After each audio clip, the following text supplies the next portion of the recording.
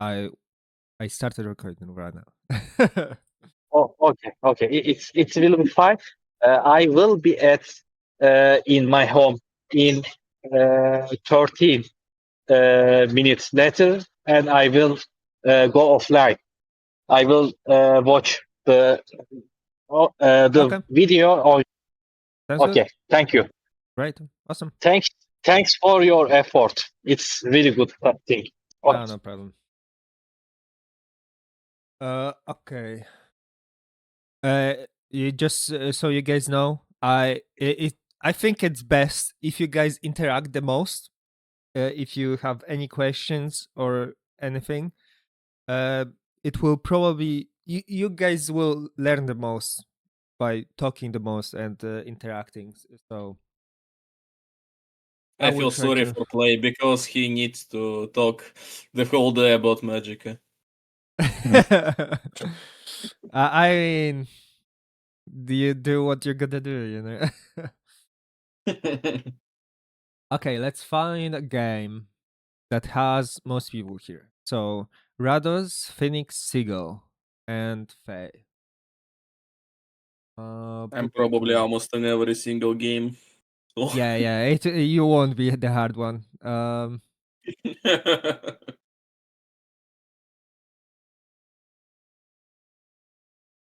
I'm pretty sure there was some games with. Maybe start looking for Rados because. I saw myself in the middle somewhere. Oh, were you? Somewhere in the Yeah, middle. Rados. Yes. Damn, how unlucky! And Only Rados here.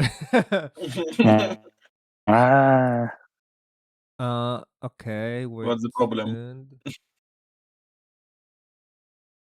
Just to try to get most people. Oh, hello Mr. Dev Twice. I'm actually surprised. It's pretty much everybody that said they gonna come came. I think. Is it? Where is that truthful? Yeah, everybody. Faye, where's Mental? Dev Twice. Mental will be on Sunday. Dev Twice, do you have mic? Dev Twice? I have headphones, yeah. Sorry, what did you say? So yes, I have headphones. Oh, nice. So to ease you in, we gonna focus on positioning the most today. So trying to, I will be going through the recordings that mostly has the most amount of people that are already here, and then we can point out like specific position, mostly positioning mistakes, and what we can do about it, what we can do differently, and also if you get any if you want to comment about something or ask about it, you can ask about it anytime and cut me off. And if you don't agree with something I say about like specific situation, it's best for you to say that so we can like discuss it, and then you may be because it could be if, especially for me, if after I thought about the game so long, when somebody says me, oh, that play is bad because of this, I would be like, no, it's good because otherwise this, right? So it's best to have this conversation when it happens, so you guys don't have body blocks of like, oh, all of this that play said is wrong, and I won't even listen at conversation and have conversation about it. That way we can all improve, right? Yeah, sounds fair. Got it. Hey, just put it out there. I've already given the bow a rest. Given what? Oh, bow the arrest? bow. The fire arrow shooting bow. I've already given it a rest. I know it's gonna come up. Where are you thinking we is like, fuck this fucking crossbow? How is he using it? Fuck you, I mean, I personally don't care. It was both from his opponents, not his teammates. although I would mark you in the recording if you keep spamming it when you could be doing better stuff.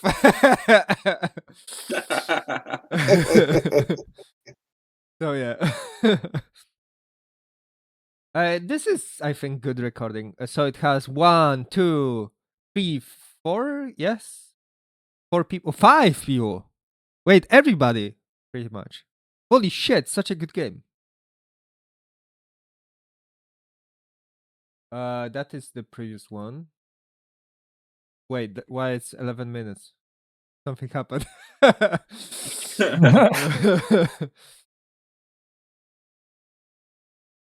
Okay, I probably left at the very end or something. Let me check. Oh yeah. Oh yeah. I got mad at the end, so I was kind of frustrated. We can even talk about that specific frustration. Oh no. Actually, that wasn't the game gameplay wise. So not even important. Okay. I have my pen.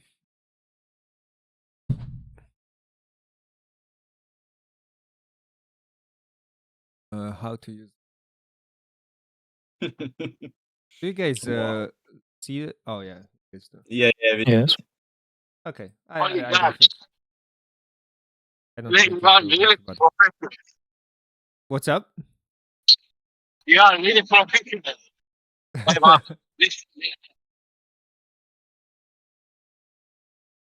Try drawing something so Okay. we can see. What's up? Okay. Try drawing something. Oh, Like use you your mean... brush. Oh, Yeah, yeah. okay, we can see. We're Alright. seeing it. Yeah, very I checked good. it. It's very nice. I think I should have many colors too. Oh yeah. Wait. Ooh. Paint too hard, okay?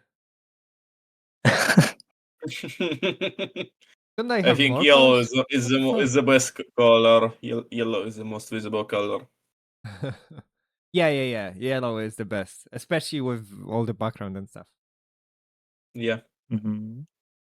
Okay. So we can start. Let's see what are the teams. I can even go through at the very beginning what my thought process is, kinda. I personally I hate being frontline. Just so you guys know. I Lies. love. No, I'm doing it because I'm forced to. Okay. Yes, I'm forcing you. I like having frontline that doesn't leave ground and is somewhat stable, so I can just kill it and do my stuff on the side. Because frontline is kind of like smacking, especially how most people play it. It's kind of like you smack the other guy and not accomplish that much. Honestly, as long as there are beams, frontlines cannot do anything. So preventing beams or attacking person that is separated because somebody is paying attention to them is the best. Hello, Vera. You're Hello. late. I just You get F on the test. Go to library before we finish. No, I'm joking. So to ease you in, Vera, we are doing today. We are doing mostly focusing about positioning. So oh, good. that is the focus of the day. Everybody that oh my god. Oh, Neon is here. Hi, You Neon. have to repeat it again. You guys didn't mark yourself on the hour. Illegally coming. More people to shit on. Are you functioning, Neon, or you just came in to see what the fuck is happening? I just woke up. but are you gonna morning. be functioning after waking up and joining I here? gotta go to work. I have to be at work in 10 So you just minutes. came for a second, yeah? Yeah, I'm gonna go. Okay. Fang Young. I miss you already. Damn. Are you gonna join later? Me too, After Young, 8 hours too. or something? Neon? Oh. Ghosted. No. I'm not here for long either, by the way. To be continued. What's up, Vera? I'm not here for long. I'm just seeing what's going on. Oh, okay. So yeah, I'm focusing on positioning, going through the videos, and we're gonna mostly comment on positioning, not much beside that, but then also to people that will be interested or asking question to their specific situation. So yeah, that's it. Okay, so at the beginning, I'm mostly look at the teams, and for myself, I look at how people position at the very beginning. What role will they take? So when I'm looking at my team, I see one kinda like top person, top like depth wise usually goes forward. Sometimes goes behind when there are like people aggressive, but he mostly adjusts. We have Rhodos and mental health. Rhodos is mostly bottom. He mostly stays back. Mental health mostly goes adjusts, but is mostly bottom. So I see that how people, what preference of people is. I need to go forward basically. I mean, I'm equipped for that with affinities and shit, so it's not that big of a deal. In the face team, I see 3 bottoms, or 2 bottoms, 1 constantly flanker, and 1 front. So Ilu, I know he's probably gonna go up and try to 1v1. I'm not. That is something I'm thinking about and trying to kill him if I get opportunity to. 2 people behind that are very passive. So I have. If I get rid of Faye, I should have easy access to kill Ilu if he's too aggressive, basically. So that's kind of what my mind goes, how people will position themselves. I'm basically not required to do that much. I can be pretty passive and look for opportunities. Basically, I don't need to force much. That's what I'm trying to say. At least as frontline. If I had more aggressive backline, that would be probably even easier. If you have 2 aggressive people on frontline and backline, you can do wonders pushing into your team if enemy has passive backline. By passive, I mean mostly that they don't know that much how to react to people pushing them, and usually just back away. That way, you are kind of allowed to do quite a lot without punishment. The only person punishing you is the front line. Okay, so let's start. Oh, I'm super aggressive from the get-go. Okay, so let's see what's happening. Can somebody tell me? What's up? You have no support right now. Your It, support is far away from. yeah. They are very far away. I'm very far away from them, so I need to be aware of that. Probably one thing that I will be doing right now is going right really fast. But okay. Seagull, can you tell me about your positioning right now? Do you think your positioning is good? I think your position is good because you are middle of the opponent, but you can back or kill yourself. bit closer. Hmm. Can you guys? Do you guys can hear him better than me? I'm having hard time. I Difficult. didn't really hear. Difficult. What's up? Difficult. Difficult as well. Okay. Seagull, it may be hard to interact with you right now because of the mic. You probably using phone. I don't know if you can fix it a bit. Yes, yes. Uh, Yes, y- no you problem. you said you gonna be home soon or something, right? I will be home soon, but I won't be continue watch. I will watch on YouTube when I Okay, okay, arrive home. Okay, no problem. Then all sounds good. okay. That's much better, actually.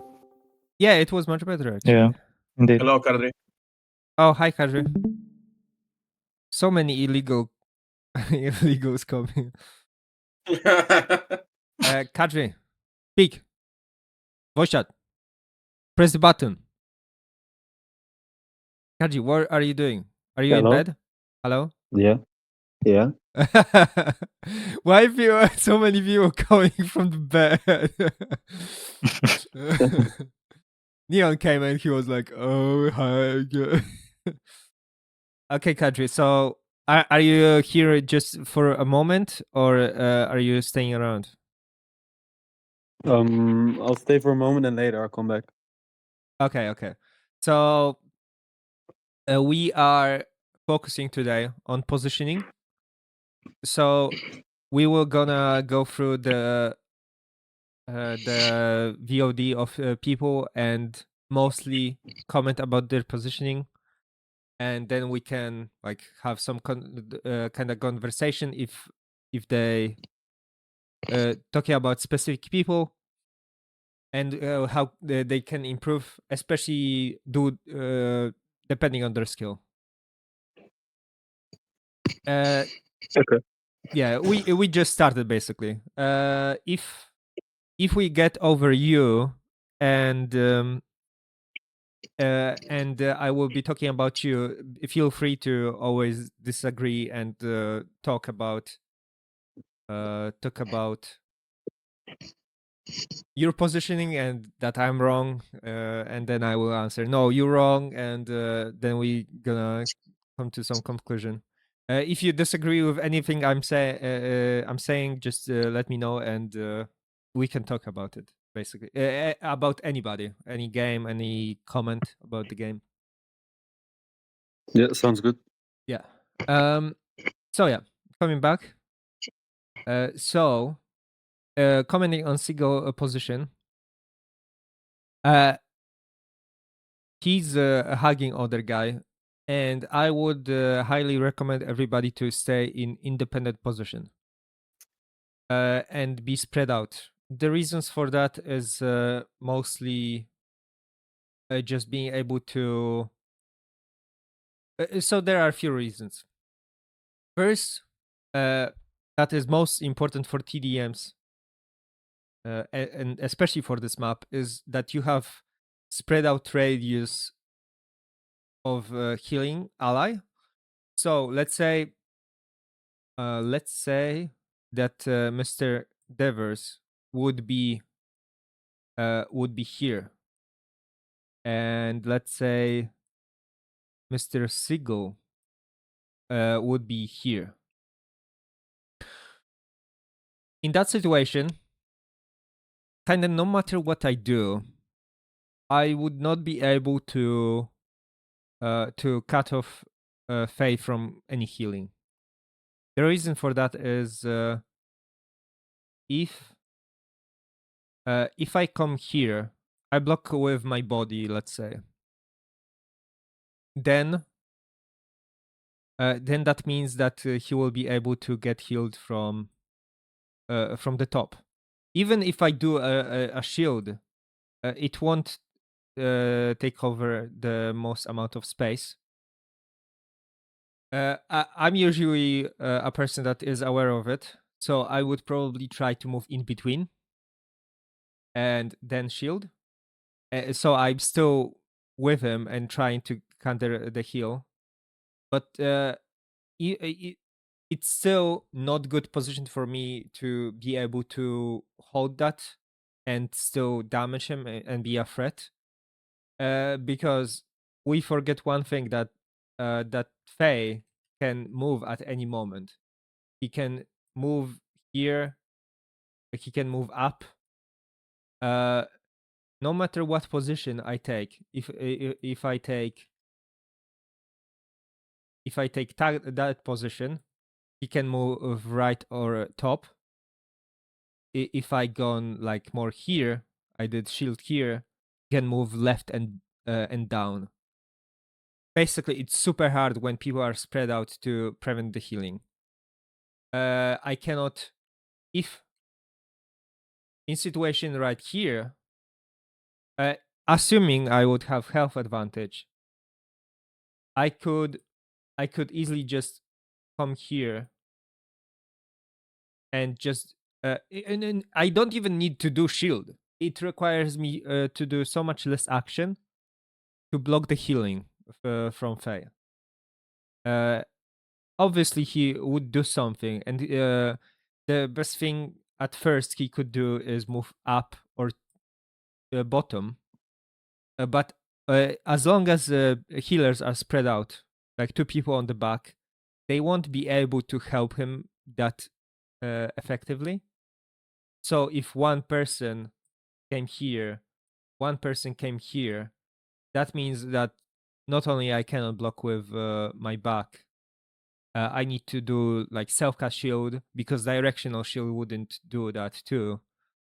I'm basically losing many actions and losing much pressure. So I cannot do it. So that's like one positioning thing that helps it so much. That's just one thing on of being spread out. The next thing is, if one person is here, one person is here, what it allows is for people to be, for one person to be attacking me and one person to be attacking Faye. If you are in the that's more of a, they are both in same position, not best for anything, kinda. They are not best for Faye, because the best position to heal somebody, assuming you are being attacked by just one person, is the opposite of the enemy. So I would, it's best to have healer here at this very second.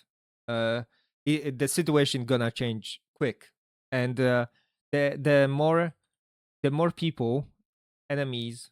Wait. The more enemy is closer. If I was here, like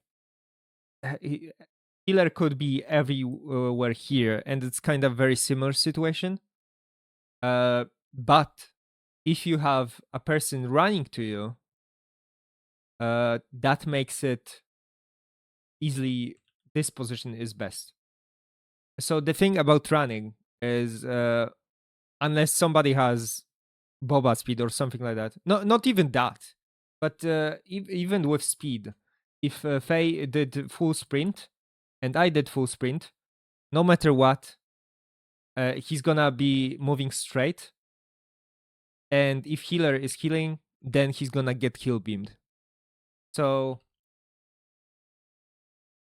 this opposite of the enemy position is the best position for healing, especially when the front line is actively running to you.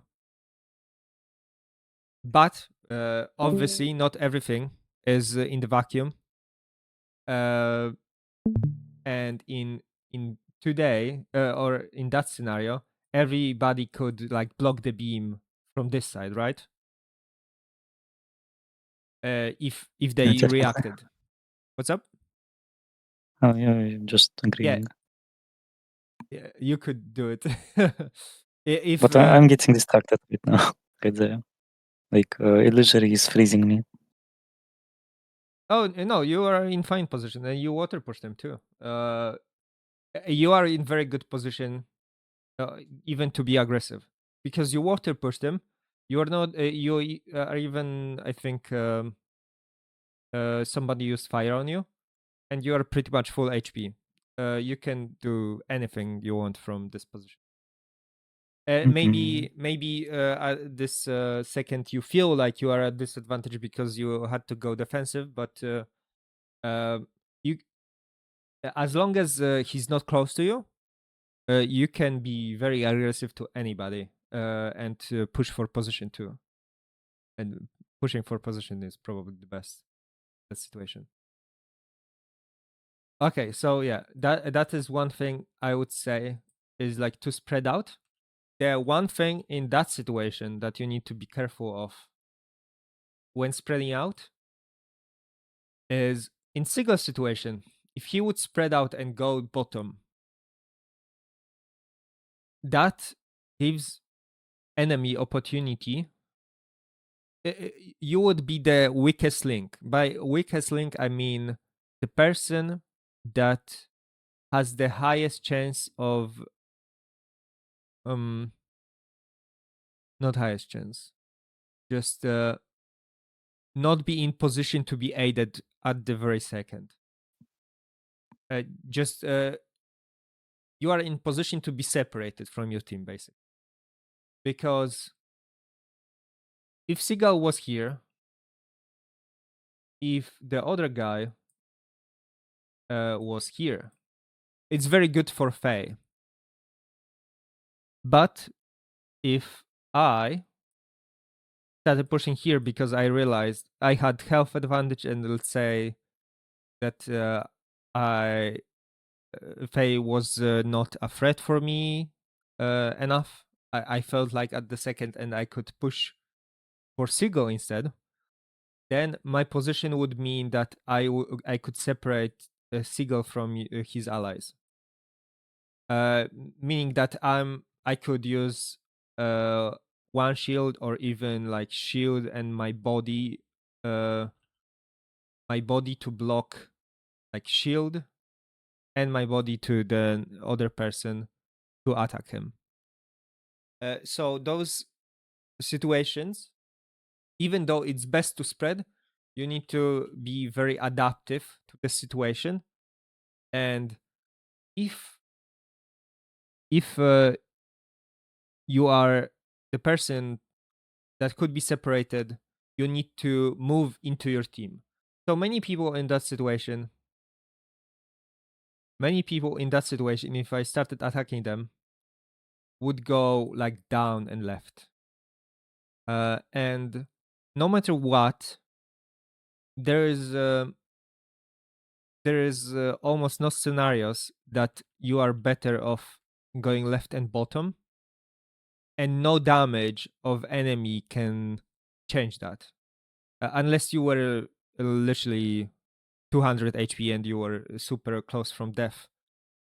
Then you should just, if I push like that, you should just go through me instead of. It's counterintuitive maybe for some people, but it's to have everybody in the best position. And what's up? Sorry for interrupt. Sorry Yep. for interrupt. I'm arrived to home. I will go offline. Okay. Thank you. I Yeah, love no you problem. all. See you soon. Thank See you. ya, man. Bye bye.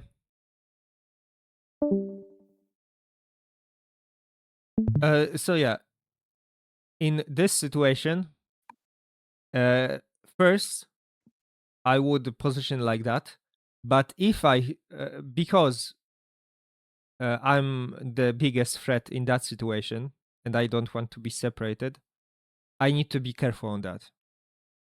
And if that happens, also realize what happens to the formation. If Seagull moved up after I tried to block him or separate him from the team, then that means that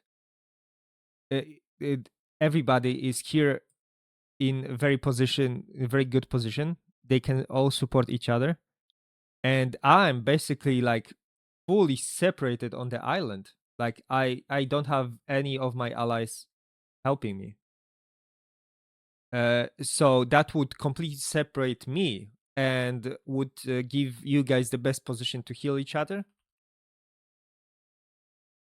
And just basically fuck me. Any questions about the positioning or that situation? What you guys would do? I mean, I would still try to heal you by using rocks because it's just how I play. You mean So- in that situation, for your situation right now, or if you were Mm, single? Maybe just. I mean, if I was me, if I was myself, so I pushed away Ilu. Maybe I used some lightning to damage him, just spook him away just a bit, and I would just switch back to you. So just secure your safetiness, Okay, so even if you're risking. when it comes to you positioning, so I still don't see. I can look at minimap. You are still in Mhm. super great position. You are very healable. You can be healed literally by anybody, even me. So you are in good, very stable position in terms of being attacked, and you have opportunity to do basically everything you want. I Mm. in that situation, so it's kind of, you need to see how it plays out, because you are so far away from anybody that it's very hard to tell what to do or what can you do even. My play, uh, uh, especially when with allies being so far away, it's very hard when your backline is far away, because if you get attacked or if you get surrounded by people, nobody can really help you. um, if you get attacked by multiple people, then it's kind of game over if they are already behind you and already past your line. Mhm. So I always prefer to have allies kind of like middle and long range. Uh, a lot of people, especially in this voice chat, are liking playing very far away and moving back, not necessarily knowing why they are moving back. So a very slight movement, even when you are charging stuff, and is very important. I usually always think about my follow up, but I will talk about it later when the situation shows, because this is still undeveloped situation. So let's see. Okay, so you water push you and do lightning. So I would say it's completely fine. The thing in this, if I'm in your situation, I'm usually thinking, okay, so I can do what I want. I have both of my allies behind me, or even 3 people access to heal me. But they are so far away that it means that killing Ilo at the top means that I'm basically fighting alone. You cannot really in any way secure that kill. It will you guys would be basically dueling kinda at this time. You won't have support of your teammate. The teammates will only support you to get you full health, but it's not really effective. It's not gonna yield in any good fast results. Usually when I think about my decisions in game, I'm usually thinking in terms of what can I accomplish? Like what I'm doing right now accomplishes what.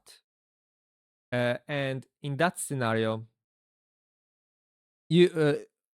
I think doing lightning here after water push is completely fine, meaning that you will chunk him and make him think twice about just like pushing into you. That's what I like to do.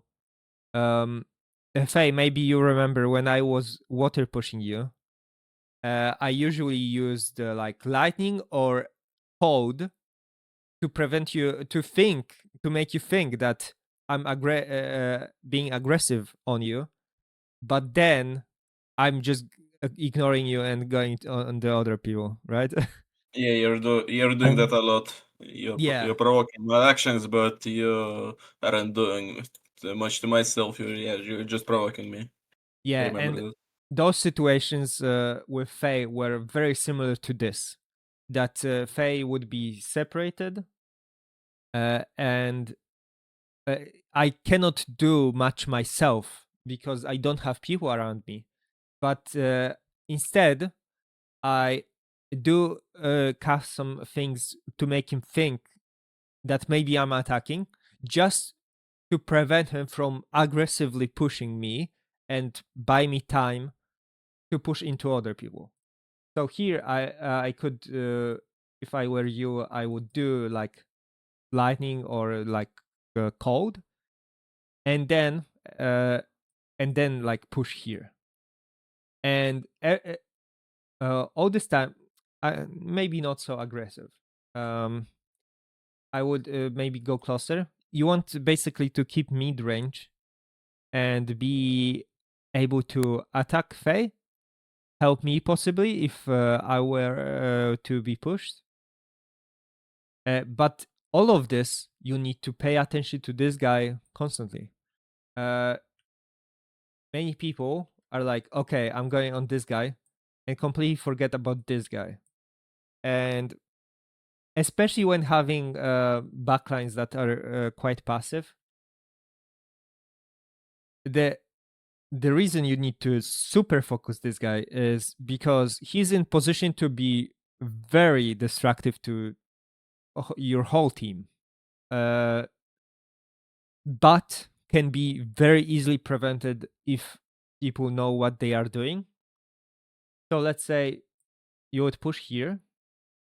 If Elu got very aggressive and got here, and one point to make, in this position, Elu can break every beam coming to the front line.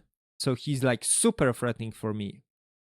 And he doesn't even need to push to be in that position. He could literally be like super far away. And in those scenarios, if he like tried to do it, it's very rare for people to do it, because usually people push in, people run in when beaming to get into in between people. You are not always required to do it, and you could be even more dangerous if you just stayed far away, because nobody can really kill you. They can just throw projectiles, and you can self-heal yourself and break the beam when it's very important. So, because of all of those dangers, if you would be pushing here, that is one aspect of why it would be so nice to have everybody closer. Because if the beam got cut off and everybody is still in those positions, there is so big of a distance that you are not able to heal the front. But if you are here, so let's say if I think that's mental break. If mental break was here, he could do shield here. That would only give that kind of amount of breaking the beam distance. So I could literally just walk here and be beamed. So it's like covering all the angles, all the possibilities. And yeah, many people don't understand that many threats. Like Ilo probably doesn't realize that he's such a threat in that position, and also doesn't understand that. It probably doesn't know that he doesn't need to move to even be threatening. Okay, Ilo, That's true. can you tell me what you are usually thinking about when being in that position? You really said a good point. I didn't know that. You're right that I didn't even think about that.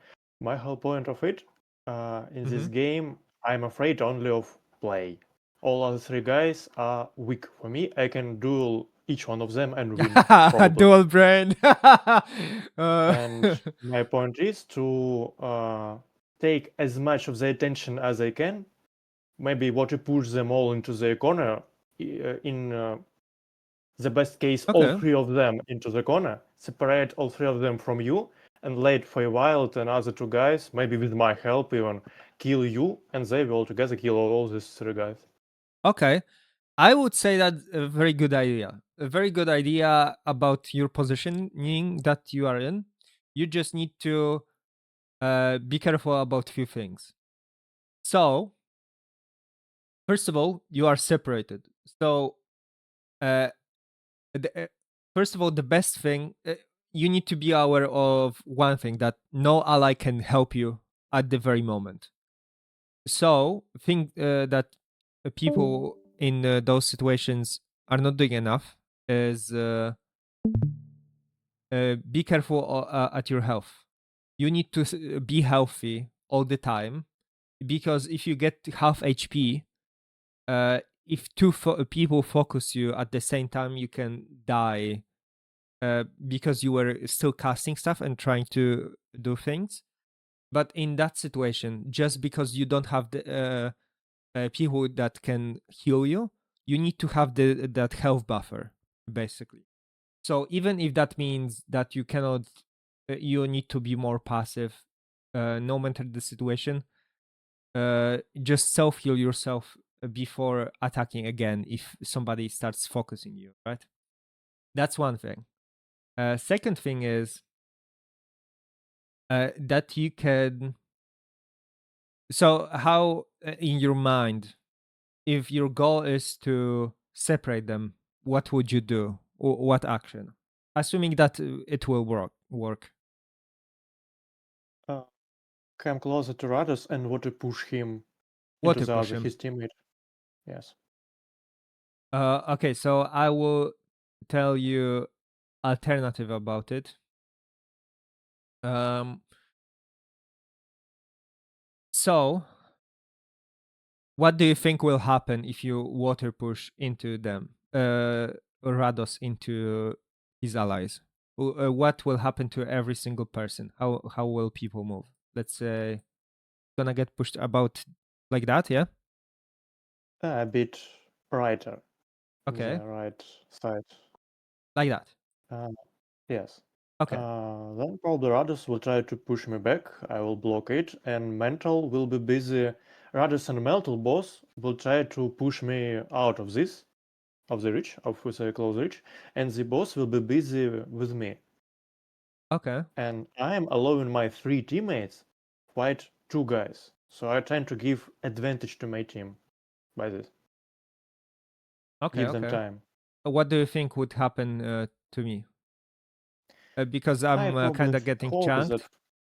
Yeah. Without can just go around you to your back, make a shield so Deathwise wouldn't be able to heal you, and you will be squished by three guys that you would be surrounded by. Okay, so let's assume I know what is coming and I won't let that happen.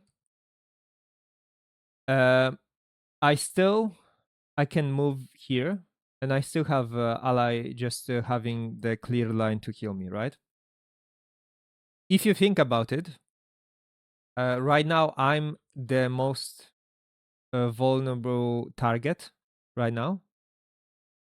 I can, like, because I have that long distance to my allies, I'm the only person that can be separated.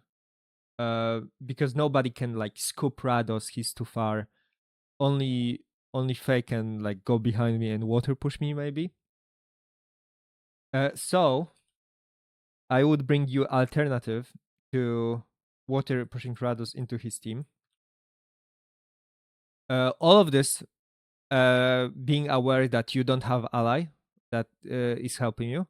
So in that situation, if your ally was here, oh my god, that would be so good. That would enable you to do much more than you would think. Not only would it help Squirrel, you could basically go on Rados together, both of you guys. And that person, that position, when I'm being pushed, is like super dangerous. Like it's super opening to everything. Why? Because he can block any heal. He can attack with Faye into my position and go very far because the backline is so far away. And he can also be aggressive on Rados anytime. So how would your position could help so much in that situation is instead of trying to water push him forward, you could go around him. So you don't want to get too close when going around them. You want to not be in like SFS range, kind of like middle range, lightning range, maybe. And you then could water push him left. So why I'm saying water push him left, or even here, honestly. So what it could do, it's kind of like forcing him into the situation that I was talking about before, when Rados could be aggressive here, right? But it also applies like they need to pay attention to you at all the times, right?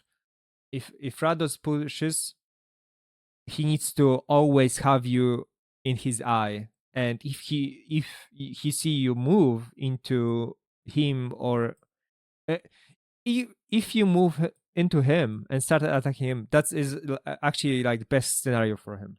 The most threatening thing is you attacking his backline, because the backline is the person mental health that doesn't have clear beam from anybody. Depth-wise could kind of kill him, but it's not really stable position. Like if you were here,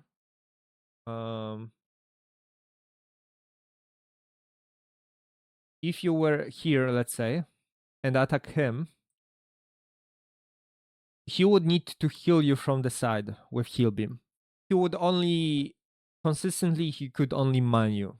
The reason for that is if he started the way of escape for mental health would be like there, like behind the screen on the right. He would not. Many people don't really move into their allies, especially when they are like close to the wall. So I would always feel like, okay, it's impossible to heal beam my ally in that situation if he has enemy very close to him. The reason why is shield, he can go behind you, it can get interrupted. So and the fact that even if he moved, like that person would move, he would not move here into you, and he would need to be fast. He would move into here. So as a depth-wise, in that situation, I would not even try to heal beam my ally. Many people are kind of so confused when I, or maybe I don't vocalize that much, but there are many situations when it's bad idea to heal beam somebody, and there are many good moments when you can heal beam somebody in kind of counterintuitive sense, because not many people think that as good idea. This is bad heal beam if you have enemy here. because probably most people, and probably you, if you came that close, you would shield first, right? To prevent the heal. So let's say you came right here. It takes a bit more time, but it's worth it. Can I make a comment? Yeah, sure. Probably in this position where I push others to the left and come to mental. Problem with mental health, he is a strong guy, and it's really hard for me to make a real damage to him. So if I come closer to him, with help of his teammates, this fight would be pretty useless. I couldn't harm mental health in this position, really. I would Okay. just be useless, I think. Okay, so if you are in game and you are thinking like that, then just keep water pushing Rados into oblivion to your team. You can do that. If there is like, so you are basically in that situation. You are trying to balance distance between Rados to scoop him and not get damaged by him by like the most damaging stuff. The most damaging stuff that he can do like mid range is like lightning, so you need to be careful on that when pushing behind him, and then not get close enough to mental health. So I'm not sure what mental health would do in that situation. Good play would be to start attacking you right when you get behind them, but I actually wouldn't expect most people to do that. And you don't even necessarily need to go that far behind Rados. You can even like go like that, and if you push him into here, that's still very good. If mental health doesn't get into doesn't start attacking you, then you have again very good position. Rados would be here, you would be here.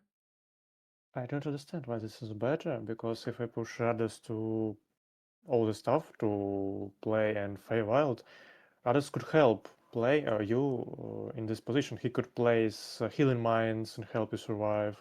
He can water push Fey Wild, and he can block all my team further. Yes, but you are not considering the fact that I'm already at disadvantage. I'm so look at this game as like everybody is kind of equal skilled for the sake of example, and like not assume that I would do like the best play to like keep Rados alive, or Rados would do the best play to keep me alive.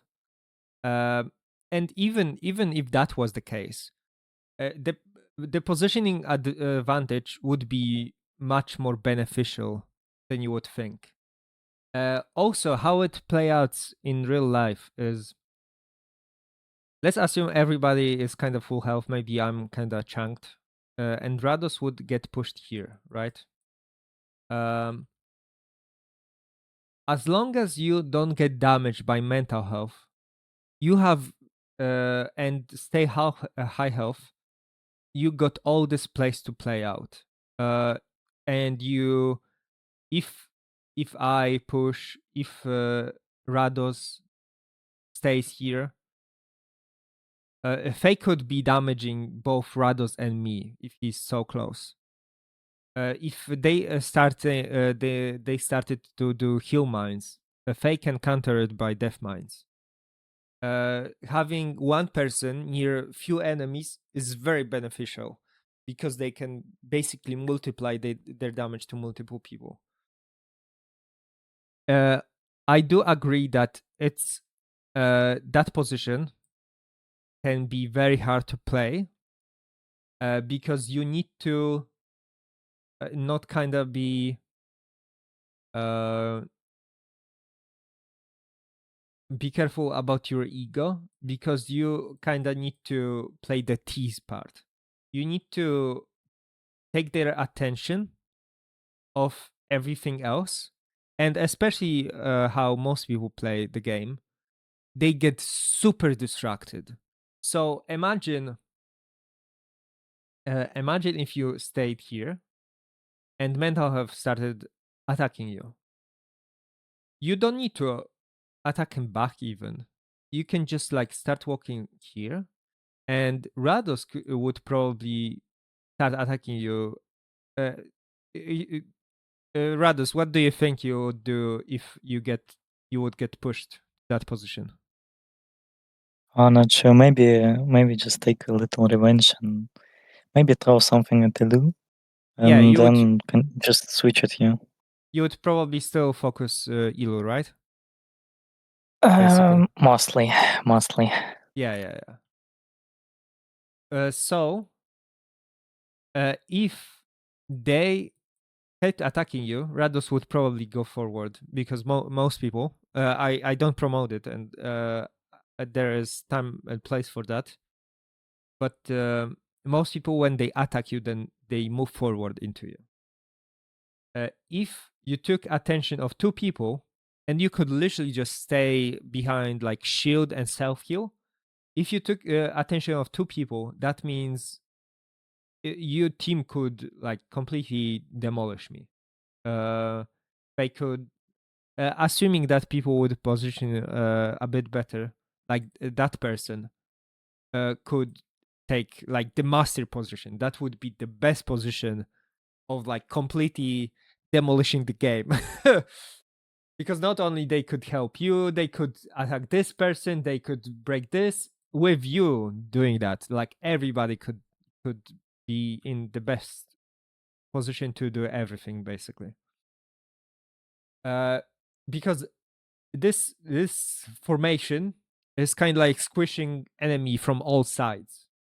Everybody at enemies is kind of like squished, like here, but they are not really. They don't have, wouldn't have ability to help each other. It's only like depth-wise, maybe healing everybody, because everybody else could be under pressure. Like, Rados could be attacked by two people if you were here. If this guy was here, Rados could be attacked, and me could be attacked by this guy, and even he could be attacked by this guy. Seagull could be attacking me. They could be going behind me at death, going at pretty much everybody. Like if he pushes behind. And for enemies, it's not very good.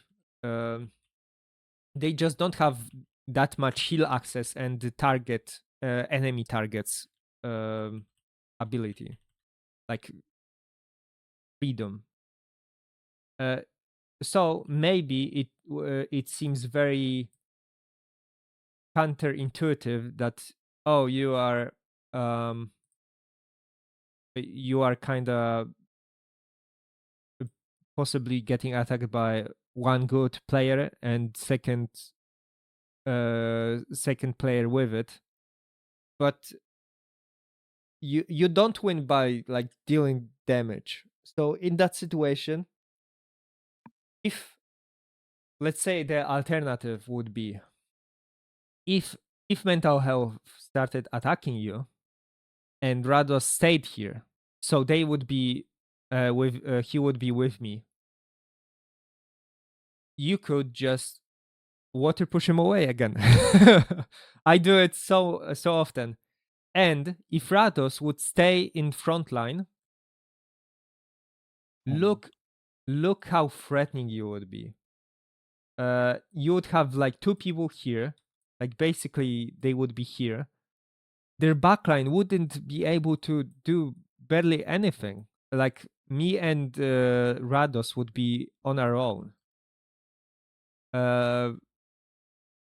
You would completely seeing how many games like that play out, I wouldn't be surprised if death-wise and mental health, if you water push mental health, would be out of the game for like 5 minutes because they would focus you instead.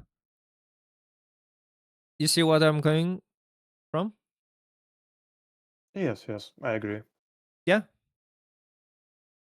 Do you still have some kind of disagreements that you feel, or something to be addressed? Probably the result is almost the same that I wanted, but I wanted to put all Rados and other two guys in one place, but your variation separated 2 and 2, and probably hold 2 people would be easier than holding 3 people for me, so maybe it will even better result than I wanted. Yeah. So what would happen in that situation would be like resetting the formation. So if you put him, they would be here. They would be just backing off. I would probably not be prevented that much from healing too. And I would just run to my team. So it would basically just reset. You wouldn't have like hook on anybody basically. You could maybe do some kind of play if you would be quick with it. You could push Rados away and try to push into my kill, like go behind. Your idea is much less risky and much more probably good success. Yes. It's more long term too. But all of this will only work if you keep yourself healthy and alive. Most people, I see most people doing stuff like this gets very like dualish and forget about their health and think and kind of act like they have a guy behind them. You cannot be over aggressive with like less health and stuff. You need to be very healthy to do that. And the fact about it is even if you so you want to move back from middle range position so you don't get lightning. If you just stay here and self heal yourself, if they are not pushing, you are completely winning the positioning war. Let's say you are healing right now, but they are not pushing. Let's say mental so the health whole starts. idea of me, sorry, I interrupt. Yeah. So the whole idea of me here is not trying to kill, it's not trying to damage, it's not trying to do Yes. anything. Just get their attention. That's to force Yes, them to attack me. that is one scenario. One scenario of getting attention. You could be doing that and be very, very, that very destroying, very fuck their shit up basically. Fuck their formation, fuck their mentality, and yeah, be like taunt basically. And you see, you could probably see many times when people flank, they actually win mostly by distraction. Really, they don't win by like killing somebody and stuff. They mostly win by distraction and preventing the backline to heal beam their allies. That is the thing. So how I usually play, I kind of hate that because it really feels like handling the backline is probably one of the worst skills in Magicka. Like nobody knows how to do it. It's really not complicated, but it can be like overwhelming because as long as you will like shield from the projectile, you basically want to fight for space, like move forward. Let's say this is the flanker. I would have like team here. If I'm the guy here, I don't need to do that much to prevent that guy from doing anything to my teammate. So first I want to know what he doing. Is he charging like to my projectile here, to my other ally? Then I just put a wall and walk back to my team and do whatever I had to do. Like heal beam this guy, heal beam like other guy here. Don't let him distract me from not doing my job. So, despite you doing like maybe shield or a wall, he will still probably damage you. And in those moments, you can prioritizing keeping distance. So if you are not in middle range, then he won't damage you with lightning and stuff. So you are pretty safe from most damage. You can self heal yourself and be in position. He's not really a threat, the flank guy. But if you are so close to your team that you have no additional space because you are backline, you don't want to like go to frontline because that will completely destroy the whole formation. There will be nobody heal beaming anybody. So you cannot really move forward. You need to hold position. And in that situation, you still want to just self-heal yourself, but do more proactive defensive ways, defensive tactics, right?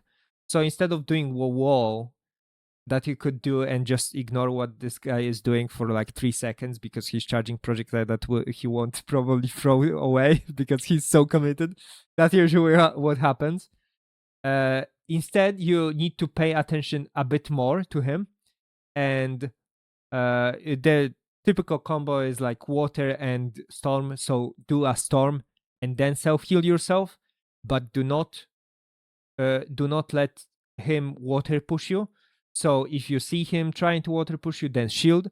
So in like closer ranges, you do shield and lightning to prevent people from pushing you.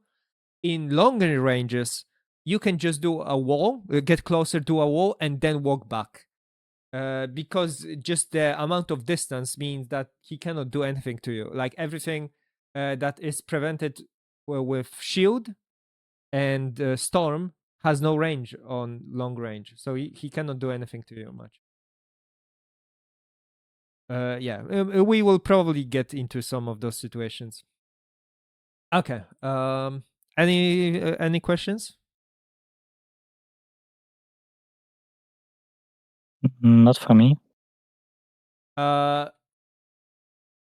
Deathwise, can I Others. ask you? What were you thinking about in that scenario? Oh, hi, Shiro. Are you here for a moment or a long time? Think long time. For Okay. now, long time. There were quite a few people coming that just woke up, so I didn't know if I'm supposed to explain stuff to them about what's going on, or I'm wasting my time, basically. No, you can explain to me. I'm here. So today we are focusing on positioning, and we are going through the recordings of people, and mostly just paying attention, trying to find the videos of the most amount of people in the room so I can comment on them, and then we can comment about the overall stuff about positioning, what is happening, and about their specific decisions. I would go around the room, and if I see somebody doing specific decision, I will ask, what they are thinking about at that moment, what they would think they could do, and if somebody, what's up? Well, what if someone doesn't think at all? That's not happening. Then you're brain dead, and you should go to funeral of yourself. I'm on autopilot on TDM. I don't think about stuff. I just do. So you are basically a sucker that doesn't try to improve himself. That's what. No, you are I'm trying to improve. I'm trying to improve Yeah, myself. how but- are you but trying to you're- improve yourself you're when saying- there is you're nothing working saying- in your brain? Yes, but you listen. You're asking what are you thinking about when you're doing something, but but I just do the thing. Like I don't think about what I'm gonna do. I'm just doing stuff. Okay.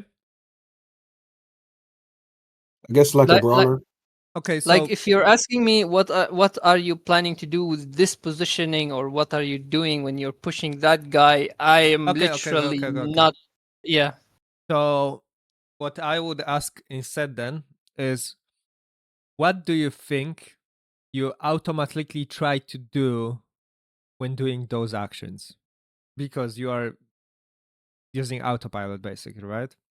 So Yeah. I would think, oh, what do you think you were going through at that moment that you decided to do that? That's what I would say. It's very Oh, similar. okay. That's okay. Yeah. I mean, obviously, everybody in Magicka is not that much actively thinking when playing the game. That's how you get better. But yeah, actively thinking is actually how you get better, but it's very like more demanding, and it's actually very impossible when doing it in the moment, in the action. um it's very hard to not fall into the habits, but like most of the things you do because you it's like pattern recognition of typical scenarios, and what you think about solution is usually matches your actions.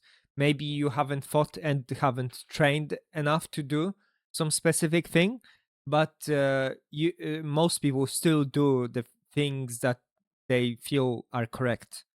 Otherwise, they would never start doing them ever. Maybe they were thinking it before, at least a long time ago, and still kept doing it because of habits, and it's just automatic.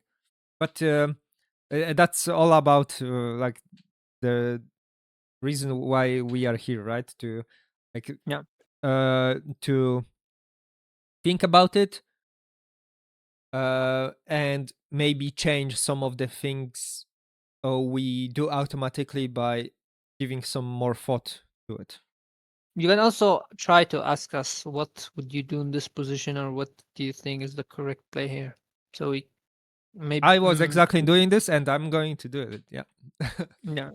uh, Give me 5 seconds. I need to grab my socks. My feet are cold. Okay.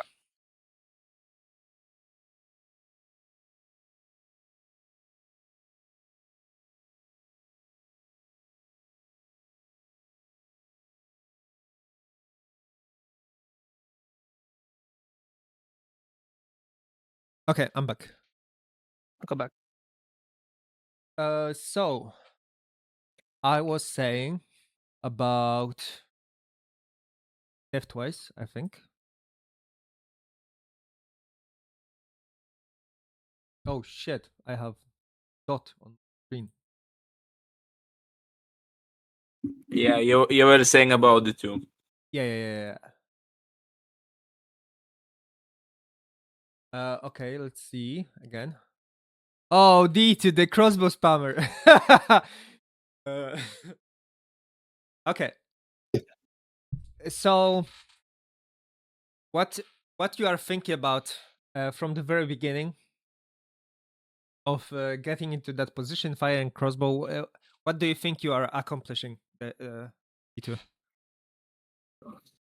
Can you go through? I'll say I'm trying to accomplish. Well, my goal is to make sure because I think in terms of chess, to get the highest piece off the board as soon as possible. That's why I'm either trying to go for a Feywild Okay. or like a swag, or and at the same time I'm trying to make sure our highest piece is maintained as well with healing. So that's what I'm doing. Crossbows for their piece, and healing is for our piece. Okay. That's initial, and then just like you said, the way my gameplay works is as a the match progresses, I'm adjusting as I go along. Yeah. So I think your thought process at the very beginning is completely fine. I would probably instead of doing the damage, I would at the very beginning do heal beam to make sure that my ally doesn't get damaged, because at the front line it's all about the health differences. So it really it's kind of no difference between damaging enemy and healing ally. It's kind of like the same. I personally prefer to keep allies alive because it just makes sure that how to say it, the more HP me and my allies have, the more play making window we have. Because most people play the game kind of like trade, especially at frontline, trading HP with each other. That's not how I would think about the game at all in the current state. I would think about trading HP to get into good position to completely demolish and gang rape enemy. That's what I think we should do. So the So example of that would be like you maybe he'll be me, so I can push. I can separate Faye into other people also pushing, and everybody attacking the same person. And the reason why it's more important to in my mind to keep me healthy here is because it allows me to do more aggressive things and trade the pressure for my health. So when I go aggressive into somebody, I'm always gonna pretty much always gonna get more damaged than I'm able to do, because I'm spending all of this time to like move around, and I'm opening myself to get damaged by all of these people, right? All of these people all at once. And if in my idea, like everybody should be kind of trying to get to be closer to be in position to attack the other person I'm fighting against. And the reason why the trade is very good in my mind would be, as long as I'm in good position, I can put other person into very bad position, that it doesn't even matter if a person is in bad position. Let's say Faye would be here. I would be here. We want to put Faye in situations like that when he's in the middle of many people that can damage him at the same time. So it doesn't even matter how much HP he has, because he will lose it in 1 second. You want to, yeah, that's what I would be going for. Chunking health can sometimes enable situations, obviously, but I would say it's not everything. So yeah, can I ask you, what is your idea behind that specific position here?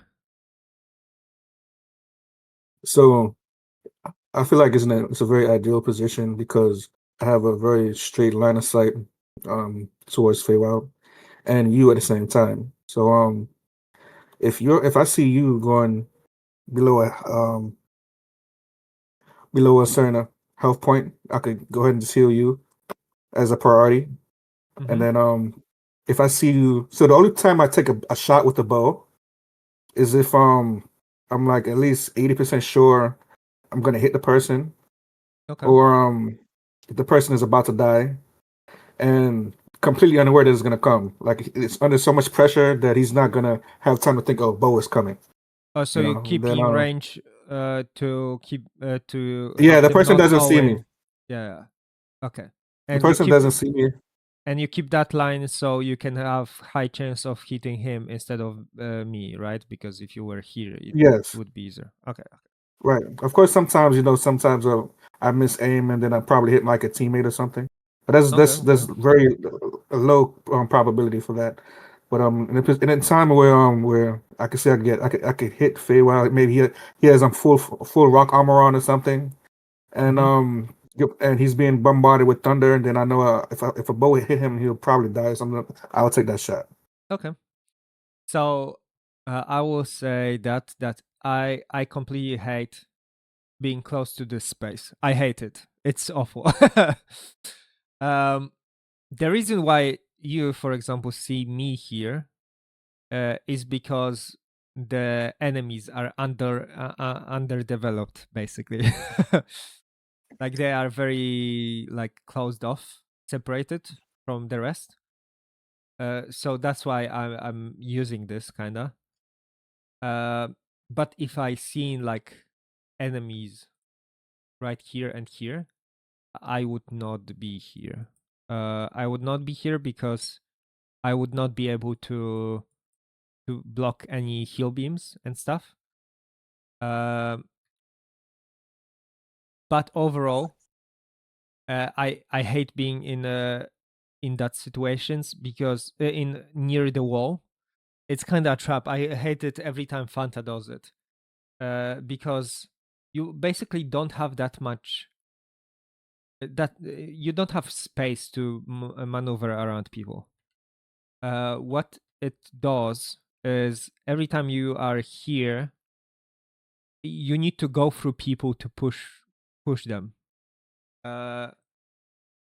Overall, Magicka maps, two of the Magicka maps are very awful. They are barely open.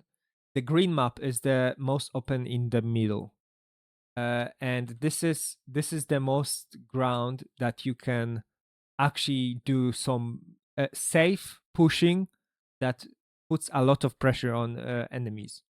And this wall, similar to the bridge wall, is killing pressure, like not enable any pressure because you cannot safely just go beside the enemy without just getting SFS and everything thrown at you. In comparison here, like here you can do it even though this is still fucking you up.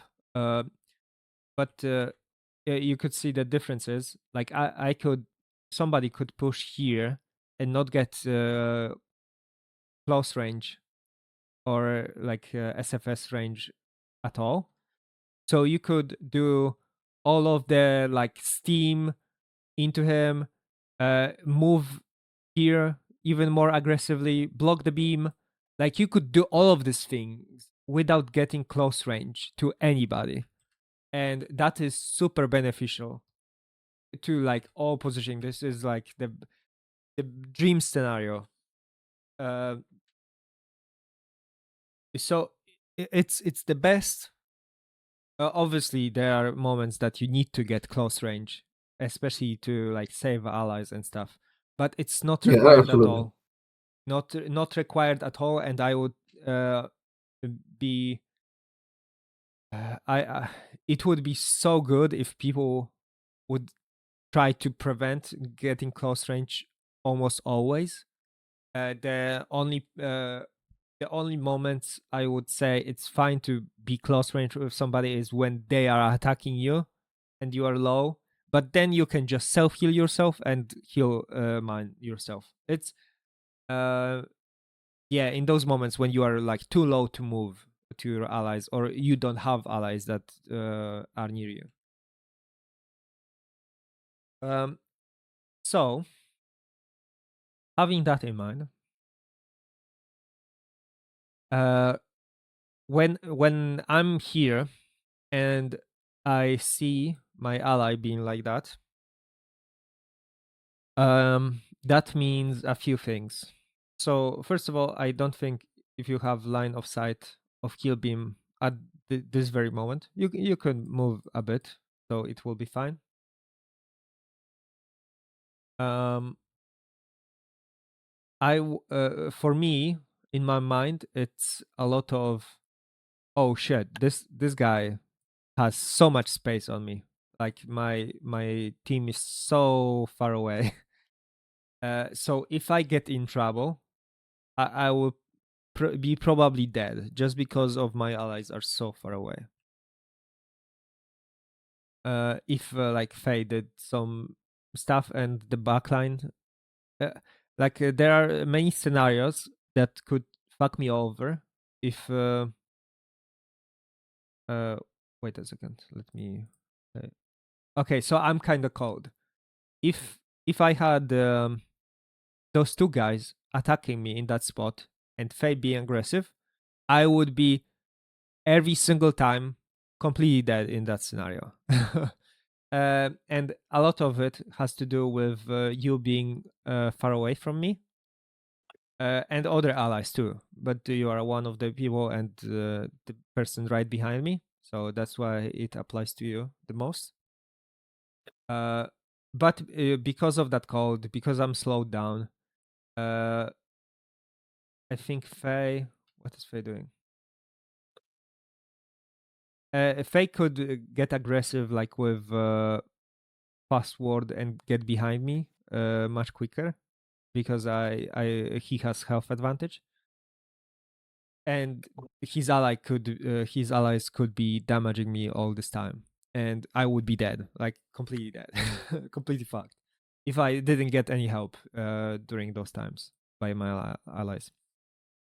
So here, can you ask me about decision of using a dev beam here? Okay, so here, after doing crossbow. Because I see Feywild approaching. I'm trying to get his damage down to a point where if you decide to help him inflict damage, it would force him to either retreat or ultimately have him slip up enough to die. Um.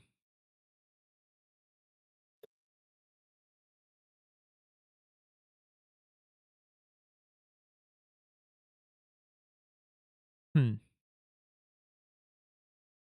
Do you think it's consistent way to deal with it in that situation?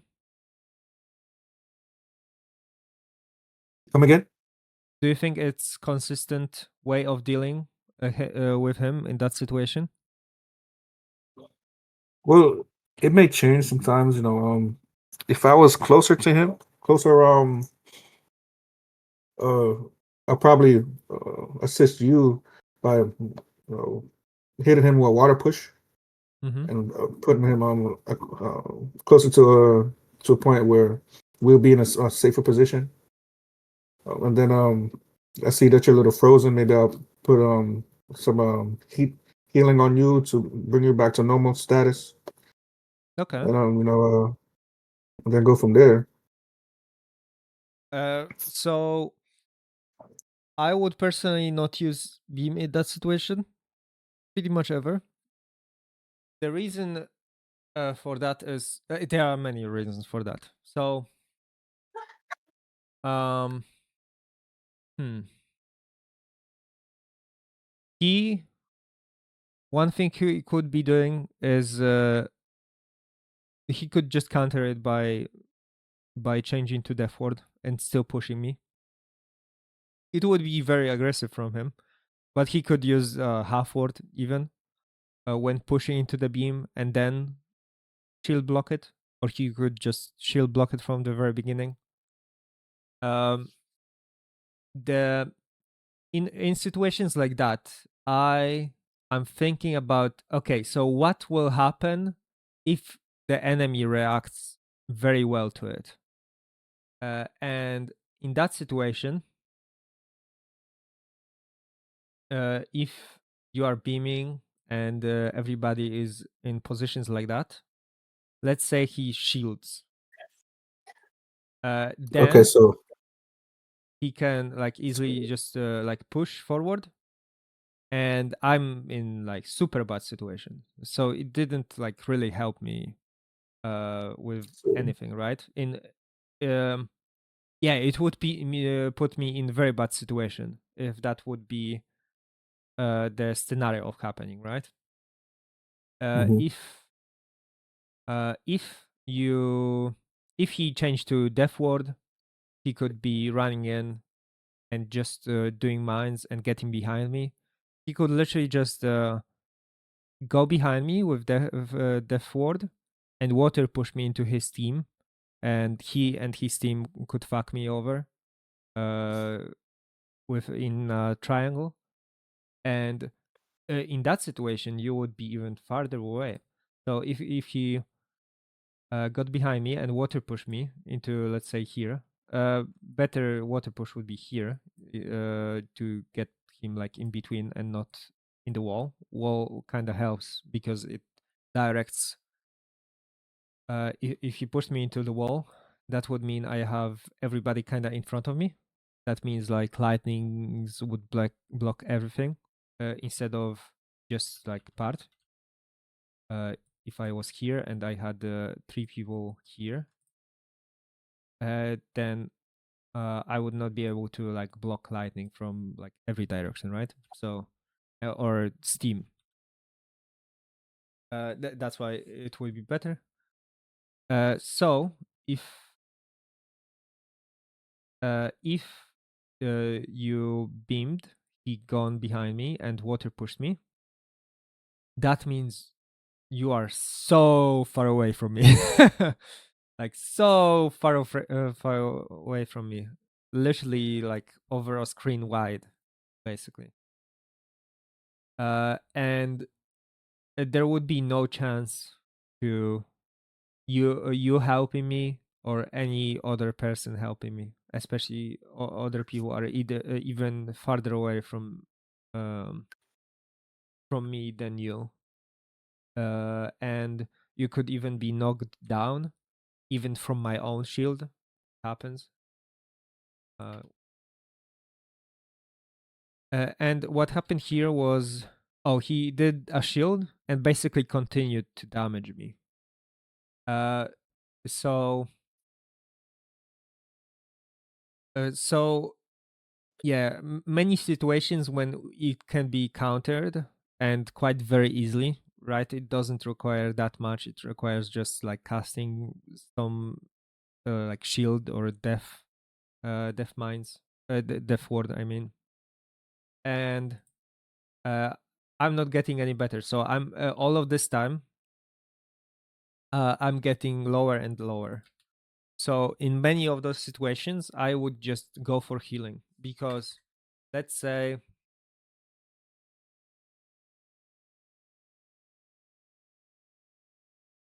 okay, let's say here, I would get healed instead of you death beaming. That would mean I would be healthy, probably like a bit more, and that would also not have any risk that death beam has.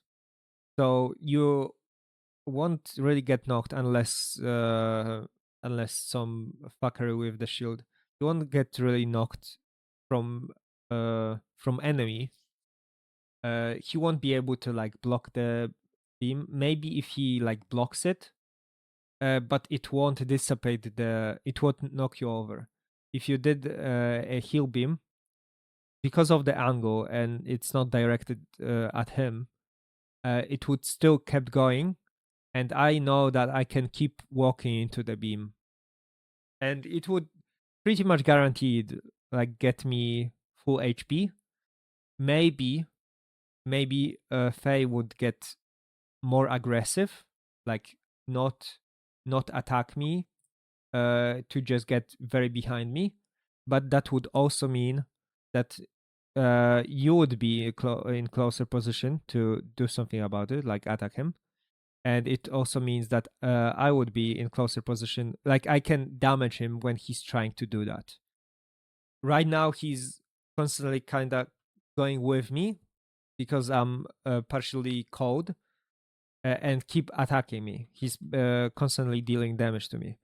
But when he's aggressively going behind me, that means there is a down between me attacking, him attacking, and me getting damaged. So I can attack him back and keep the health at least like kinda even. In many of those scenarios, when I see people pushing me, the SFS or what I use, I think, called Def, is a very good countermeasure to being pushed, especially when you have ally close to you that can do some sprays into enemy if he keeps trying to be aggressive. So yeah, I would just say heal beam is such a more consistent and safe for pretty much all scenarios.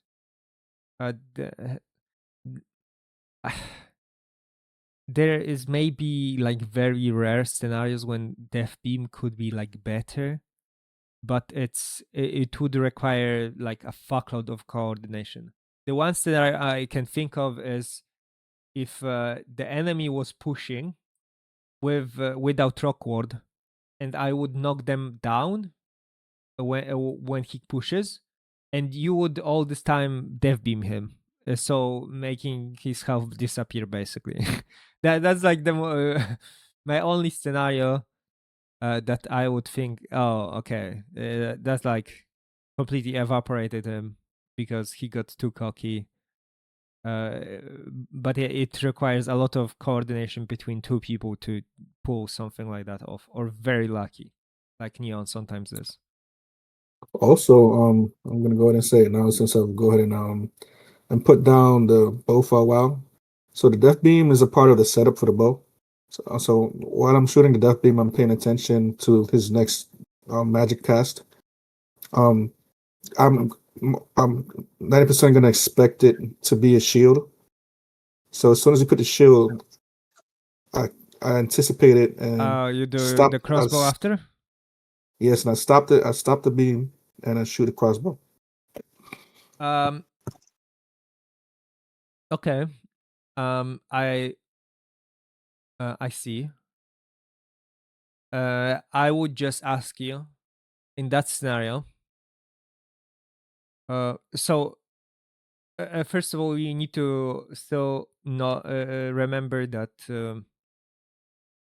I'm kind of like many things that I'm doing and most frontline would be doing would be kind of basing it off the fact that I'm gonna get healed, and you are the only person that could heal me right now, not even because of your positioning, but because you are doing death beam. It would block anybody else's heal beam if they tried.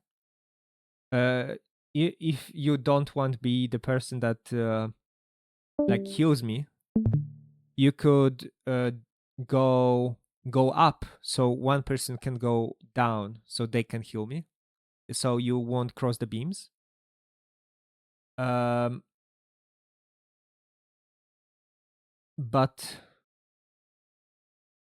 what I wanted to say. Oh, but I would ask you, like, what do you think it would accomplish? Like, what does it accomplish? Because no matter how much you just deal damage to Faye, you won't deal more damage than he's being heal beamed. If he is gonna get heal beamed, he should. He has two allies behind him, even if they are not So healing him. Yeah. so if what I was planning would have worked, Faye he does it all the time.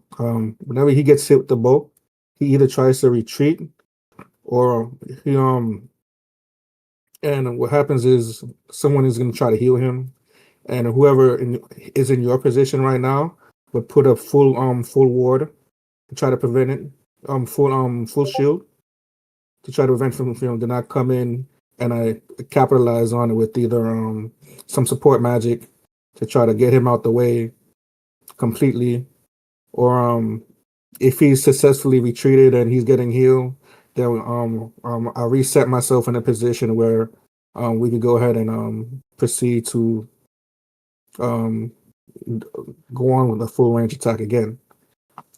So that's basically what's been going on. But as far as you being healed, if it doesn't work, I was already prepared to like probably shoot down like a one magic for healing for you. Mm-hmm. And go ahead and assist with with heal beams or whatever I needed to do to come in and either water push to make sure the situation is stable. Maybe our teammates will come in and if need be support each other. But as far as what you're saying, now that I'm thinking about it, water push would have probably been better because it would have put all three of them together at one time and our two guys at the top. Let's focus on the one person at the top. Would have been successfully double teaming them, that one person, and that person probably would have had a higher probability of dying at a lot faster rate, and then we'll just have to focus on the other three, and the other two could join in after they defeated the guy at the top. Okay. So I have alternative to you. So you said water push. Oh wait. So you commented about like trying to get him damaged, and you seen him back away. And the thing is, you probably thought about this as something that happens quite a bit, but it's not the situation that you are thinking of that it happens. Like no matter how much you would damage Squirrel, like the beam is kind of like you see it, you can react to it very quick. It's not a big threat, and no matter how much damage you would do, if Faye has damage on me and I'm not being healed and he's being healed, there is no scenario when he would back off in that situation. The you mentioned about water push. The thing about water push is you need to first put yourself into a situation to make it effective and like to water push who and where to open some position. In that scenario, just think about um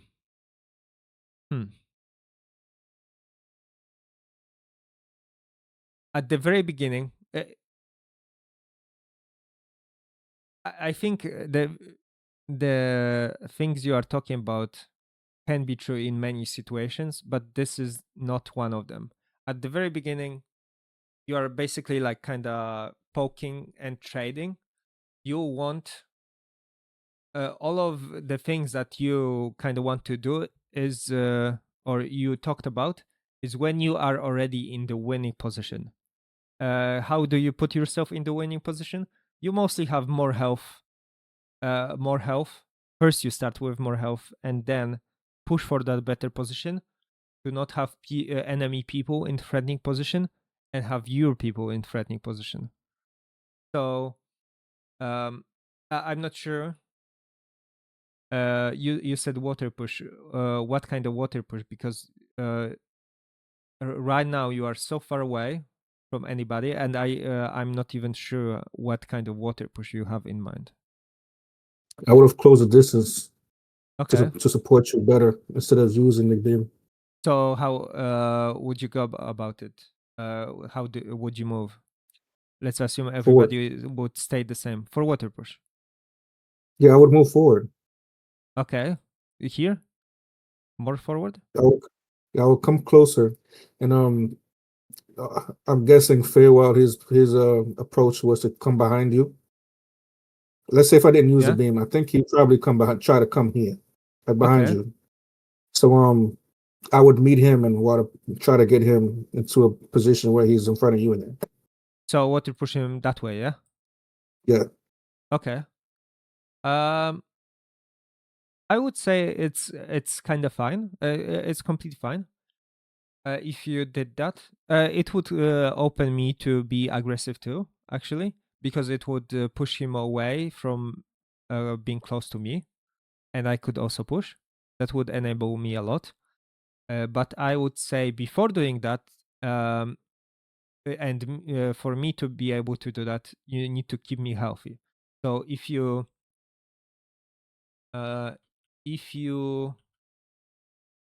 instead of doing the beam, you would move forward with healing beam, and then did that aggressive water push, then that would be really good. Yeah, I would say so. Yeah.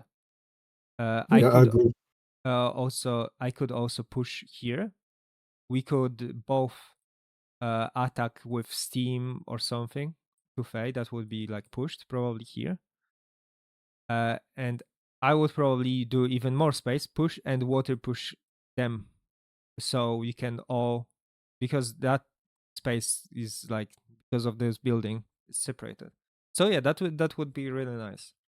But again, all of it would be enabled mostly by healing me first. So imagine if you did that without healing me. Push forward, water push me.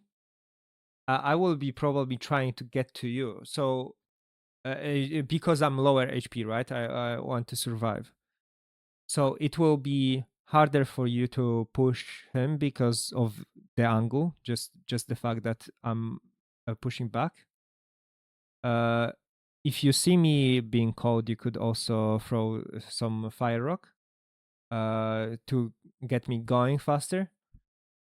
And if you water push Faye, let's say here, even if I'm not gonna get water pushed with him, if it's gonna be successful, I won't be in the position to do anything aggressive after it. I will like stay position or here. So we basically go back to the square one, right?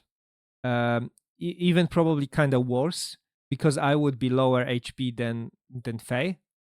Faye could be, after the water push, he could be going very aggressive, like between me and Rados, and still be able to get healed from his backline all this time.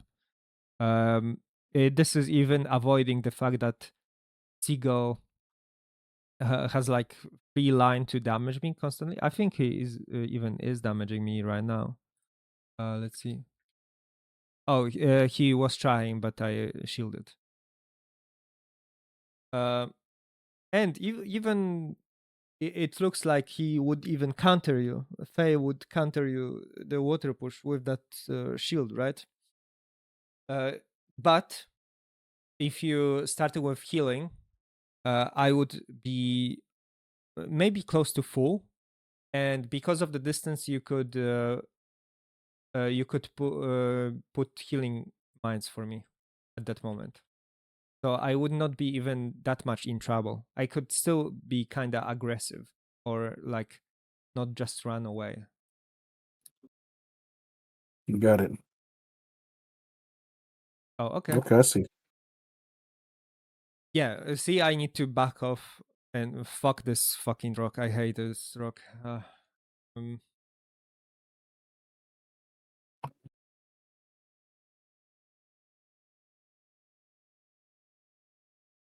So yeah, what do you think you would do in that situation right now after what you heard? I think the best um scenario was the one you mentioned. Approach while healing you, Mm-hmm. so you could be in a position to be more aggressive. Because yeah, now that you played it forward, you actually did retreat. You know, so maybe if I was healing you, you probably would have went forward. Yeah, yeah, You know, yeah. and then you would have progressed from there. Yeah, I completely agree. Yeah. I would also try to kind of always be closer to allies. Even with that beam, I would. So I'm usually looking at the next step, right? And with anything, even that death beam, like what would be my next step after doing it? I would think, okay, my ally is in trouble, kinda. So it seems like he will need help. So I need to get closer, right? I'm always kind of thinking of the next thing I'm gonna do. So even if you are if you started doing the beam, you could like click to move forward when that happens. So if you have the next thing in mind, right? And the only you want to be everybody wants to be very adaptive when it comes to range of to you and your allies. So mid range here basically. So you already said that you stayed in range for the crossbow and be out of range. I would say basically it doesn't. It's not worth it, even for the positioning itself, because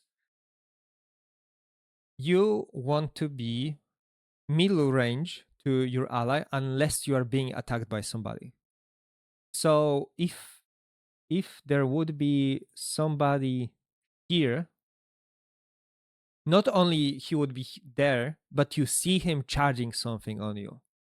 If you see him charging, he would probably like attack you because you would be like quick target in this place. So if I seen that happening, the person being here and them charging projectile, that would be when I would be more defensive.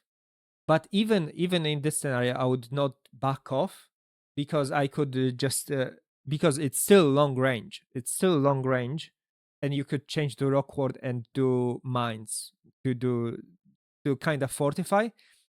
Rock and mines are kind of like holding position thing. They hold position very well because it prevents the biggest damage dealer and heals you just in case if they do start doing something. And you can change from it anytime you want. If he like started pushing, it depends that if I'm the target or you are the target. If you are the target, then like just buck away. If he just started throwing projectiles from like very far away, you could just move back if you don't see any of your allies in trouble. That is like asterisk on it, because I'm many times. Fuck, if I could show some of my clips or something of backlining, but I usually look at other people being back and what they are charging, and I adapt my positioning depending on how those people behind act, because the front line kind of always smack each other, and if I see frontline, basically if enemy frontline pushes, that means I should be closer to my ally. If enemy or even frontline, that doesn't happen much. It should happen more often. If frontline or backline enemy attacks me, then I should back away just to have. This is using distance as a defense, basically, because otherwise you would be forced to changing wards and then healing yourself. So it's so much more beneficial if you can like keep killing ally and still keep moving so you don't get damaged. It does two things at the same time, basically.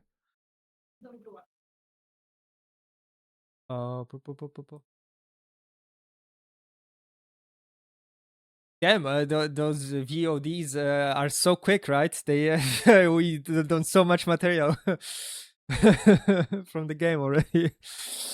Yeah. Like 5 seconds. Oh, so see kind of how I react after I get healed. I can after I see somebody starting healing me, I instantly react, being able to be aggressive, basically. Oh, okay. Interesting things happening on the top.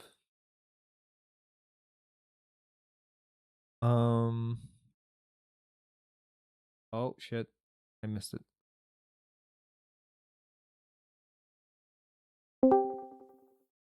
Hello, Kaji. Oh, okay. Fuck, my POV doesn't show that much from Oh, okay. So Phoenix, you see, you were beamed right now. Okay, you got shield. How much HP? Oh, you still have high HP. Oh, okay.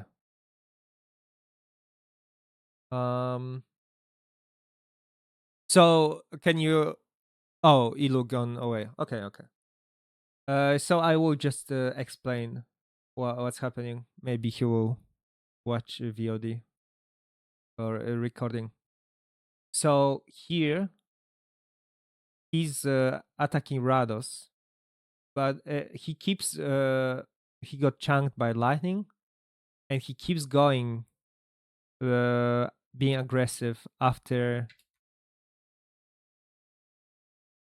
he got much lower HP and shielded. Okay. So Rados got the heal beam, so he's like fully HP. I would never push like that as a Phoenix because he does again the same points I was saying before. He wasn't pushing. He needs to keep himself healthy, and he doesn't have anybody behind him that can heal him. He can like poke Rados, and he will be fine. But he needs to keep himself healthy. That is the biggest priority. And he doesn't even need to do damage to him. He just can just be annoying, basically. I think he lagged out on this or something. But yeah, okay. He did something defensive right now, but he still stepped way too forward because he's like 60% HP and he's close range even. Not even mid range, he's like close range. And yeah, he's getting SFS. He's like super close range. So what I in his scenario, the first time he used his shield, he should just self heal himself to full, and then wait till he has like same health, and then can contest, because that just puts him into even bigger disadvantage. Yeah, he had disadvantage. He pushes with disadvantage, and now he's like in very bad position because of it. And the thing I realized that he it's kind of the same thing that I mentioned at the very beginning of the recording, right? I'm looking for him to be outside person and to collapse on him. He's kind of my target. So now I'm probably gonna water push Faye and go on Ilo. Oh my god, that's exactly what's happening. So Ilu could have even after doing the first two mistakes, Ilu could have prevented this from happening by walking up. Hello, Current. Berries. Current, do you want? Are you gonna spend longer time, or are you just coming in to say hi? I can say, what the hell is this? Is this Somebody doesn't read any chat messages. You fucking bitch. Blind. I just saw like there's no fucking Was he tagged in it? people in fucking I don't think so because I didn't see him playing recently. Yeah, it was in a general test. So you probably didn't see current. Yeah, you blind fuck. Wow, sorry for not fucking thing. The hell is this? Okay. So current we are doing the VOD recordings review. Okay. And today we are focusing on positioning. It's all about positioning. And we are going through the recordings of people, or like my POV, and mostly focusing on the games that most people that are here played. So we can comment specific things that they do and what we can do differently. If there's something you disagree and are like, oh no, you're wrong, you are such a moron and stuff like that, then tell me about it or cut me off, and so we can discuss it and go more in detail. So there are Yeah. no like disagreements of like going after being like, oh shit, play just completely monologue and to I talk mean, all I this don't think shit you're and he's 100% so wrong. wrong. Like What's most up? of the stuff you do is like correct. Most of it is like good. It's not like Wow, that's kind of like right? compliment. Wow, thanks. You are But like sucking my dick right now. there's like a well, but like Wow. this is like a small portion of you that can't like play with other people because they're dumb or something like that. But yeah, roll the Okay. clip. Roll the clip. We won't be talking about it, but yeah, sure. Sure, buddy. Okay. So yeah, this is kind of like what I was talking about. And Elo is still in the position. Oh, I'm also recording it and putting it on YouTube after. For He was people that very will fucking want. far. He's so far. Oh, you think so? Yeah, he's far as Yeah, fuck. yeah, yeah. It's almost like I already thought about it if you were before. Okay. I'm just fucking with you. So Elo is in the position. So he pushed too much when he was already on disadvantage, and he got SFS. He shouldn't get to close range, and now he did defensive things, and he's like trying to recover. And he actually has a chance to recover at this moment, because his other ally is on the left, and he doesn't need to hold this position. It seems like Elo is kind of stubborn when it comes to holding position. Sometimes he pushes too much than he should, and then holds it too much. So here, I think he's gonna do mines and go aggressive or Yeah, something. he's fucking dead. He could just go up, and he would be like pretty damn safe. Not. I think Rados is pushing. I mean, Really good. maybe. What's up? I think maybe, but like, who's gonna help him? Only Faye is close enough. The other two is Yeah, like, but if he kept moving top and left, if then you can just go the back line. It's he still would bad go, for them, but yeah. he Yeah, would he be can go about that way. here if he kept moving. Yeah. Just and yeah, Faye could heal beam him. Faye Yeah, could but prevent. Yeah. yeah, he can push you. Yeah, I think Faye should push you here. What the fuck? He should try to push you, and then try to fix the position. Okay, but we are Like, talking about Elo what can do. Elo can Yeah. do, right? Yeah, Elo, fine. What Rados you are doing awesome thing here. Like actually insanely good play. I will go back a bit. So, what overall Rados is doing here could be good or bad.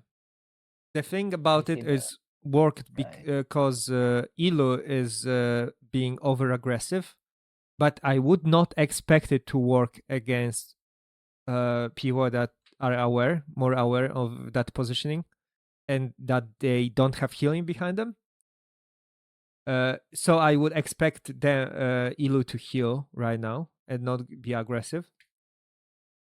But it's completely fine for Rados to keep poking him, and especially if he expect him to be over aggressive, it's fine to do like 1v1. I would probably the only difference at that moment is I would probably be trying to keep more on that position. But actually, your positioning right now is actually better in the end, just because I was the person that collapsed. It's fine. Because you pushed up. But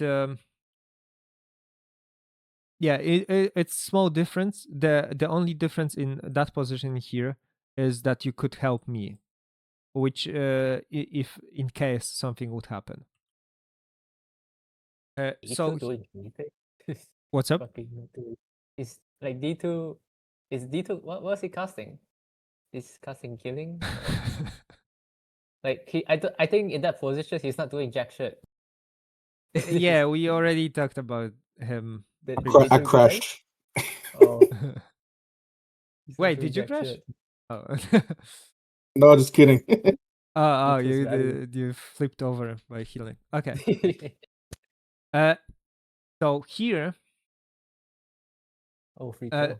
because of it's really good that you are pushing behind them. Also realize what you are doing. You are not going close range. You are not going SFS range. You are going like around them. And because you are doing that, you are closing him off.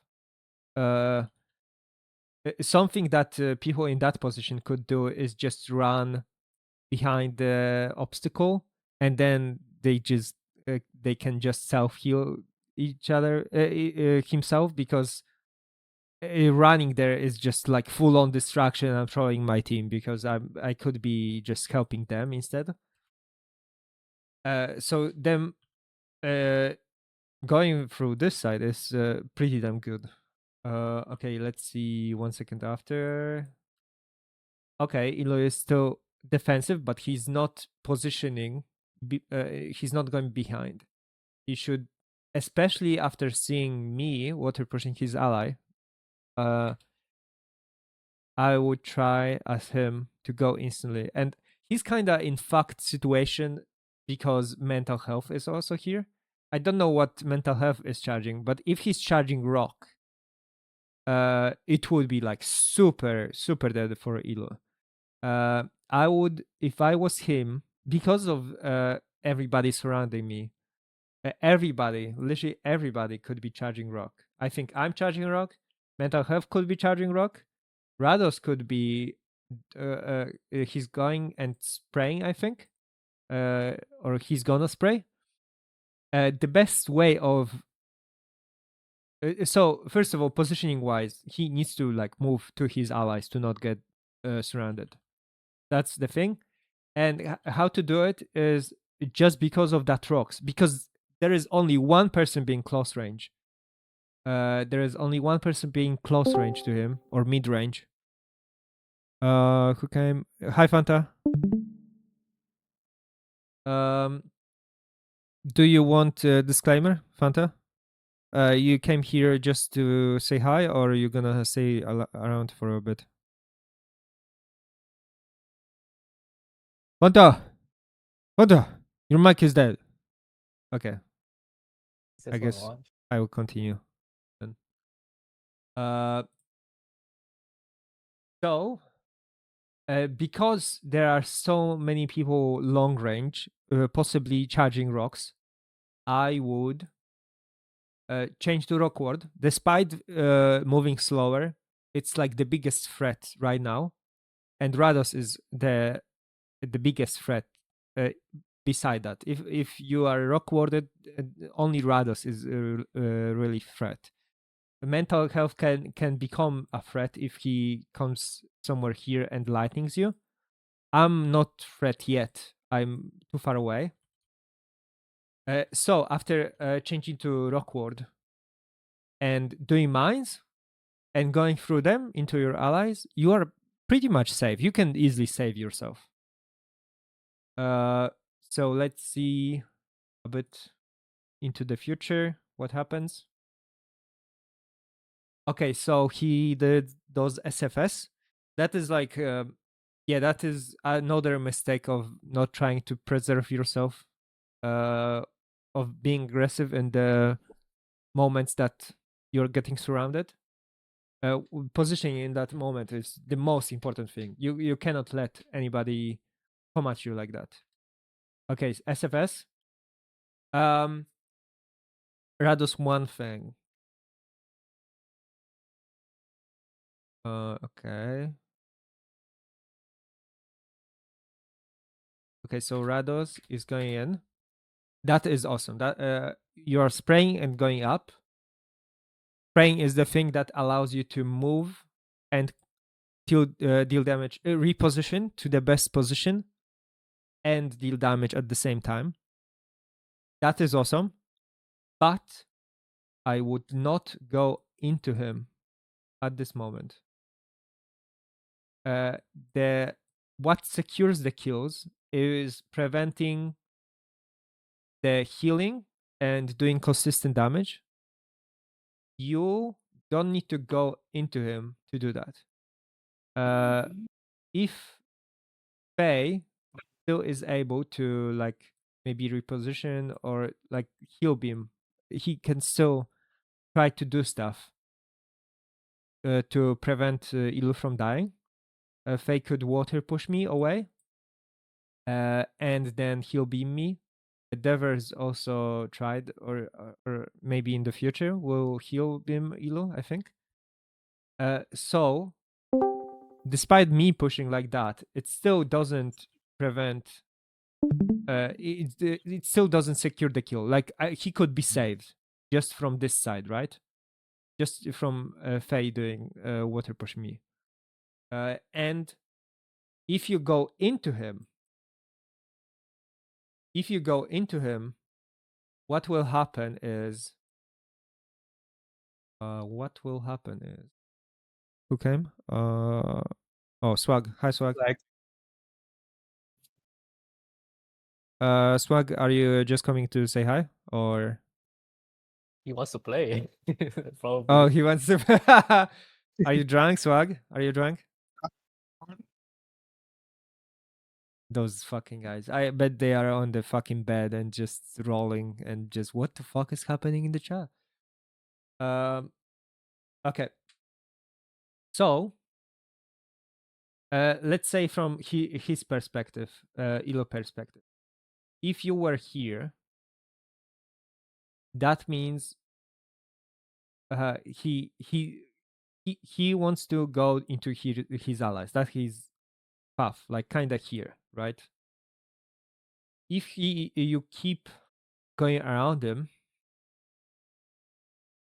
you would prevent getting knocked. It would be harder for him to water push you because you are going from side to side. When doing movement relative to a person side to side, you are harder to water push. You could also use water wards and stuff, but it's kind of more advanced and you need to get very used to that. And when people want to water push you. He could also wall push you. If he wall pushes you when you are in here, that would push you into the right. And because you would get pushed to the right, that would completely free all the space for him. If you are moving here still, he cannot wall push you. He cannot even water push you because if he water or wall pushes you here, you are still in the position to block all the healing and damage him because he's gonna move here. He's still gonna move here. So you are not going to be on the other side of the map. You still are into position to block all of this from happening and the help coming. Yeah. When close, that is also very true with enemy being heal beamed. So if somebody will start heal beaming him, he will go into that direction. If Rados is here, then he will move directly into the beam and won't be able to like cut it off anyway because you are already behind them. But if you get an angle, you can even if he starts moving here, then you can keep moving here even with a beam, completely blocking, or constantly spraying him, or even constantly spraying him when moving.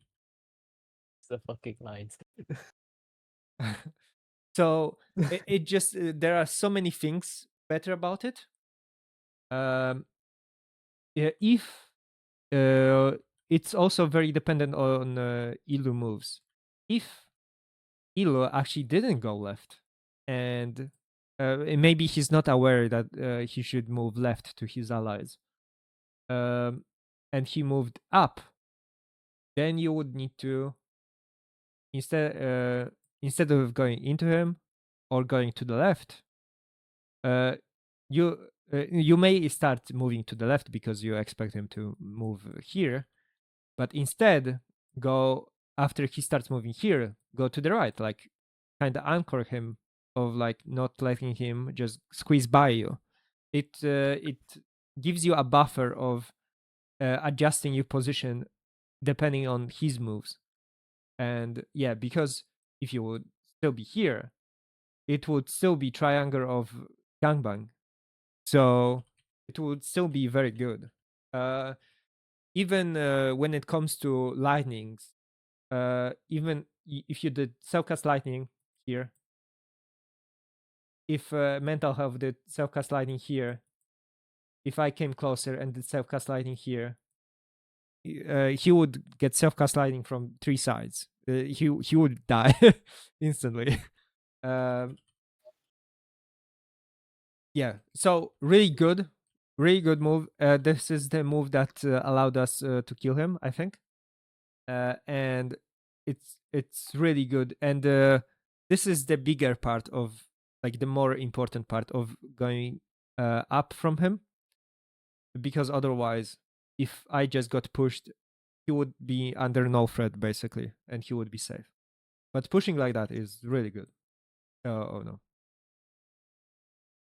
Whoa, whoa, whoa, whoa! Okay, what happened next? Okay, so I did rock. Mental help, did beam. Okay. So it did happen what I thought. Oh wait, I think I warded water, that's why Faye couldn't get rid of me. Okay, he didn't try, but he could. Oh.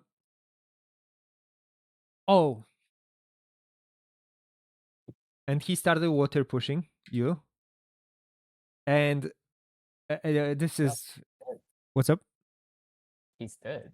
Ilu died. Yeah, he is dead, but like just we can appreciate how fucked is he and why is he so fucked, okay?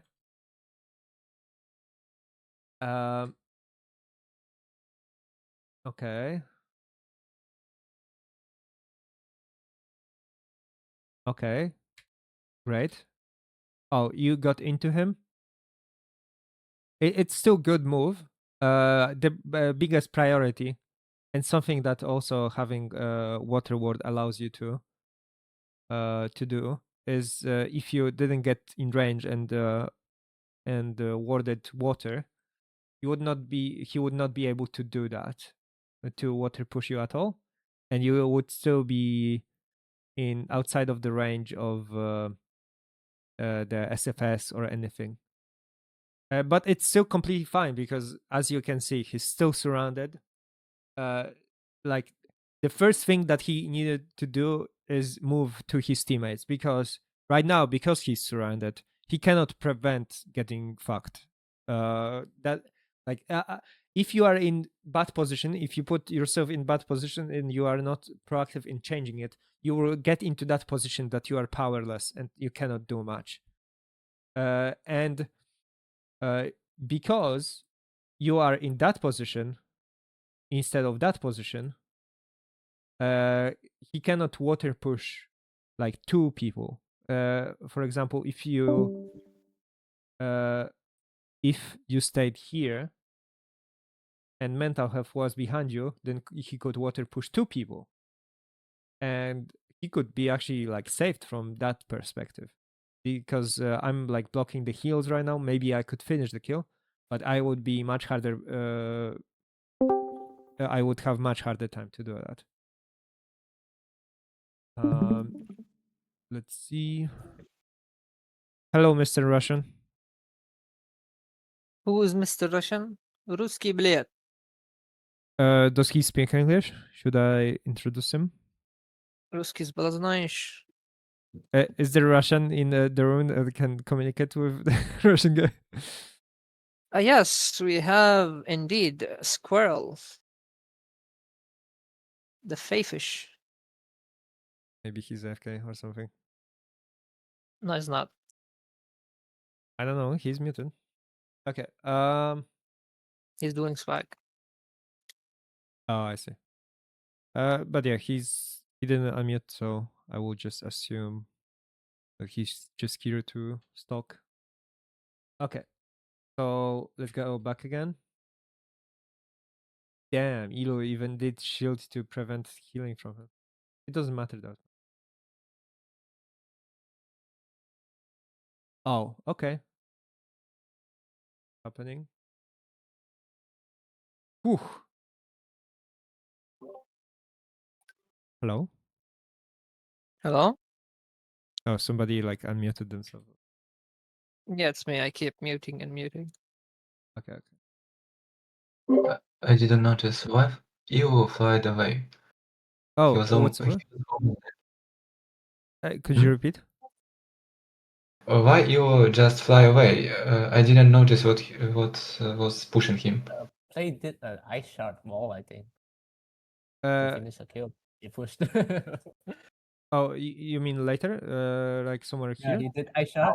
Yeah, you did ice shard. I saw it. Play, Oh, you yeah, did yeah. ice shard, and then he's like, "What?" Yeah. So I he was flight. thinking. Yeah. So, the reason why I would be doing ice shards would be I'm not expecting to be able to cast anything else, any follow up after that. So it's kind of like my last way of being able to finish somebody up. He was SFS warded, so what's up? It's fine. I think SFS works fine. I mean, SFS many times doesn't have range of wall push, right? Of wall. It will be out of range quite a few times. Oh, I think perfect. It's good range for SFS. Yeah, it's fine. I mean, yeah, I could. It's just in my mind, so the reason I did that is because I wanted to cast it earlier when he was still on my right, but I was knocked up by mines, you can see.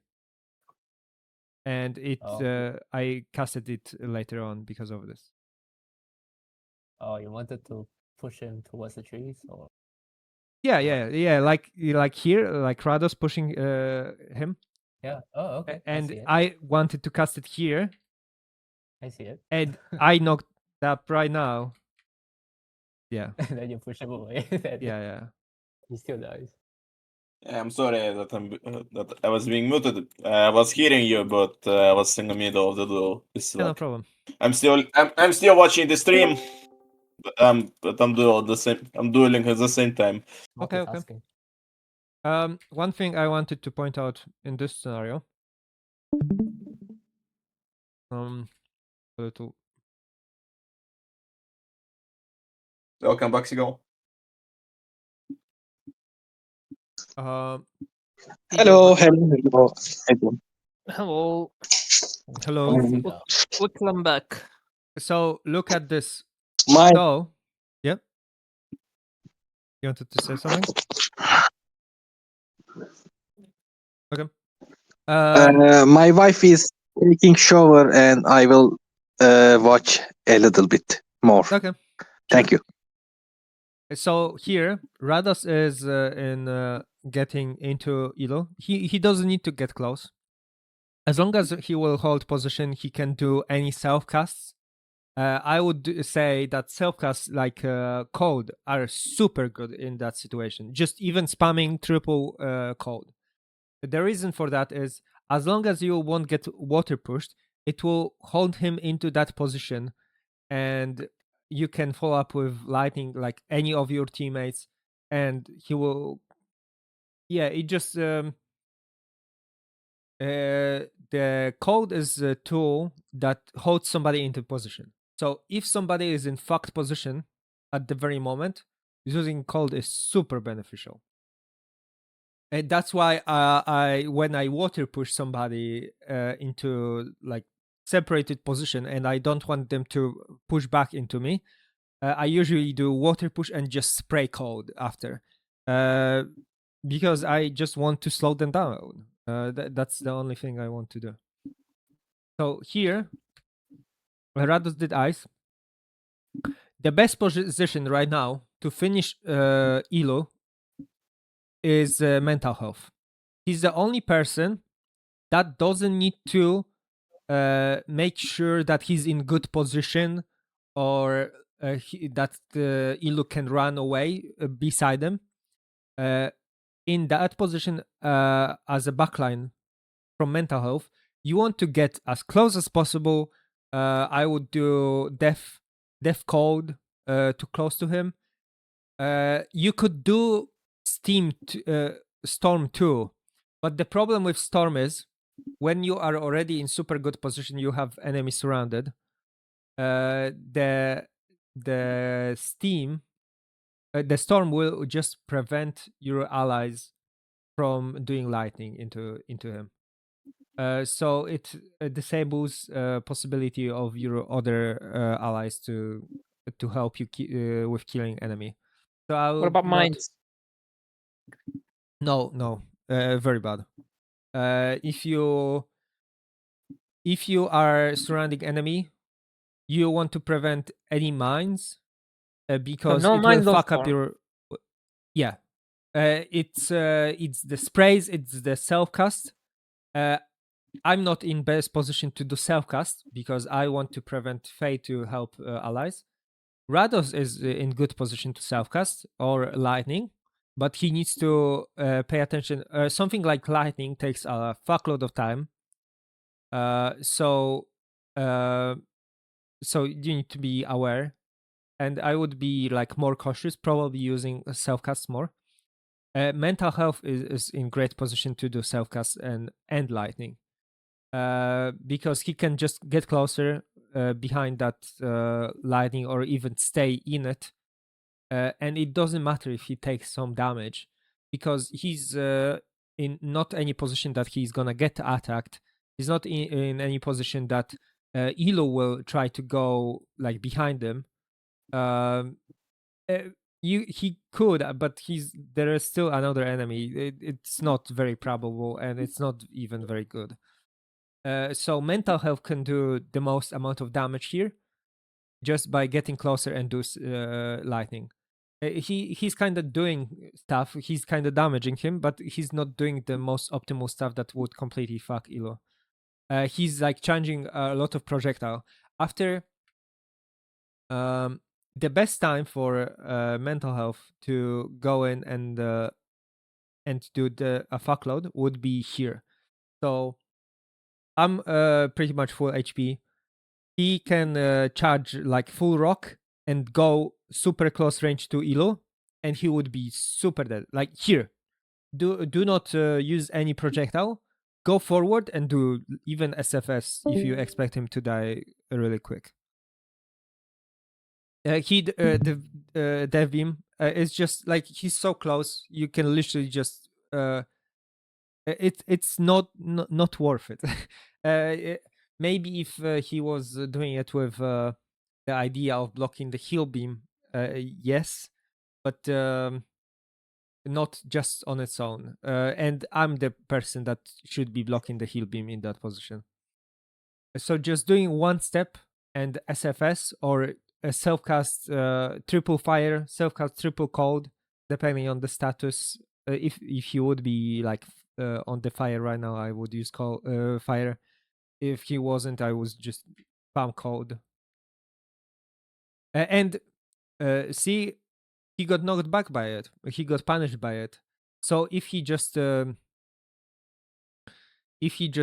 closer and did SFS, at that time he would probably cast it twice already, and Elo would probably be dead at this point. Why is that first? And he what's up? Yeah, more SFS. Yeah. Yeah. Yeah. And mental health is like going left because he's kind of wants to be not get close, but it's just not the good Blake. He's the best. He's in the best position to do it. He's the best. Yeah, he could literally cast SFS 4 times at this point of time.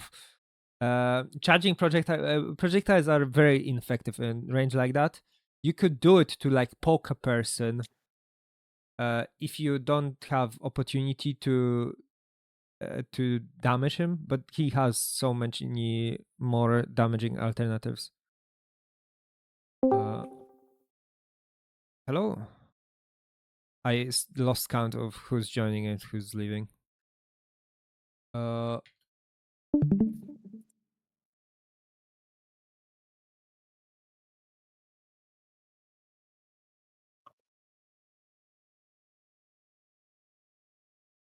it's nice triple self cast fire. It's pretty good to cast in here. The reason triple cast fire when you want to just deal damage is really good, and it keeps people warding death, because most people in close range pretty never always never will ward the fire unless you are Artem. Then you don't really cast fire, ward fire. So it's because of that it's almost always guaranteed damage, and when you are trying to finish the target, you want consistent damage. You just want to make sure it hits most of the time. Okay, so here, Radus, be careful. You got damaged a lot. I would instantly try to recover all my HP. If the challenging rock is still fine in that situation, the thing I would be worried about is Faye instantly attacking you. I think if I was Faye, I wouldn't even try to heal. It's very bad idea to heal backwards. In those situations when I'm frontline, I would just water push myself. I think he would actually be saved if he would do that. Water push to the win. And then if he did that, he could easily just start water spraying you and kill you instantly. So it's the thing I was talking about. If you are low HP and you don't want to get damaged, you basically don't want to be middle range to anybody. That means that if you are still challenging rock and you still want to make sure that you're gonna finish the kill, do it when moving away from enemies. And your next step is, because this guy can kill you really quick because you are so low, your next thing that you should have queue up or think that you're gonna use is a water push. So charging rock, going to the right, trying to snipe him, and water push just in case, having this in mind if he pushes you. If he doesn't, it's fine. After that rock, if you don't get a kill with that rock, or whatever happens after that first rock, you should just you need to just recover your HP because you are super low. So literally triple self heal, and if you are gonna get attacked, water push. Okay, let's see. I think Rados need use more water push because he is using water affinity generally. His Honestly, water push is really strong. everybody should be using more water push. Barely anybody uses it. Faye is not using enough water push in this game. Neither do I. Is Shiro even in Oh. this TDM? He's What's not. up? You know, Shiro's Shiro not even isn't. in the- No. Yeah. I don't Shiro's think I in even what? have any Shiro TDMs. I don't think I have any. I don't think he played recently. That's why. His name Shiro what? is rectangle. No. What? What? No. No, It's no. not me. Why do you keep insisting on it? Fake bro. Okay. Just joking. Just literally a random guy enters the chat, says I'm Shiro. What are you on about? So Rados, after this, after he died, drop this rock as fast as you can and heal yourself. You are the next target. If I'm Faye and I just lost a teammate, I'm literally rushing into you and trying to kill you. That's like the next thing I'm doing, because this is the moment that I need to take risks, because we will lose if I don't take any risk anyway. So I will be super aggressive at that moment. What happens Scared, next? welcome back. Hi. Oh, hi, Obscurant. Welcome back. I don't think he came before. Well, he was here yesterday. I mean, well, yeah, he was here a year ago. Does it mean that you're gonna say welcome back? At that moment, you actually could, because it's so fucking long time ago. Obscurant, are you gonna? You just came to say hi, or are you gonna hang it out? Should I explain you I what don't know. we're doing? I just woke up. I'm probably gonna get on the computer though. I don't even know what y'all are doing right now. Fucking play lecture. Wait, somebody didn't position is- read my messages and pings, or what? I'm looking at the screen and it's just a paused screen, right? Are y'all like doing something or what? Yeah, it is pause screen, but I'm talking about it. Yeah. Okay. I'm Yeah. listening. Go ahead. Yeah. So right now, today we are focusing on the positioning.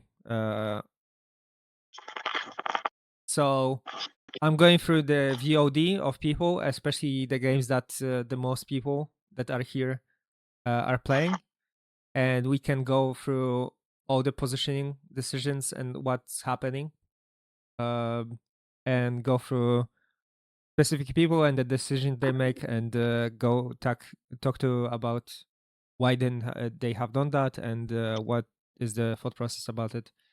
And if they disagree with something I say, they can shout at me, and I can shout at them back. Yeah. Sounds wonderful. Yeah, exactly. I love that. Okay. So Again, there is a variant where Rad is going down without DD ward. So that he's probably must been survive in that way too. you mean that he's in DDD ward, so he will probably survive and be fine? No, I mean if he take off this ward, for example, where VVE and run down, where is mental health in this direction, he must been survived too. Yeah. Not in one place standing. Yeah, I would say that Rados is mostly safe. The health that he has right now is quite low, so I would personally, especially not knowing what enemies would do, I would personally just hold self-healing, because I don't know if anybody gonna be aggressive on me. It could be that nobody is gonna be aggressive on me, and I could just hold this position, and then I can go aggressive. If I go back off, I kind of lose the pressure. So maybe somebody would heal me, and I can push forward, because he's already in good position to push forward. So yeah, Rados just needs to be careful, and I would drop that rock. Let's see what he does.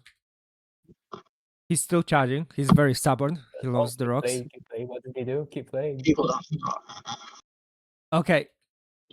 So I would After say rock that and throwing round, this good. is not worth it because he's warded already. Yeah. You probably lost about 200 HP from not self dropping the rock and self healing yourself. Projectiles can be very time consuming, and there could be better alternatives. Okay. So you are Oh, healing yeah, yourself. very good. I think I realized that you are in trouble and started attacking Faye because Charge off. yeah. Okay. Oh, it's a water push. Oh, maybe. Ronaldo's doing Oh, Could yeah. never. self-cast. Close enough. Oh, by the way, the self-cast water is actually can be like super good and effective. Really? When you use it and get away enemies that are close to you, it can be super good. Where, especially with multiple people trying to push into you. Especially at the beginning when you still have some health to trade and you can do mines, rock ward, and then self cast and then go to your team and stuff like that. I usually, if you're gonna do it as dissipation, kinda the same as with taking off the cold, I would use the most element as I can. I think here you use 2 elements or 2 elements. Yeah, I he think used to. instead of He 3. used to double Yeah. water. It's fucking small AoE.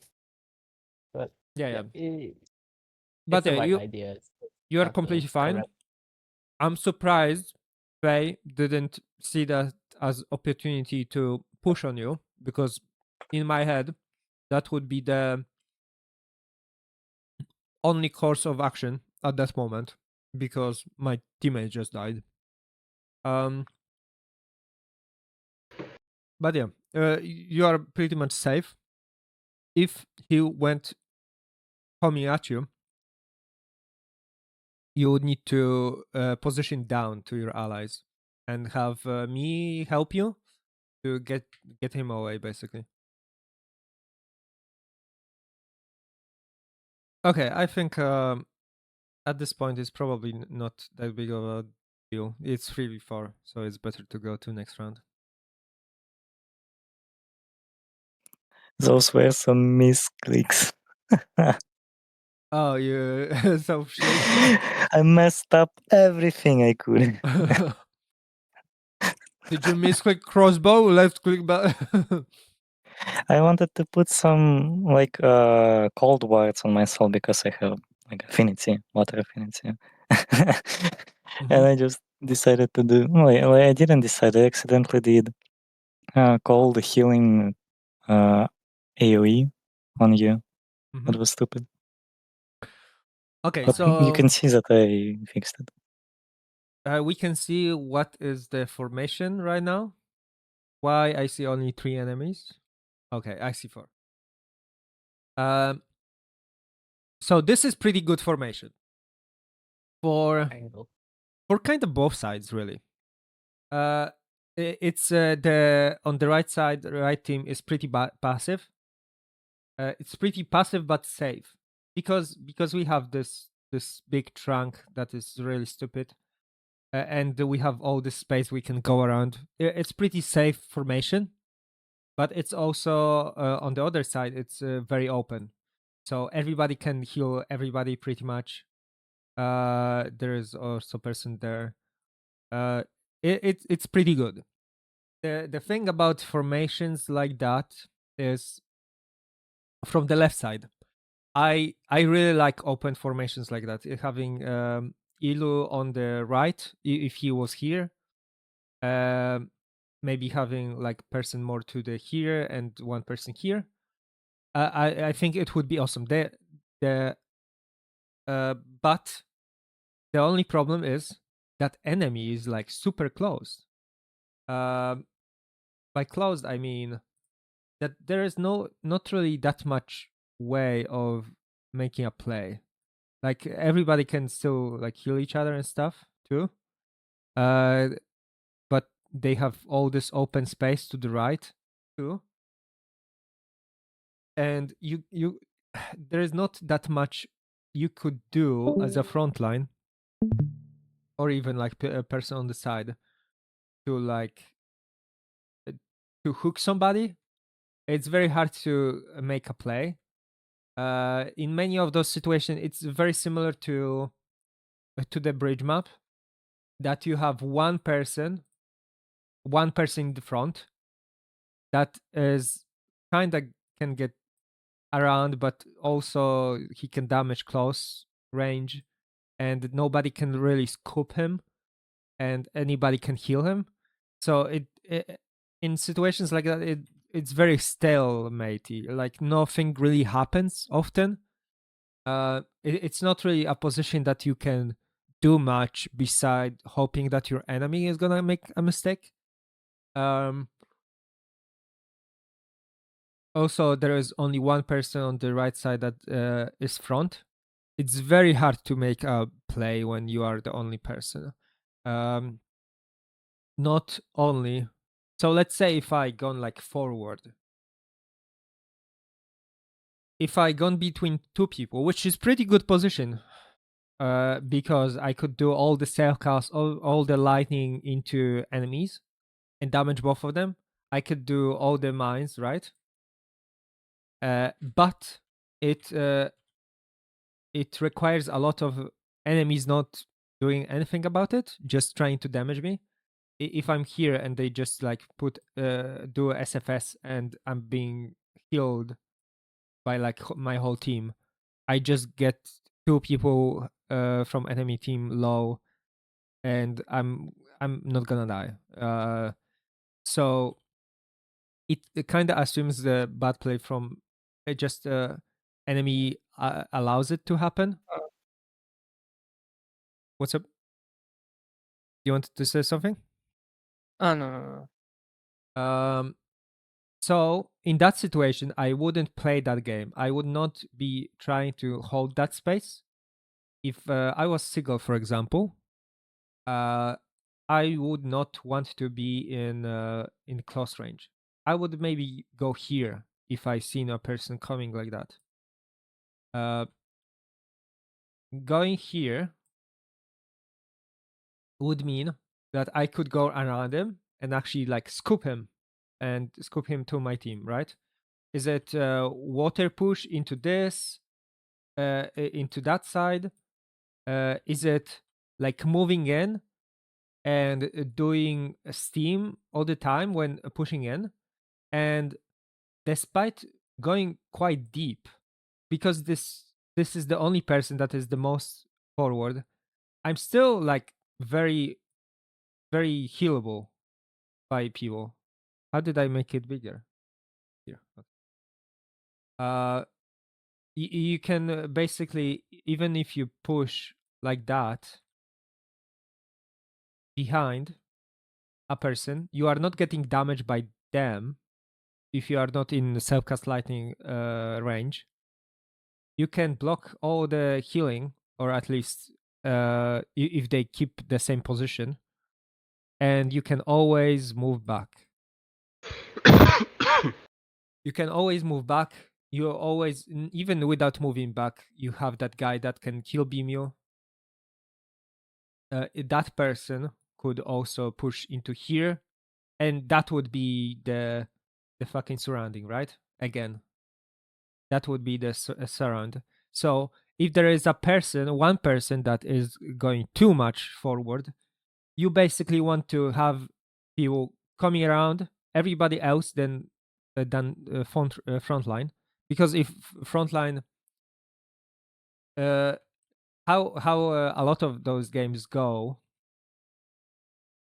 the games that are actually being played, is you have frontline, you expect frontline to go behind him, they're gonna get damaged by SFS. You don't have the backline is usually very far away, so they cannot even like do any damage to this guy. So all the effort of the front guy is really not accounting too much. It's very hard to make anything of it because it should all be a team effort. If you go behind them, it's very aggressive in terms of, okay, this guy can damage you. Now this guy is kind of enraged because despite people on the backline being quite far away, if you push into them, they actually start being close. And they can do anything aggressive, like spray, even rock. If you are pushing without rock ward, or something counter aggressive would be lightning, right? Self-cast lightning doesn't damage the person that would be behind the first person that you hit. So if A was here, Rhodos just repositioned here, did self-cast lightning. I did self-cast lightning. He would be fucked. So it's today how people play. It's very pressuring the front line and expecting front line to do kind of everything of preventing the heal beams, holding the position, but it's not really how it should be. There is a way how you can swipe Seagull, if I correctly read it. You can come close into his range and put water wall. In that way, that some parts will be also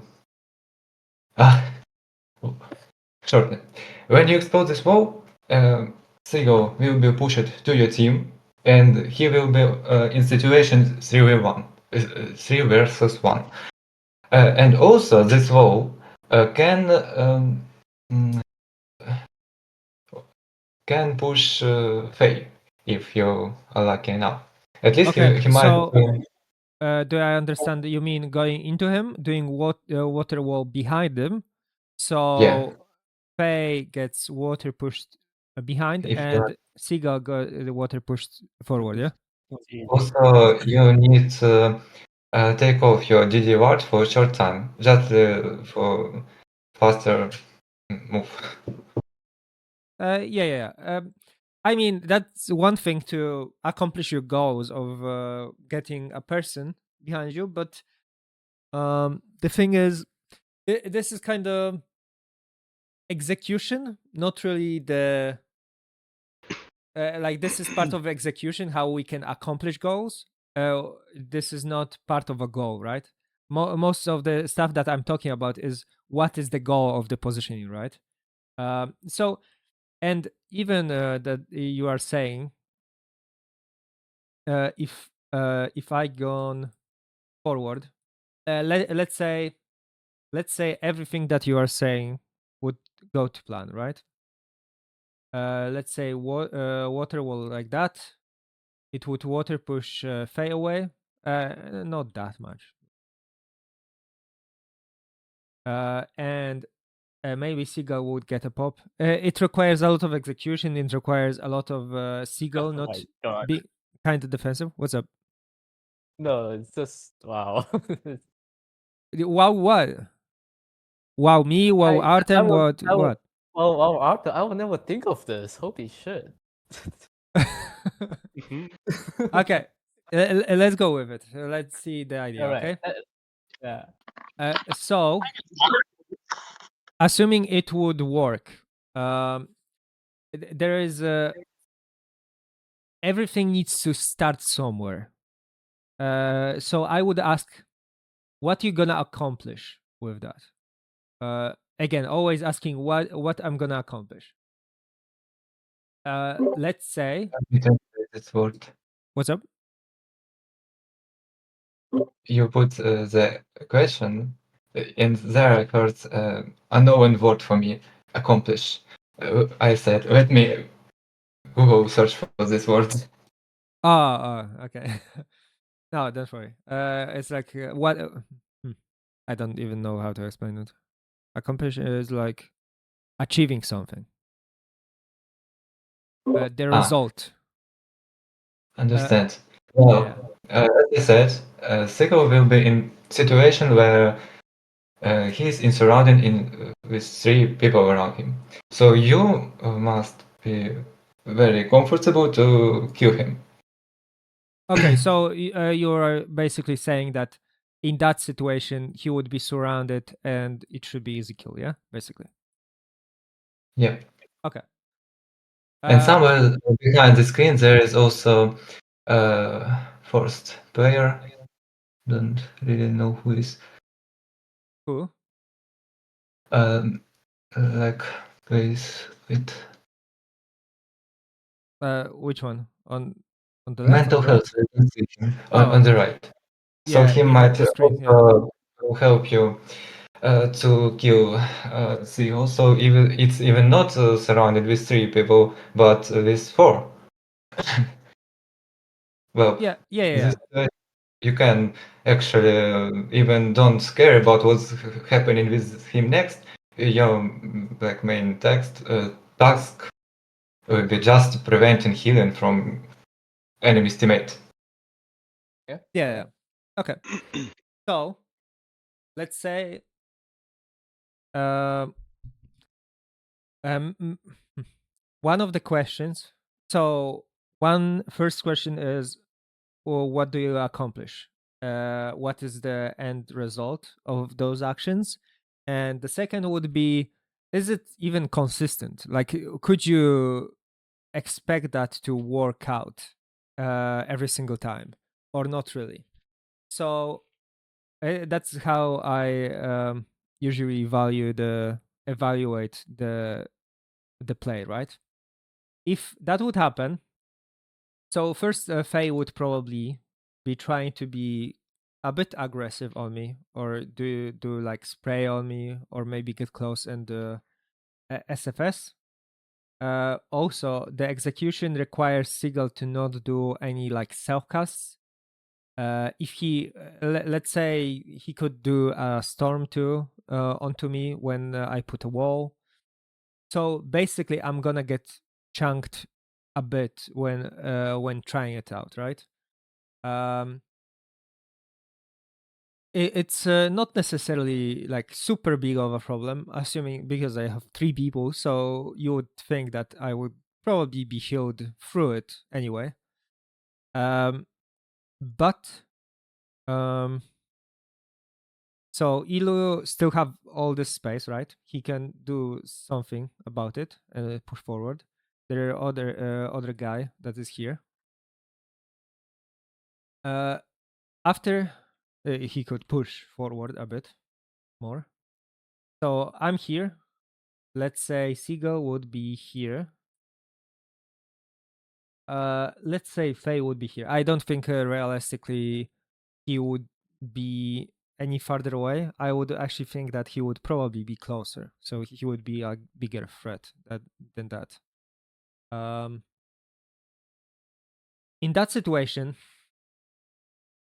just because, so it is very true that you have like surrounding of the enemy, right? You kind of have everybody here, and also assuming that Rados and Deftwise would listen to me today and not be receptive and know to move a little bit forward to like surround the person, right? Assume that they do all the best plays possible. If they do that, they have like a range to fuck him over. It could also let mental health to join in, because if Rados and Deftwise don't move, mental health doesn't really have any space to help. That is something that people also don't realize. You also want to move positions to enable other people with their positions. Many times my position can be very dependent on where is my ally. Like I won't take specific position if I see my ally like give away specific position, right? The positions are enabled by my allies positions. Okay, so let's say this happens, and gets executed well. That would, even though you have all this surrounding, it's not very long lasting, basically.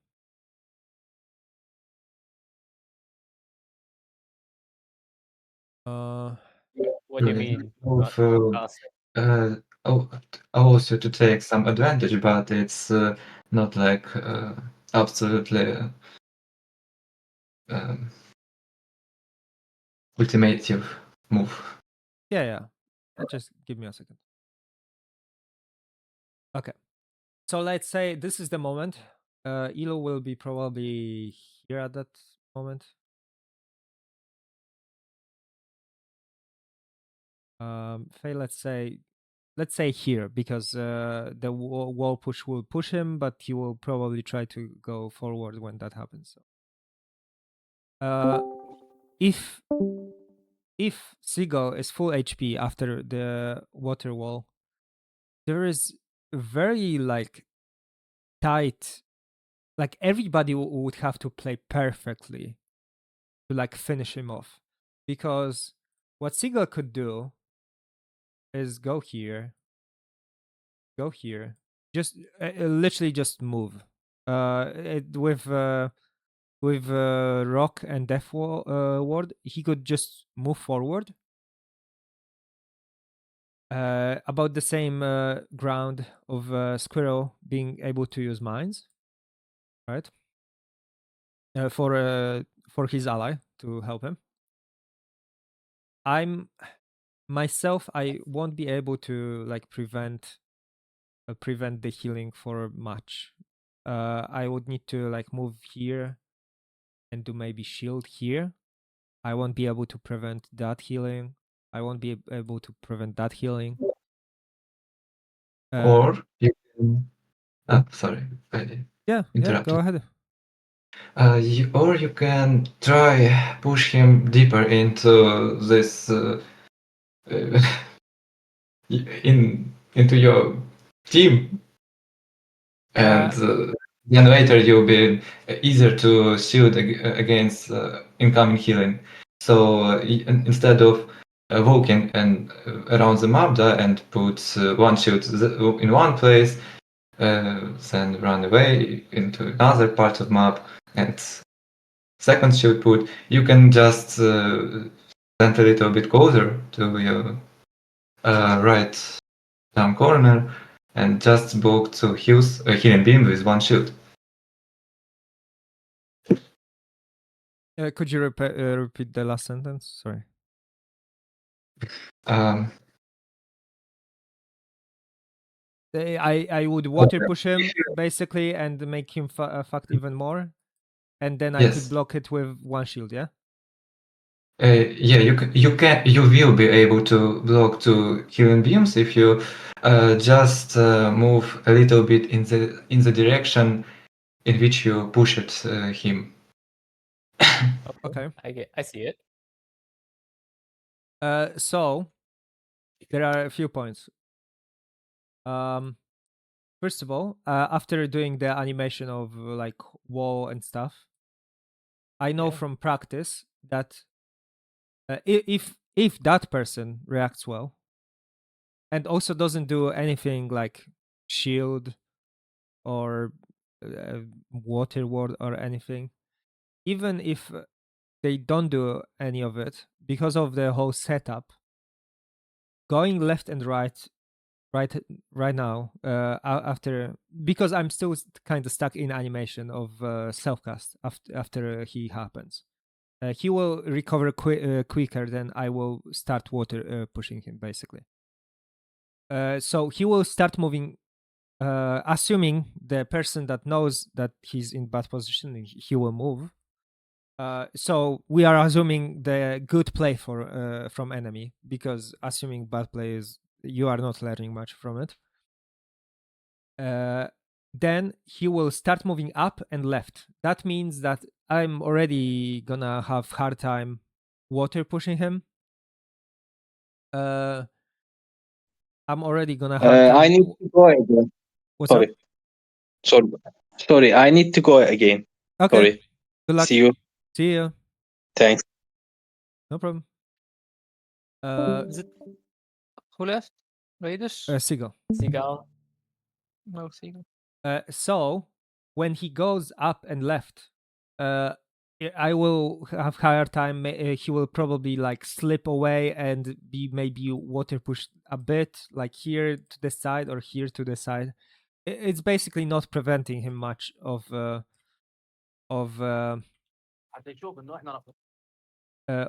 getting back to teammates. So it's not putting me in the position that I can hold into like high pressure position. So the things I'm pointing out is the case of consistency, right? Because that's what we want. Like we want high play chance of like doing consistently good stuff, good plays. So we know what the tools are and what we can do. But even if that would be the case, that he would get pushed like even more, it requires a lot, even beside, because even being in good positions here from everybody, it's still not the same as the best execution. Well, what I'm talking about most is the positioning, right? So you are putting yourself in the best position to do the best play, but I would still not expect most people, at least for now, to do the best play in that situation. The best play would be to do a fuckload of self-cast, sprays if there is no shield, and lightning, and everybody do it at the same time. It doesn't happen in real TDMs. Maybe sometimes, like Rados would probably be keep healing me. Deftwise could maybe do some self-cast if he gets close here. And mental health would probably be quite a far back. So that's how usually it goes. But even assuming that they would position themselves well, so mental is more enabled, right? He could do more damage. Then I would still not expect them to do it so effectively that he would die instantly. Because the dream idea would be, okay, here is me, here is my ally. My other ally would push even farther away, and mental health would be here, right? Here would be enemy, and literally this guy is spraying. This guy is spraying. This guy is spraying or doing self cast like cold. This guy is doing me is doing lightning. This guy is doing self cast, and everybody do it at once. And this guy comes from 1 second from full HP into dead. That doesn't happen. Like everybody needs to be on the same page and do everything at the same time, and know that I'm gonna do it. That doesn't happen, and usually what would happen is that person can like pretty much like walk away. Yeah. Perfect world where you write 4 of your own bots that act in unison. Yes, exactly. I'm constantly thinking what would happen if I could clone myself to 4 people. So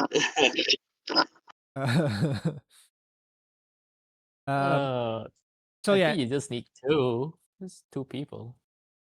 Maybe. Don't need 4. I mean, the 2 is not a team. It would be good as a 2. I mean, like in normal TDMs, it's like 2 good players. They like feel they know each other well, and then they do that, and then it takes a sure. bit longer. But yeah, yes, you can do a lot of people already being 2 good players, but imagine if there were 4 players doing that.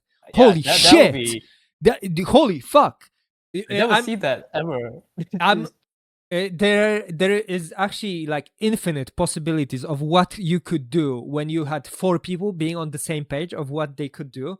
You literally could have insanely high. Yeah, you can like instantly shatter people from across the map and shit. Yes, and stuff. I don't know. Not even shatter people, dude. Can you imagine? not even 4 people doing fire rock at the same target at the same time is minus 10 minus 1000 800? HP. Minus 8,800? it's like I think 800. 250 or something. Even Yeah. with doesn't- Rockward. What doesn't lightning stack? Like if somebody's wet and everybody hit them with lightning, I wouldn't don't it think all so. double? That's too Oh, hard, bro. wait. That's too fucking hard. I would say no, but this game is so fucked. I have no idea. Maybe. I think it can happen, but I don't know. It will not. It's possible, but no. I don't think it ever I think it does. happened. I'm Or pretty sure Cold does. you're pretty sure what? I'm pretty sure cold does. Like if everybody, I mean, it's hard to tell because you would freeze right away from all the cold damage. But I think if you're wet and 2 people hit you with like a DRR, that it would stack if it Okay. hit the same time. I feel like I've seen that. No, this is different. This is the same idea behind doing a cold projectile and spray right after. The first tick of spray is doing double damage, but this is because with wet status you get 2 ticks of amplifying damage, right? It's the same with Yeah, cold. okay. So the projectile hits you, and the cold does double damage. And if you hit them with cold again, quick enough, it does the same with lightning. So it works for 2 ticks. That's why it works. Yeah. So like how you said quick enough, my understanding is there's like a time frame, a little window of time where anything that hits you, even if it's from multiple opponents, it's all like doubled.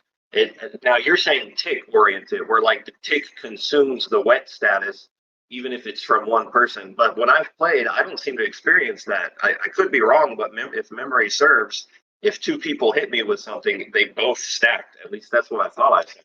So I don't think that's the case. It could be the case.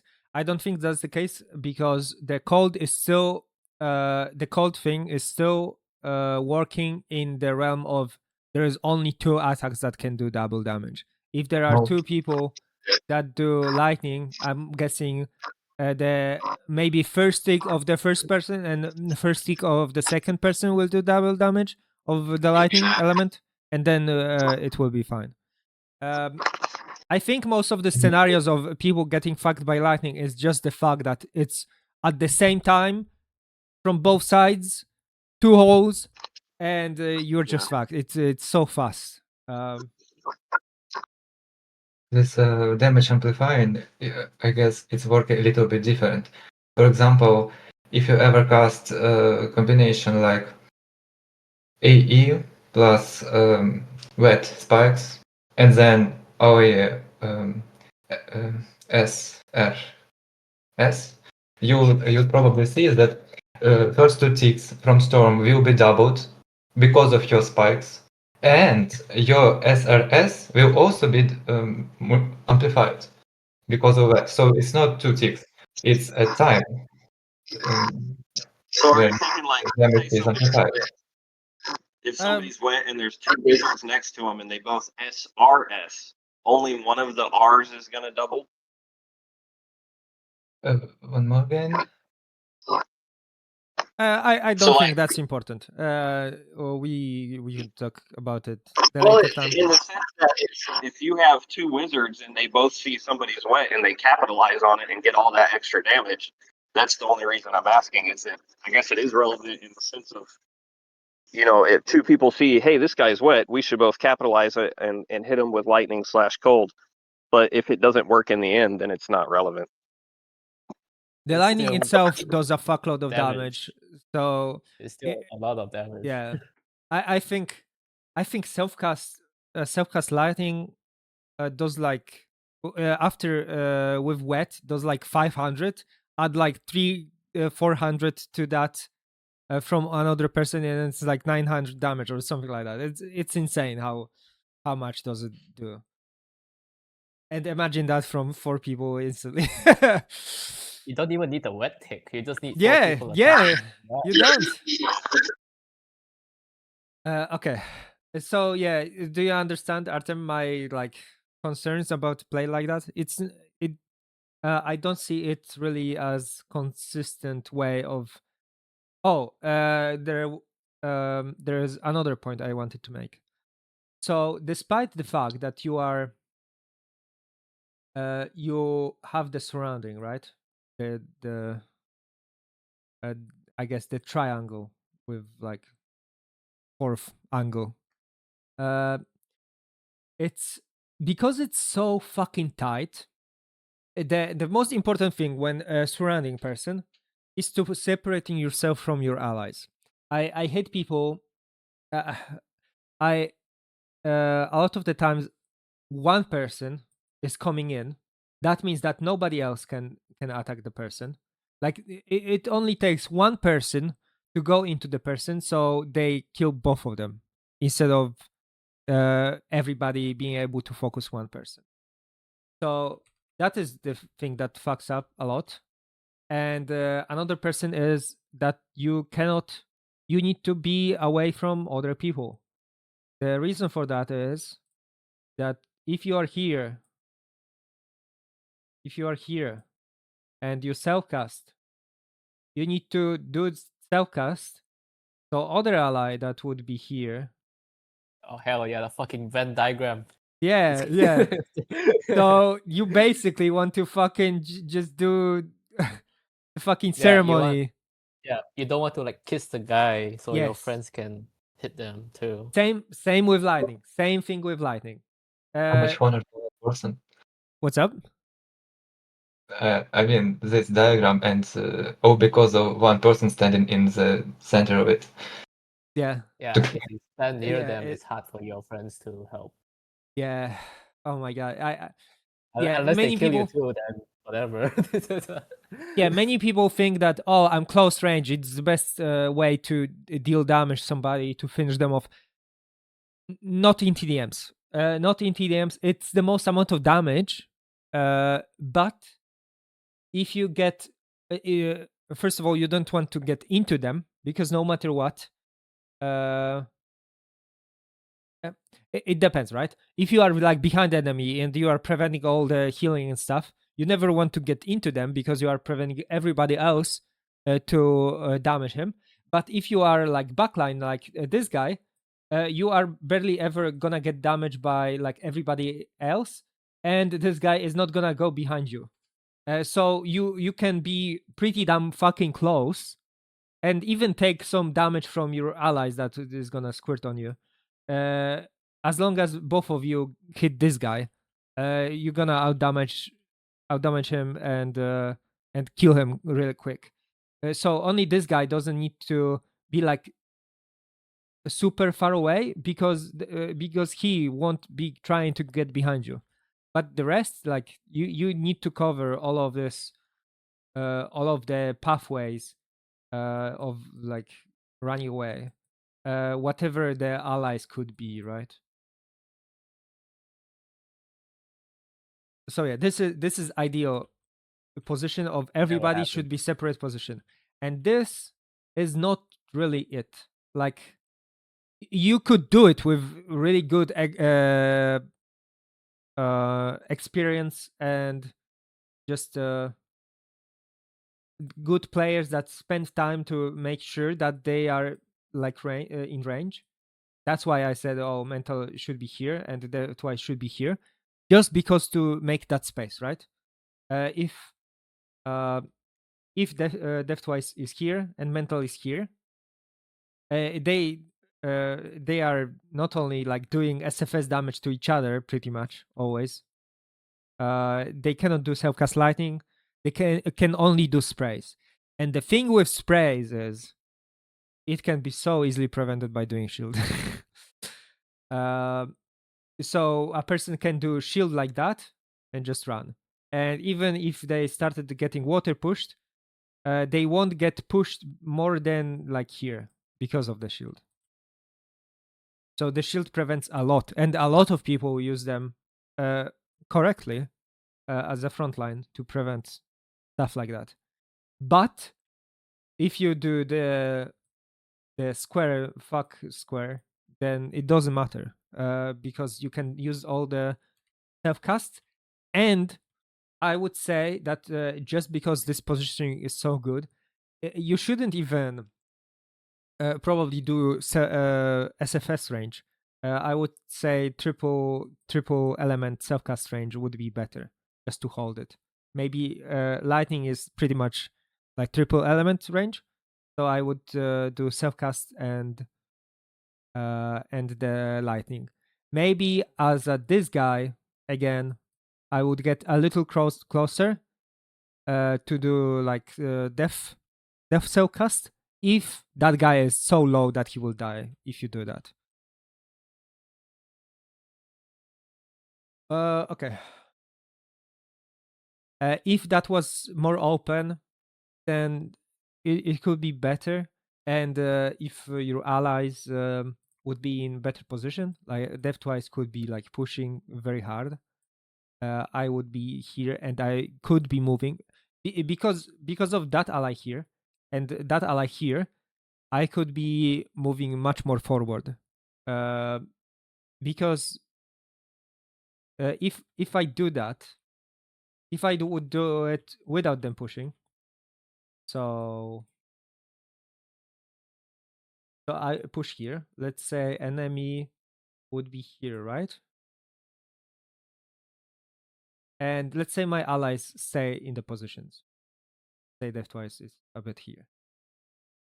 The thing that happens a lot in those situations is that person just shields and they can self-heal each other. Because I push so much, I cannot damage that person anymore. And I'm just like holding to separate their allies. But because of the distance that I'm pushing, I don't have the backup that I would have from here. By backup, I mean like people able to damage this guy without my help. If I'm in that position, it's kind of awkward position because it's kind of like waiting room for your allies to do something. Because here I cannot. I just want to keep myself healthy. I will just like shield and not let squirrel water push me. But I cannot really do much because that person can heal this guy. That person can heal this guy. I'm not really preventing that much. I'm just like hoping my allies can go more around to be more aggressive. To be more aggressive, that way I can like hold, for example, this angle, and my teammate could be like blocking this, and then we both are in range to fuck him, and then again, right? Any questions?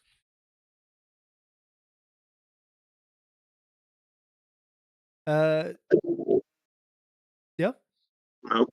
Nope. Keep going. Artem, would you agree with me at the end with my train of thought, or you still disagree and would be like, yeah, just water wall him, and that's still better? Like, I don't say this water wall is absolutely a good thing, just a way. Mm-hmm. I don't know, like, I found a situation like this work. Yes, that, exactly that you describe it. It's, yeah, true. Yeah. Also, there are some more minus of this whole situation. Even if Psycho survived, at the end of this, the opposite team gets wider position. So Evo gets more brighter to the screen. So yes, it's They kind of gain position on me possibly because I need to kind of push for position, but it also puts me at risk of getting swooped in and being focused too. Yeah. For example, if Seagull kind of gone here, right, and get healed. Let's use different colors. So it's so if I would be here, Seagull would actually like go more here because it would allow him to get healed. Elo would be here, then I'm actually the one that can get fucked at any point of time, right? because he would get full HP. He's still full HP. That's what I would expect. And yeah, another point on this is I would call doing something like this is forcing. Why would I call it forcing? Because this guy is full HP. I didn't build any advantage to even push for that. Any positional advantage. Like you kind of get into the advantage, but it requires a lot from my teammates to be in a very good position, and it doesn't create anything by itself. What I mean, there are many situations that I push into people or swoop them in is when I already have them in a very bad like disadvantage, and it's kind of like a situation that I could already kill them by myself. If I'm already in the situations that I'm already doing most of the work of finishing a person. But if a teammate or two teammates would help me out, then it's like game over, right? Here, it requires teammates to do a lots of work to even make it work, to make it like viable. Yeah. So yeah, the fact that he's like full HP, I would just try to. It will would get me damage by trying to do it. It could, if my teammates stick the beam, then it could be like neutralized, but it's still like negative thing. I'm gonna push forward and take damage, right? Everybody would they would need to know that I'm doing that or realize that I'm doing that. Yeah, look, it requires a lot basically. Okay, let's see. Ooh. Starting the round. Okay.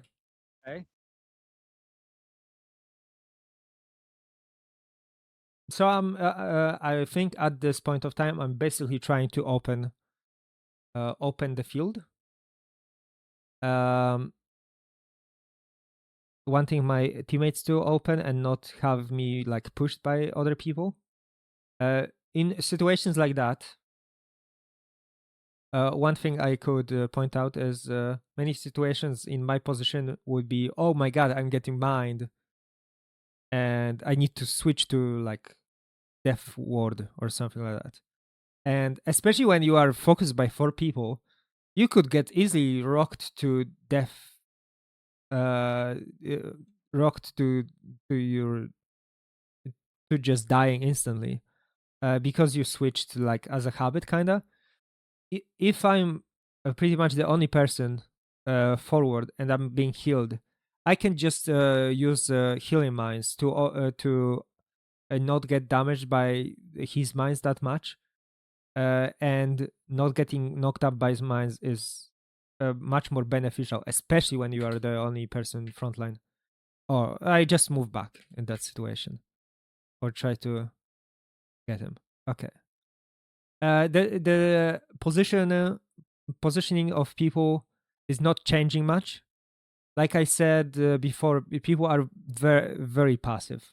Very passive meaning mental health is like on the bottom, and death twice is on the bottom, even more bottom. Never fucking see him on the screen. What's up? Yeah. You can never fucking see D2 on your screen. Just fucking.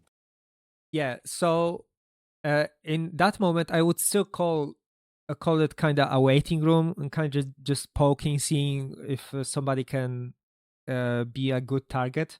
But in the case of mental health and D2, I would try to get closer.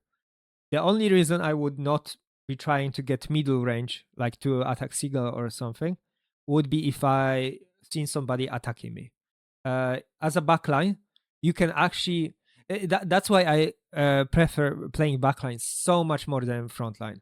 As a backline, you are very allowed to do kind of whatever you want, as long as you keep your allies healthy. So you can like push, and people don't pay attention that much to you. And as long as you don't have frontline blocking you by going into enemy frontline, you can damage with steam and like duel and stuff, kinda. Okay, interesting. Kinda opening up.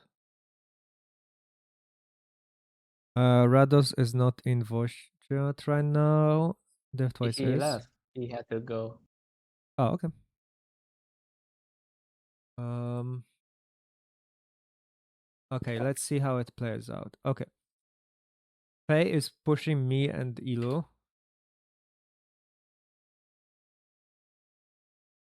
Just by the aspect of me being kind of the only frontline and my team being far away, I would say we are losing on position right now a lot.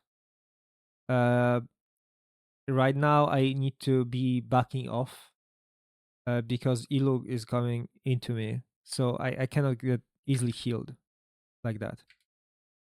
He gone behind me just to water push me, and he's swooping me. I would say that's pretty good play. I would hold this water push until it gets past ice. So that you don't ever want to push somebody close range and have them still be in FSS, SFS. My brain doesn't work. SFS range. Because it's like kind of completely destroys. You get damage. You don't really accomplish anything. Yeah, it doesn't do much. Oh, okay. It gone past Oh ice. my god, look at that. Rados and fucking mental. We can see that mental health really likes their beams too. Okay. Deftwise, can I ask you what you think your position is and what are you probably thinking at the moment? You can't even see. We can. He's being. He's no. Oh. We can. See here. What is Steph Twice thinking?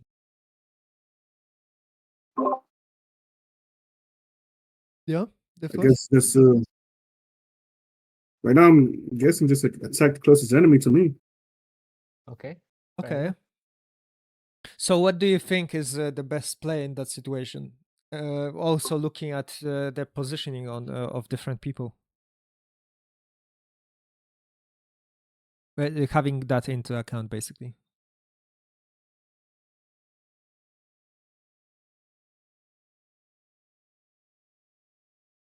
But this is most of the ways I could have. I took this to get to play, but I know that I got mental in the back. If anything happens, why not gonna hit? Rados is at the top of the half. Let's see here, and Sigel, he was approaching you, and there's somebody already there, right? Gambling with you right now. That's probably what was going on in my. You know, you're starting to get bunched up there. The person I was the secondary person I was already headed your way. I wanted to get their attention because I know Sigil, the first thing he's gonna do is put up his shield. Okay. You know, and then I'm probably gonna see that in either two things. You know, at that time I was probably spamming with the with me knowing he's gonna put up his shield. Spam with what? Sorry, your mic is sometimes cutting off in the middle of your sentence. As we were discussing before, I'm either gonna be spamming with the bow, okay, or anticipating his shield. So once he puts up his shield, I probably stop my beam and progress forward to him. Okay. So that's probably what's gonna happen. I'm not sure what's gonna happen. So would you tell me what do you think? Which team is in better position right now? Oh, okay. Let's see. I would say the better team in the red team in better position At this very second, yeah. in my opinion, just because of the strength that they're closer to doubling up on you. Okay. They have who's the top person? Rados Who's or that? Faye? Faye here. So you're basically Yeah. you basically get in a position to take a lot of damage. Right? If Okay. Rados doesn't do a good job, then you're pretty much toasted, unless you like have to like teleport or something to get Okay. away, or unless somebody's paying really close attention to you. Okay, so You know? taking that into consideration, what do you think you could do in that situation to prevent me being toasted? So as of lately, like I was telling you, I have the one magic. I've been using that a lot lately. So if it does happen, so Rados isn't pretty much a good support for you, then I will support you with that, and at the same time trying to have Sigil get away from supporting whoever's on you right now.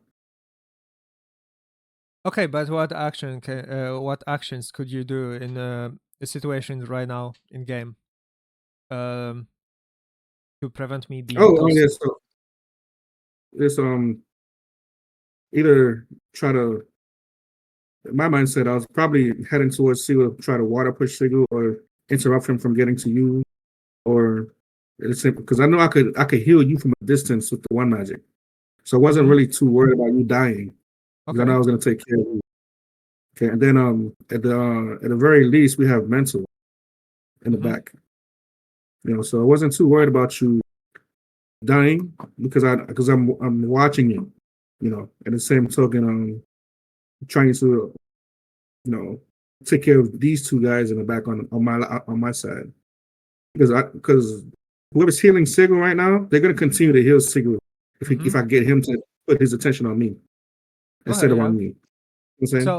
So you said that you are not too worried about me, but on the other side, you said that it seems like you guys are losing because I'm in trouble. So what would you do? Would you try to help me somehow, or just So think I'm fine? I'm thinking that you want me to say that that I should support you more for like a beam or something, but I feel as though that I'm supporting you by keeping Sigil from getting to you because he's going towards you right now. Okay. So That's nice. okay, so you said that you are thinking that I'm trying to tell you to heal beam me in that situation. Yeah. Yes.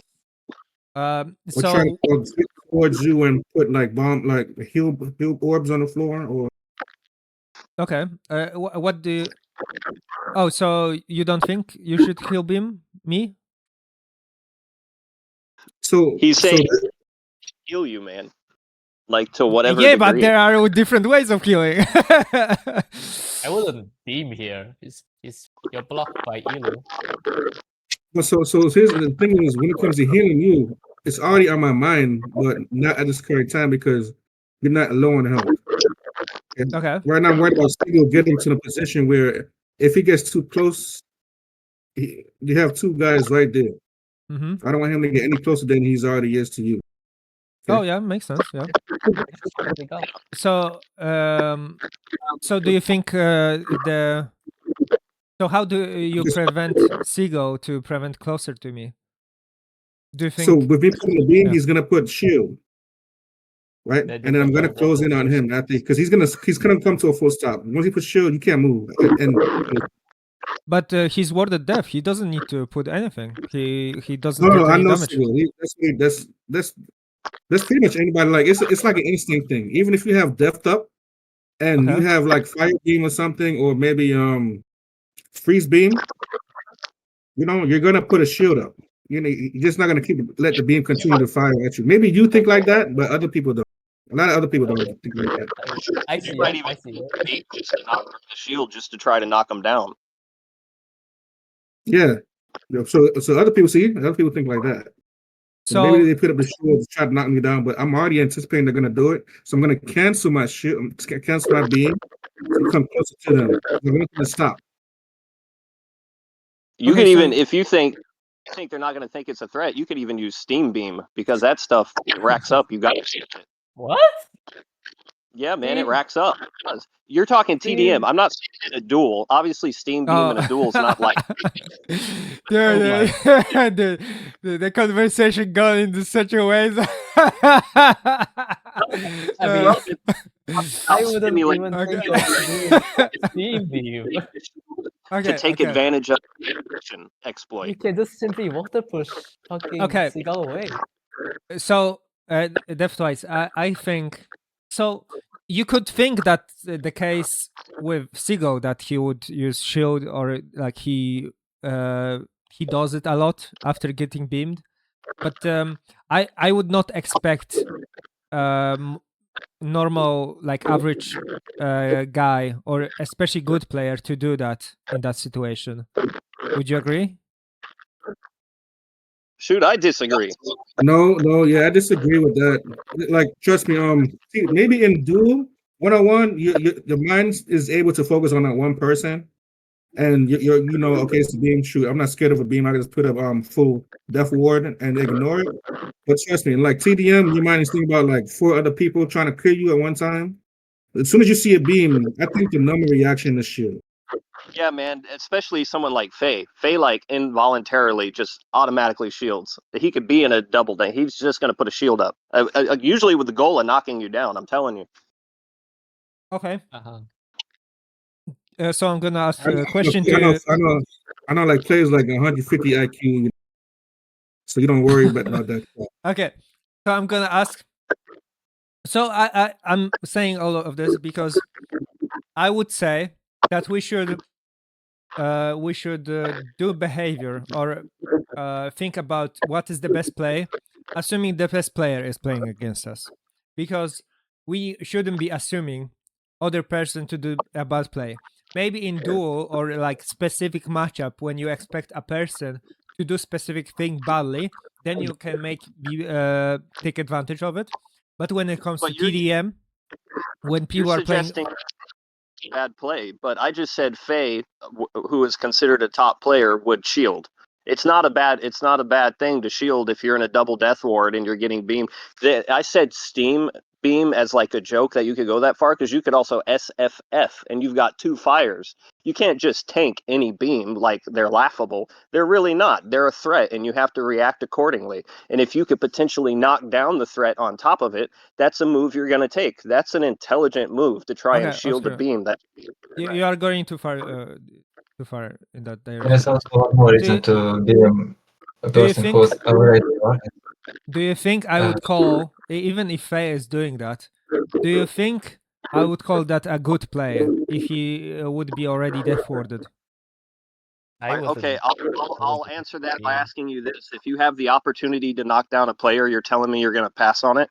Yes, in that situation, 10 out of 10 times. Agree to disagree then. Like, just think of what other better can I ask spells you you- can use here. What's up, Current? Just think of what other better spells you can use here if you want to Yeah. stop him. You can Knocking water push him. knocking people down is not end all be all.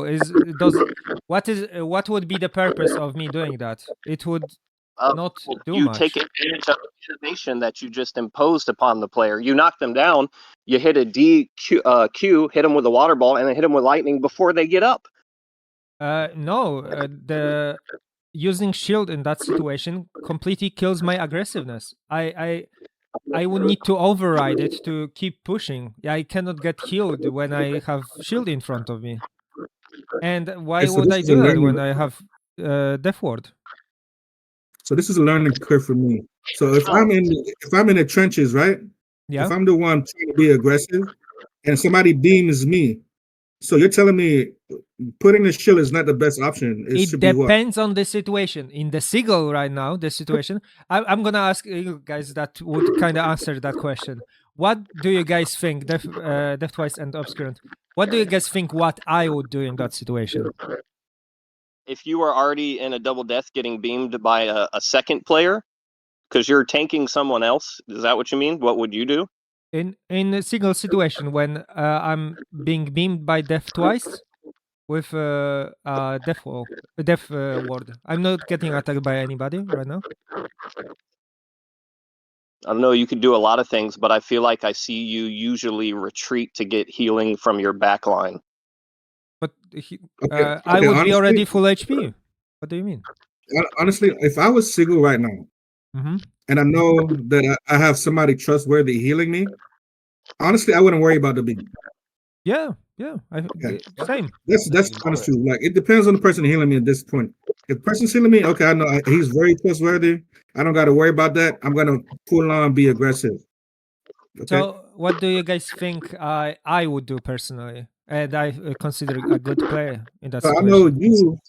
I know you play. You go ahead and approach. You would approach. Okay, Sigil. If he was your mindset, he would be approaching you right now. Okay. What do you think, don't- Obscurant? I don't know what you would do, Play. I would knock the guy down. I'm in a 2v1, and I have an opportunity to disable one of the other people. I'm gonna knock him down. Why don't you tell us what you would do? But have you heard the Death Twice? What he said? Oh, he actually wants you to use shield. He wants you. Yeah, no, I know. But the point is to knock him down. So that's that cat and mouse game that we play all the time with Shield. That's the point. And depending on the situation, you can win. The goal is to knock him down and him not cancel his beam in time. I'm going to take that opportunity because, like you just said, I'm at full health. I may as well throw it up. And even if it doesn't knock him down, he can no longer harass me with sprays and beams. I've disabled him from that. Could you say again the last thing about sprays and beams? Could you I've repeat said that? I've disabled him harassing me with them. Like he can no longer antagonize sprays and beams because even if I didn't knock him down, I've stopped him. But don't you want to be the one harassing him with sprays and beams at this moment? You said Sigil was your target. You said he was off beaming you. So if Sigil's your target, no, you disable the other person attacking you. Wait, I'm getting confused. Yeah, same. You are talking about from Sigil perspective, like pushing as Sigil. You said Sigil was your opponent, your target, your focus, who you're attacking, and Death Twice is off on the side beaming you. So you throw up a shield to disable Death Twice and continue attacking Sigil. I'm talking if I were Sigil. If Okay, I so were let me see here. Okay, so so this is what he's saying. So he's saying that because if Sigil in this situation was to put up the shield, he has to stop his aggression towards play right now, right? So No, not necessarily. That beam is off to the side. Are y'all talking a direct or a directional shield? So he's saying because so when you put up a shield, you have to stop. Yeah, stop. Right? Okay. It's an animation. That's the whole thing. So putting up the shield is an aggression killer. That's the whole point I think that player is trying to make. Yeah. I wouldn't make that risk though. He's saying the shield is the aggression killer, and right now, before the shield, before the beam was sent from me, the Sigil, I think Sigil's intention was to harm play. Right? So if he puts up the shield, aggression killer, I think is one, he has to stop. Two, it is my intention to cancel my beam and get closer, right? Then that automatically gets stopped right there. The aggression killer is successful, and that's what I wanted from my standpoint there, right? So if instead of him putting up the shield, like what player is saying, the better option would probably be to trust the healer, trust the ward, the full death ward, and move towards causing damage to play right now. But you could do all of that at the same time by throwing up a shield and then casting lightning at play. You would knock down the other guy and attack play, and play could not attack through your shield back. Like you could put up a shield to block both sprays coming at you from two people and then lightning play, while hopefully the hope is the guy who's beaming you Death Twice gets knocked down. In 2 moves, throw up a shield, lightning play. And if your healer is far enough away from you, you can make it an AoE cold lightning to dispel the fire that Death Twice just put on you. What? That's a good point. So I want to ask again, what do you think I would do in that situation if I were Seagull with, and the person would be beaming me obscurant? Let me see. Let me think what you would do. I think you're pretty close to yourself, Play, and you're in a double death ward. I think you might go for mines or something. Death mines. But your Okay. friend is there. That will harm his other teammate. It's Right. so fascinating talking to you guys Your about friend this. is there. I wouldn't. Okay, it's There, very. y'all. What's up? Hey, I'm on my phone and I need to clean my phone screen, so my apologies. I didn't see illusory there. I don't know what you would do, Play. Tell us. Quit asking. Obscurant, you can chill. I'm not like talking about it like as an enemy. I'm trying to like explain my point of view, right? Go ahead. You're asking me to tell you what your point of view is. We don't know. Tell us. Yeah, I'm mostly poking it so you can go through the process yourself and think about possible answer. So I'm not just telling you the answers and just not really sticking with anybody. So in that situation, if I was Sigil, right, I'm warded, so I'm not worried about any damage really.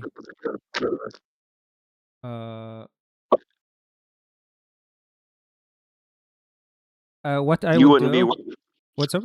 SFF. You wouldn't be worried if that was an SFF beam. No. Are you wouldn't. saying that you got healing No. on your back? And you know what I could have done? I would go forward and water push the guy. Yeah. Just- I mean, it Your goal was to continue putting pressure on Play. That's not. I yeah, mean, a that shield. is like super pressure. I'm in such a good position here. I'm getting away the guy that is trying to be aggressive on me and stop me. And then the only person that can save him is Shadows. He's so close. What's up, Obscurant? I said a shield cost way less attacks per minute than you would going into the animation of a spray and locking in with him while Illusory and Play go at each other's throats or whatever. So can you tell me? Let's say I use shield, right? What I can do right now to secure the kill on Play? Push him. Push Not him? much. I'm pushing both him, of my push him, allies, and Push him, I you have could- shield. I You mean, the could best thing I shield can see is Death just too Twice cold. and still I use think. beam This yourself. is why you need a bow. This is exactly why you need a damn bow. What did you say, Dev? Guys? I guess from long distance, because I think any damage you will cause to Play right now on the screen, on the video, from close range will cause damage to Elu, Yeah. which is your partner. So I guess the only Except option is to use a beam. You can only Yeah. use a beam or rock. which Play is going to probably try to shield Shield what? the beam. If Sigil Yeah, but started beaming you, But if he I'm shielded. Seagull, I'm already shielded. Like I cannot really beam anybody. You But can put up a if directional and just play with that micro movement. You'll get around your own directional shield, no problem. Yeah, but the thing is, I wouldn't need to do any micro-directional movement with if I didn't put a shield in the first place. You could put a shield up and take like a half a step forward and start beaming through it yourself. That's I wouldn't take that risk. So like be I wouldn't here. take that. It's how the Yeah, game I works. wouldn't, cause it's like look at Play and Elu, they're like fucking kissing and on top of each other. Okay, I wouldn't CB, what would you do, CB? I don't Oh know well, how. Okay, so from here, because you need to play. if I want to like help damage, but I don't want to kill my friend at the same time, I would do like something small, like maybe triple cold or triple lightning, because it doesn't do as much damage. But I wouldn't like try to do damage here. I would try to like save, like try to get a better position, like maybe Play here. He would do a water push, but instead of water push, I would maybe just like walk Okay, but in between. current Dang, it's crazy how everybody's different. how to do damage. It's Because I know Swag. it's hard to tell what you are saying obscurant many times, like your mic sometimes. I said the just goal repeat. was to find out how to damage play, and Current's answer is I wouldn't try to damage him. I would do something like I would RRR. try to, yeah, if I want to damage, I would do like RR triple A. But if I was in this situation, my next move would be try to secure the like position. I would go forward and then maybe stop D2, try to like cut off D2 and mental health from behind. So we're playing 4v2 and we can play from there and then somehow win or something. I would like go behind them and then play 4v2. Yeah. Does that make sense? I just hop behind play and then in the middle of the fucking oh my god. Okay, Above so that twice, above in my that opinion, quite a bit. I would in, just hop in there. my opinion, obscurant, I gotta agree with Play. The best avenue approach was to put him to water push me and create a better position for his team. That is the best. That is the best option. I see Water Push doing is locking you two into animation while Illusory hopefully takes advantage of his health advantage. I mean, I in that moment, I just want the situation to develop, right? I just cannot, I cannot Yeah. really damage play. So pushing forward and water pushing enemies just gives me more space and more space for my allies to do stuff, to play. Do you personally like don't like my idea of Scurrant? And if so, why is that? No, it just seems Water Push feels like you're calling a timeout and it's saying both of us have to pause and just whatever. Now, yes, positioning does come into play, but then you could also make the argument that D2 shouldn't be beaming you, he should be water pushing you. Then the whole match devolves into a water push. Yeah, it's like, hey, let's yeah, just more put people should be water pushing themselves. Yeah, I agree. You know what? I think water pushing should occur more often because lately it seems that the first thing people try to do is get behind you. Yeah. Especially with Swag. He's so damn good at it, it's crazy. Yeah, we all just water push him if you can't hit him. Obscurant, something is happening with your mic. It's very silent right now. Oh my, what? It's Mike. Too much is too bad. Mike from wish.com. We did not catch any of that. Yeah. The You're fucking still kids got to it. quiet. Everything okay? Did it drop on the floor? Yeah, so I don't know. I'm on a cell phone, so it's probably just acting weird. Yeah. It seems like you are farther away from the mic, kind of. How's this? Oh, can you do 1, 2, 3, 4? 1, 2, 3, 4.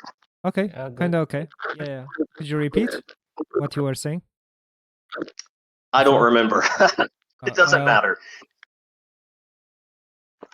But yeah, so it seems like you are kind of just don't want water pushes to be the common thing, but I would say that water pushes are actually like the best tool. Etiquette. Sorry. What's the etiquette? Yeah, sorry. No, I remembered. It's the etiquette. Like it's like we could water push all day. It's gonna be like, come on, that's it's gonna be so fucking what So the fuck. I would TDM. say in this stage of the game, we are already past the point of like people knowing that, like, able to handle themselves when that happens. And also it's team game, and nobody should really be able to waterlock somebody in the wall. They should be prevented. So I personally don't think there is any like ethics when it comes to water pushing somebody into the wall. Maybe if they are the last person left out or something. but beside it, like it's one of the best tools. Yeah. Well, for me, I don't use it a lot because back in the day when I did, everybody was like, crying about it. So it's like a habit for me to not use it, which kind of sucks because now everybody's like, use it. No, do it. I'm really. Don't Maybe do it. only the Andy will be even Andy. I don't know if you guys realize, but I'm water pushing so many fucking people. Nobody complains at all. I feel like you do it appropriately. I don't think Yeah, you. you don't. No, I'm using it a lot. You guys don't realize You because cannot I'm compare doing it yourself for to Andy. position. You're not using it like Andy though. I can confirm that whenever I play against Play, I get rage baited. He water push me like 3 times in a row, and I keep spamming Yeah. Q on him. Then I die because I got mad. He keeps pushing me. Fucking water. Yeah, when it comes to my God. frontline people, I because I'm like, okay, I'm focusing on the other person and the person that is close to me. I'm just water pushing them into oblivion, so they are not a threat to me, and that's how it should be. And your ally should also react to it and know what's happening, right? In the clips that I showed, already many water pushes were coming from me, and very obvious one too. I usually can tell when I want to push for position even before that happens. And yeah, even person like Unkinked Andy is not getting mad at me for water pushing me. The only I mean he's not water locking me into the wall. He's just usually like water pushes me away in normal game setting, which is completely legit, and I completely don't blame anybody. More people Wait, should be using Andy water push. does Andy always water locks? What do you mean? Not into the I mean, wall. not all of his. Not all. No. Of Yes, his into the pushes are wall! auto-lock. Maybe you because he Not- hates you, but Not all not of his me, pushes not normal are people. Andy does a lot of crazy stuff with water locks. Trust me. Especially if he can't kill you, he will water lock you in a heartbeat. I Yeah, he hates me completely. too. I mean, whenever I play against Andy, there's no sportsmanship. He water locks Oh. me into a wall, and some other teammate beams me to death instead of stopping that bullshit. Unlucky. Andy Uh, freaking teleports in duels. Yeah, it's kind of when it comes to water in TDMs, there are many people like Andy that is using it not really because it's good thing to use. It's because in spite of somebody, right? Just to piss you off because he's pissed off. But if you use it as a tool, and not to be like insulting or anything, because Andy is like that. He like spams water push, but you can get good and be very like. I never have a problem with Andy because I can easily predict when he's gonna do water push because he's so obvious with it, right? Yeah, I kind of agree with that. Yeah, so I never think, oh my god, that Andy guy, because I always wear water ward when he's trying to do it. So yeah, yeah, water push is awesome, and I encourage strongly everybody to use it, especially for pushing position. It's literally one single best. I even told it to Rick recently. Water push is the single best tool for positioning.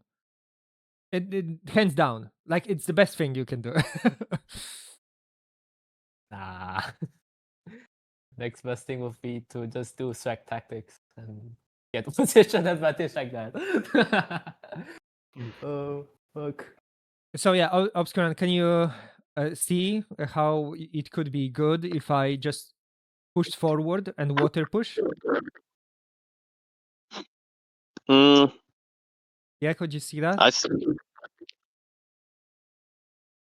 Yeah, I see you pushing him back. Because I think I feel like a second step after, with how everyone else is you could maybe get behind Illusory and push him into your team area as like a second push. So the thing is, I don't need to get behind Ilu. Play. What's up? I meant play, not Illusory. Oh, still the same. Elo is in the position of being behind play, right? He can keep Yeah, he kind pushing. of is. I need to right now. I don't know what the fuck is going to happen. I need to figure out what the fuck play is gonna do.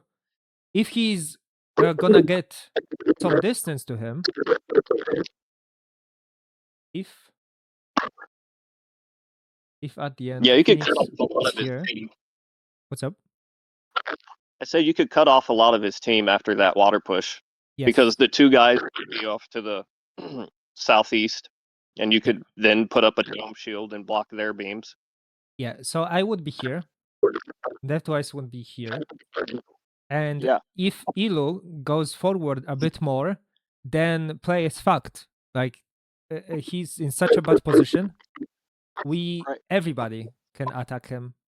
Rados can help him, but then we still have even if 2 people, we still could have 4 people surround 2 people and fuck them over. They would have no heal beams to use at all. Nobody. It's also hard for Rados to help because he's in your SFS range too. It's so awkward Yeah. to help each other. In those situations, so let's say Elo is here, or even Faye is here, right? Assuming Rados would stay in the same position, Yeah, you guys have mines, to, like, few mines, yeah. in those positions are super good, because most people in those positions use heal mines to keep themselves alive, right? So you would like be putting stuff, and if Faye came in and started putting death mines, and even like both double rape, then it's fucked. Like they gonna die. Then one person could do lightning here, one person could do lightning here, and they are dead. Who left? No idea. I don't know. Raiders? No, he left before. Oh, I think Ryer. Oh, he wrote, "I will be leaving for now. I will just become a strategist mastermind." I've just become. He's gonna water push more. He already does that. He's gonna spam water push. This is really, really valuable. Yeah, it won't really amount to anything if you guys don't start putting in the thought in the game, because no matter how much you can think outside of the game, if you go autopilot in the game, it won't result to anything. Maybe we'll get more people. Now we got like 7. Maybe if we get at least 8 people, then we can start doing like flash freeze TDMs. What I mean by that is we can do 4v4, but it requires one thing. When I say stop and I'm spectating, then everybody freezes and does nothing. It's fucking like drama class. Yeah. Yeah, but it requires everybody to like do it instantly. Like stop. Don't do charge additional 2 rocks on a person that is not doing anything. Like Shiro does. Stop. Burning, Someone gets blasted might be by dying. 4 rocks. What do you mean, like Shiro does? You do. It's literally nobody playing, and you're like, "Oh, I'm killing him, guys! I'm killing him!" No, wait. Nobel. When my enemy stops, when did I ever kill a person that is They literally AFK? do nothing, and you're like, "Oh, that's the first. No, that is not me. That is not true. That is not true. That is not true. That is not true. You're losing this fight. Okay. Oh, okay, so I think we got past that one. Whew. So okay, we can reanalyze what is happening. So Rados is in kind of the only person that can help me. I would probably put mines. Mental health is kind of not able to do much situation. You would need to. There. Yeah. What's up? Because Elo's there, right? So yes, because we are so on each other, so he But cannot nobody water can push kind of or help damage. Elo too. What's up? But nobody can kind of help Ilu too. This positioning here, I think Yes. nobody has the advantage. Yeah, it's kind of position-wise. stalemate It's the to same. It's the same. everybody, Except, but I'm losing HP. because Yeah, HP. except because HP. So I'm the person that needs help, and Yeah, you're not gonna get even the team on the right is losing twice because of my HP and because of positioning, right? Yes. Uh, Correct, yeah. So mental health, no matter what is happening here, should be closer. Depth-wise, it is kind of in good position. Oh, I don't think I finished about this one. Oh no. About depth-wise, so what he can do, right? So push. yeah. Yeah. How did you know? Yeah, if he doesn't like water push, I would just steam, fire spray, whatever, just hit cigar or something. If he doesn't like that. Yes, but I would first try water push, then follow up Water with something else. But first, you want to basically go back to neutral. So mental health cannot do that much because of his positioning. Rados can use the heal mines and help me, and because of his angle, Rados' angle, if Ilu goes a bit more to the front, he can actually try to water push. This is like the only water push from everybody else that is actually good to use to get off Ilu, because I think he will get an angle to do that. I think mental can kind of do it too if the situation develops. Yeah, but probably. I think it's better mental does it, not Rados. Yes. But I think it's much smaller chance for Ilu to get here instead of here, right? Most people go like directly behind. So I would not count. It's not even good for him because he has Sigal here. The best position would be like here, right? So mental health won't really, assuming people would positioning how they usually do and what's beneficial. We have to like play the clip. Yeah. Play the clip. And depth-wise can just come forward. So shield again, like somebody can use it, but also enemy has very good, easy counter of just pushing forward and water pushing depth-wise. And if that would happen, that would put everybody in very bad position. Always when you are pushing forward, you need to be careful of them. They can just water push you away and completely destroy your position. Some water pushes are like not doing much, but doing so much when it comes to positioning. And this is one of those, just because I'm already behind them. So yeah, I would water push him, and then maybe get a little closer to do mines. There are some counters that Seiko could do if water pushed. He could use shield. If he would use shield, you could still push forward and just do wall to wall push him, and then put mines. You cannot do much unless those two people are gonna be separated. So you don't want to get too close. Just put mines, because you are just, even if play wouldn't be healed, he probably would get at least from one mine, and it would at least keep you healthy and stuff. It's kind of like rescue mission that can turn very well, because what can be accomplished after water pushing, you can completely flip the situation 180. So there are many situations like that. If you water push him, if Ilu goes forward, I stay here, then we are actually in the best winning position. We can actually fuck Ilu. Rados could heal me. Depth-wise can heal me with at least mines. and everybody can start attacking Ilo. Right? It's again the flipperoo, and it's so interesting because all of this like surrounding and counter surrounding is very dependent on depth-wise. Just this one person, right? You would think, oh, it's just one person and it's not big of a deal and they are pushing, right? But it completely flips the situation. So yeah, you don't need to really be aggressive on here.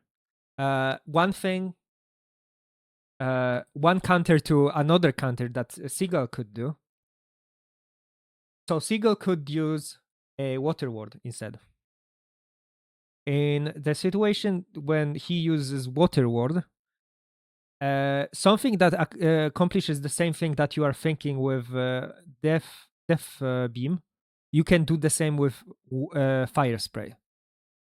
And you'll be like, oh, why fire spray? It deals much less damage. But it does so much more. So, not only it completely negates the offensive, the negative for you, so you get knocked down. It still forces them to shield, right? So being defensive, so they would need to be defensive. They cannot keep being aggressive. At least they need to stop at some time, unless they have like really good beam. But in this example, I guess mental health could also heal beam you if you could think about the best play from both teams. But yeah, basically it chunks them down during all of this push, and most people don't even think about being fire sprayed. So he would probably, many people don't even realize that they lost like 30% of their health in like 2 seconds because they kept pushing, and they don't even switch wards, and they pretty much always need to go back to defense again.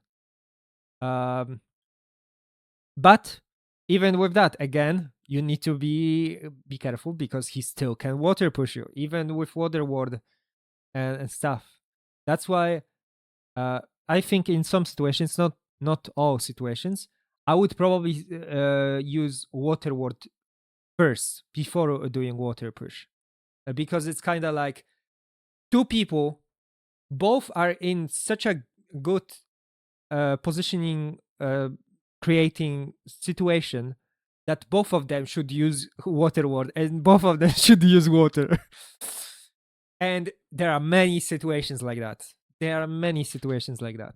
And we can see that it works both or when you are in offense and defense, because play needs help, so we need to help him out. If play needs help to finish Phoenix off, then you also needs to push him. It's so universal and puts the whole team in such a better position. Yeah, it's like so good in so many different scenarios. That's why against like better players, when they both people are using water wards, it ends up in two people being like close range, using water wall pushes against each other, and kind of creating a second front line, and then maybe using rock ward and stuff. But then again, you don't want to be like super close to get damaged by illusionary, but then you're creating like double front line. But it's kind of what happens, right? Because the other person is holding ground.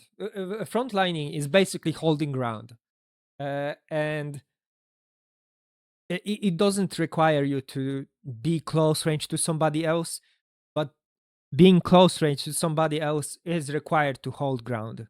So it's like more of a side product than like what you are trying to accomplish.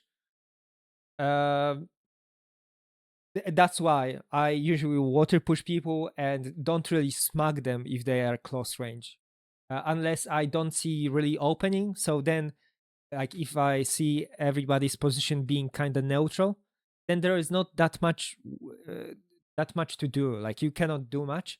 But in those situations like stalemate, that is when you kind of ignore him. If he uses like rock ward, if he is quite passive with shield and uses mines or something, then you can keep your distance. You can keep your distance. If there is something, nothing to fight for, like play wouldn't be here, right? Now because he's there, you need to assert your dominance and piss on him. But beside that, you can keep your distance, and many people still are not doing that. That is very good. Attack the backline. Backlines are not getting healed. They are at the backline.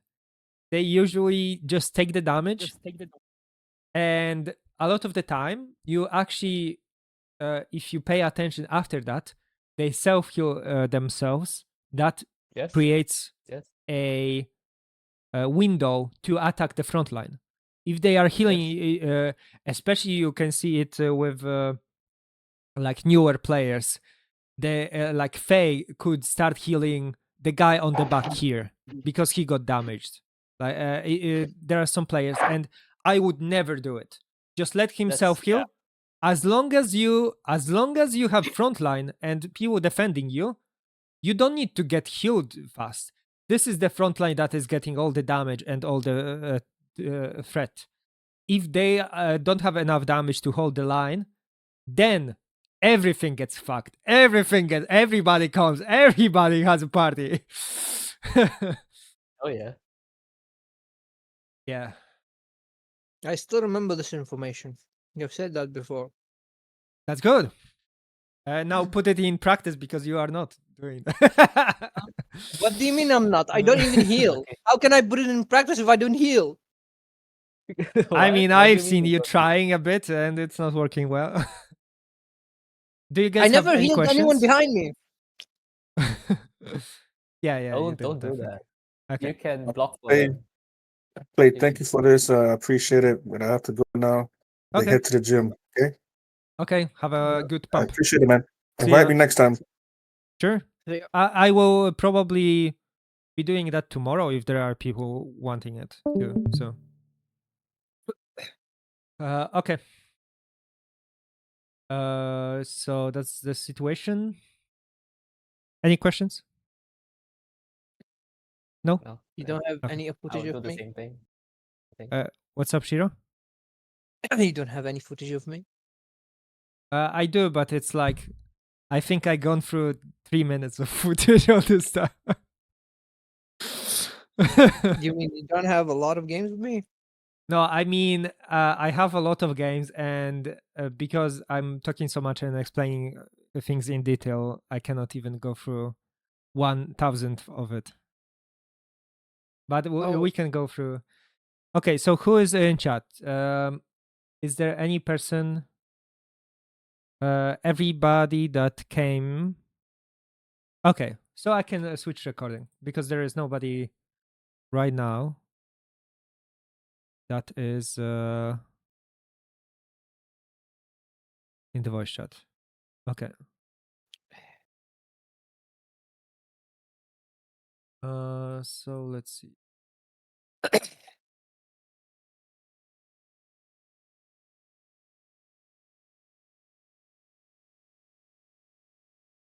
Oh, I just looked at the recording of the recording. The current recording. Okay, so do we have people? We have Faye. We have Obscurant here. So I think there should be recording with Shiro, Fanta, and Artem. There should be. So. Rick.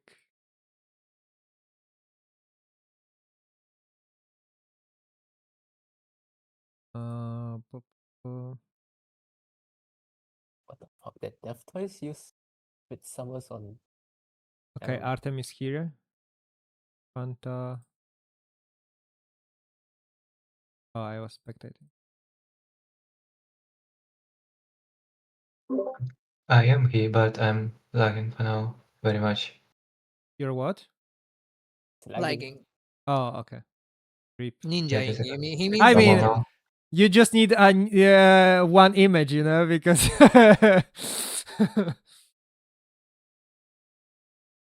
Okay, so it's. Shiro, why are you not playing the fucking game? I cannot find any games with you. For me, you're the one who's not playing. Oh, because you are just dueling all the time. What do you mean? You just duel. You don't play the TDMs. I duel because there's nobody playing. Nice one.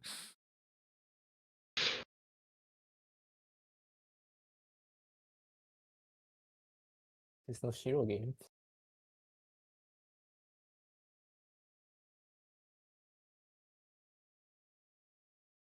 Oh, I see Shiro. I see Obscurant. Oh. What about Nope, that's good. Artem? That's a new Fanta. one. That's Fanta. Okay, we have 3. We have 3 here. Okay.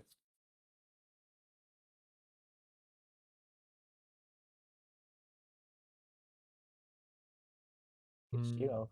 Look at him go. Blue lines, fire.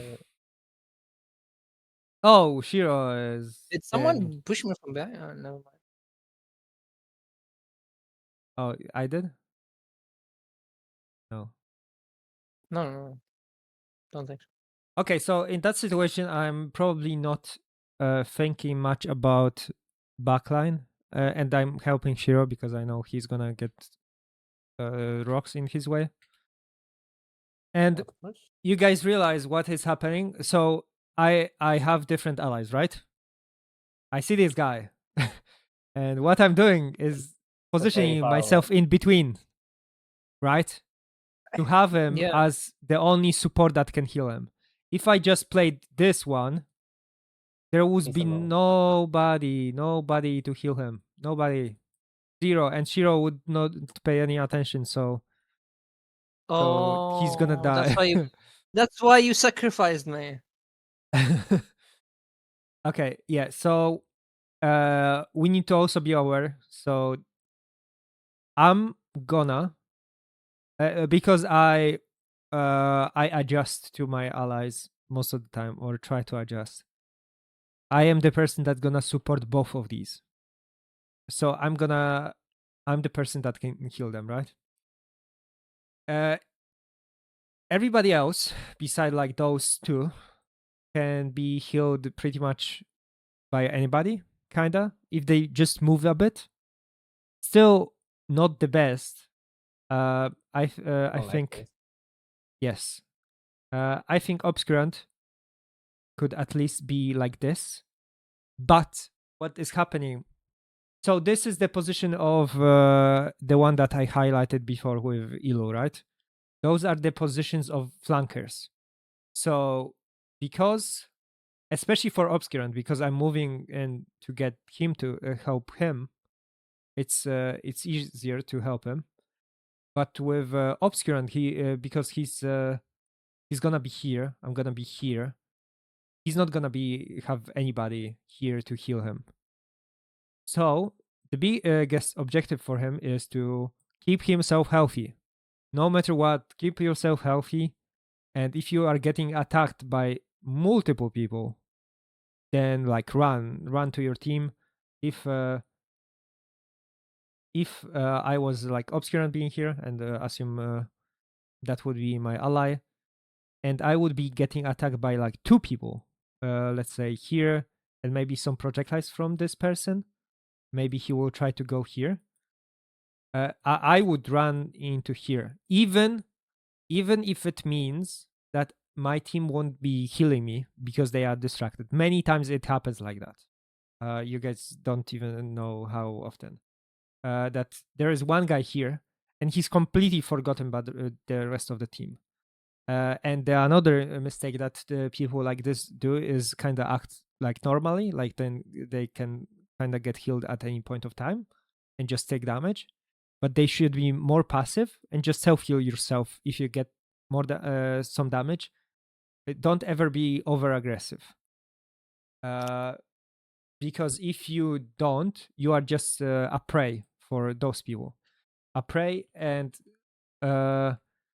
you can walk back, and if you have still those people, like here, let's say 3 people, then you are, despite them kind of being blind and not seeing you, you will get healed after like 10 seconds. And in this time, you want to just heal yourself and defend the most threatening attacks against you and self heal. You don't want to like run somewhere else because you are. This is the best position you can get. If you run away, like even more because nobody's healing you, right? And they are coming from this side. So the most obvious, the farthest away, like run is there. God of fucking But mines. but if you are here, this is the separation from all your team. And if you have just one guy, you won't get help. It's impossible. But if you stay here and make sure you don't get like lightninged, and use mines when maybe walking back with Rockward because of rocks, the biggest threats, right?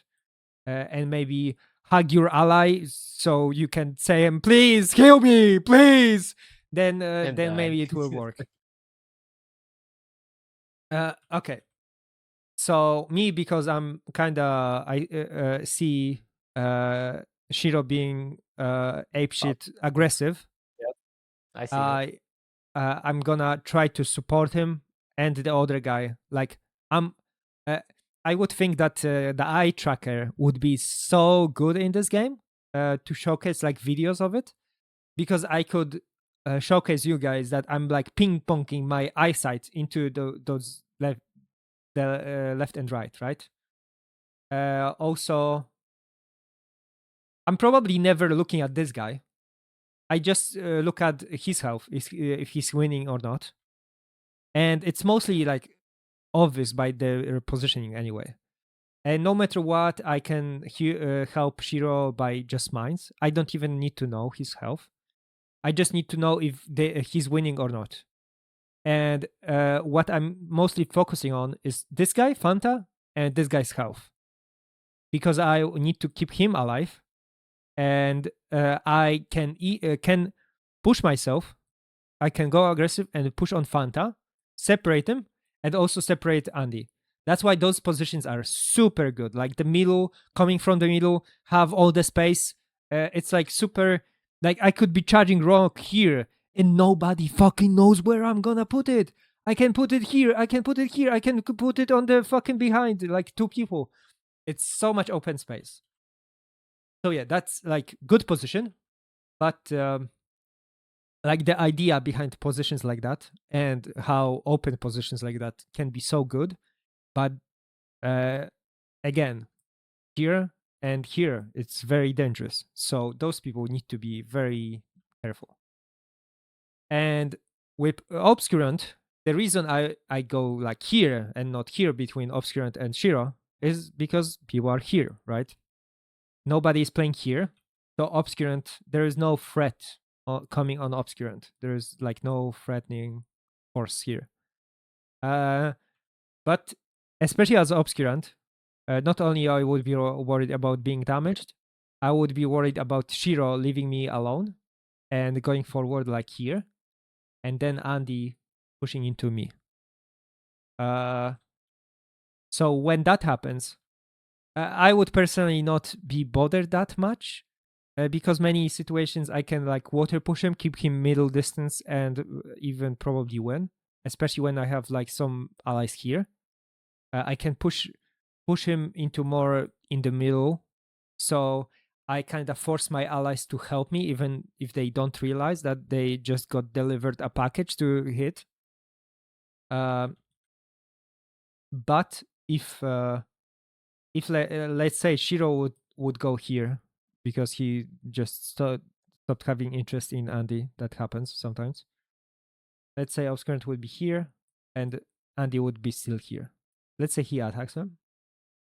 I would be here, and instead of going there, you Run to your team. going Yeah. around. What's up? Yeah, run to your team. Correct. Yeah. Yeah, Agree. because that is just separating you so hard. Like this is the separation that you need to prevent before it happens. A lot of people Because run to their spawns. It's like yes. Basically just backwards. If Andy like realized that and pushes a bit here, then he's like literally in between the allies, right? Yeah. So here is Shiro, here is and here would be obscurant. So just especially when you are full HP, that is the moment when you should reposition. That is the moment before you lose anything, so it cannot become threatening. Because in those situations like that, when Andy would go here, there could be a person here pushing again, and Shiro could be like getting damaged by those two guys, and it results in Shiro not having HP, and then those two guys attacking Obscurant and separating him even more to the right side. And that is like the separation here is insanely strong. If just that one person, they could literally just throw one projectile, one fire fully charged projectile or rock, and run in really quick without any words. Just run in, and he could die and be surrounded even if he just keeps pushing. Maybe using some steam when moving forward, and that's it. Like you can get kill from that. Okay. So now we know all the positioning, and we can now see what it will lead into. No.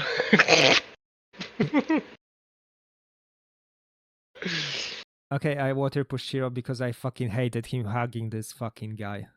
Just being gay on the fucking work. What the fuck?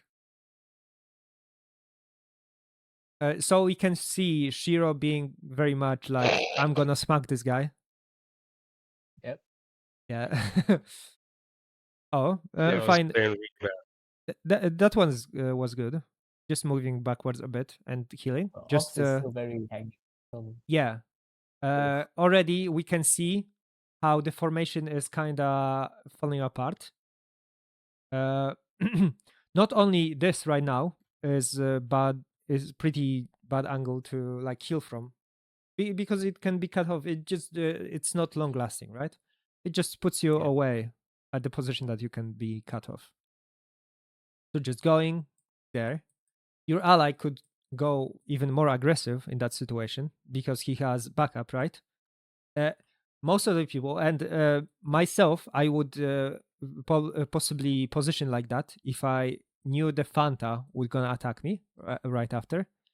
But if I would have Obscurant here, I would be less afraid. I don't need to. I can hold position because I have ally that can help me out, right? That's all relative.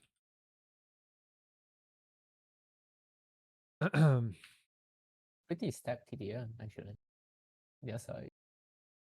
Oh, what's it? Their side is very strong. Balance one. Do you win Okay. this? So I'm water pushing just to create something, right?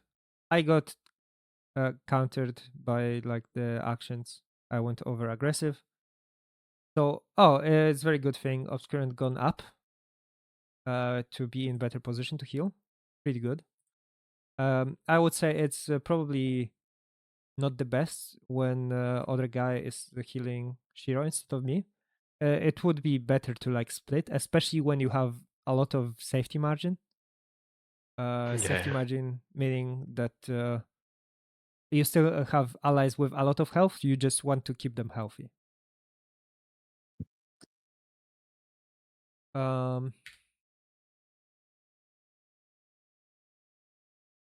This is something I wish more people did. When they do something like mines, that they kind of realize are a mistake, they can just walk back. They don't need to like ward it fully, like full death, like override them. It even kind of functions as a detergent, right? It has him away. And look at the positioning. I'm still moving into my teammates, so as long as I have caution between me and Fanta, I'm completely fine. I can even take some more damage. Okay, Fanta is being aggressive. Shiro, how did you let him get pushed? Self-cast. Okay. So Shiro is in great position here because he could be damaging 2 people with self-cast lightning or mines or anything AoE. I'm more on a position of just holding ground at the moment and maybe pushing into other people that I could separate. But I think lost a it's trade. What's up? Yeah. I think Shiro's position is only good if Ops is more like helping, because it's still 2v1. Maybe 3v1 because Neon's back No, there. it's 2v1, but I have Suyu behind me. He's healing. Yeah, but look, like, because like the fucking your supports are helping one guy, plays like he just got fucked so hard. Never mind. Just play the clip. What you are trying to say, that Shiro is not in best position? Like his position is good, but his teammates just weren't ready yet. And then like effectively he's still like playing 3 versus 2. Cause like huh? So in that scenario, I think it's completely fine. I would just change the fact that the Russian guy would kill me instead of Shiro, and if they, if it was done a bit faster, like Obscurant healing Shiro and me being healed, then it would be more effective. But the positioning itself is very fine. Even right now, you can basically like fix it by healing because you have that space cushion. Yeah, you can still fix it, but Shiro could be in trouble if he was lower HP, but he's still same or higher HP than enemies. So even if enemies would get aggressive, he can punish them easily. So I would say this is good. Okay, I did mistake. So Obscurant, can you walk me through the idea you have in mind what to do in this situation? I can't remember what I was thinking. Your mic is doing stuff again. No, I don't remember what I was thinking back then. maybe play the whole clip. Yeah, but what do you think would probably be your thoughts about that situation, the thought process at the moment? Like what I did or why I did it, or what I should do. No, what you did and what is the thought process of doing this?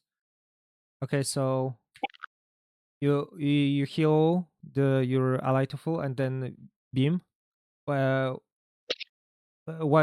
did you think of doing that? Probably just a sure. What's up? I said probably just applying pressure to the enemy team since the person I'm healing is at full health.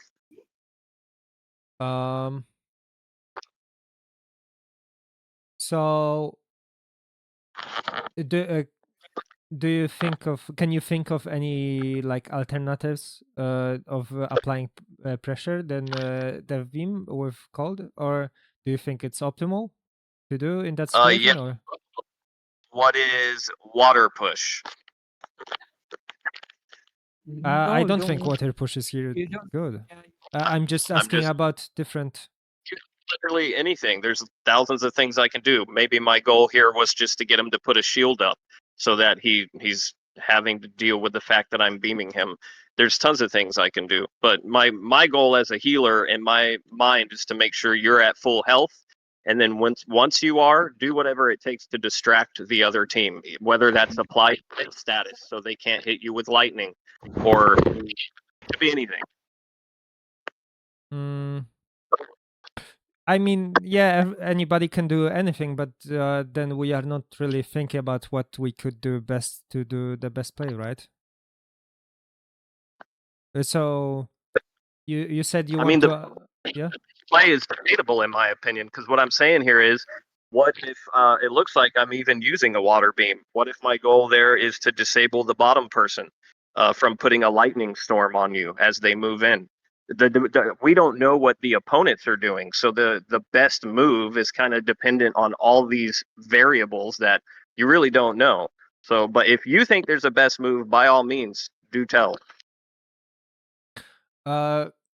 So similar to the situation before, right?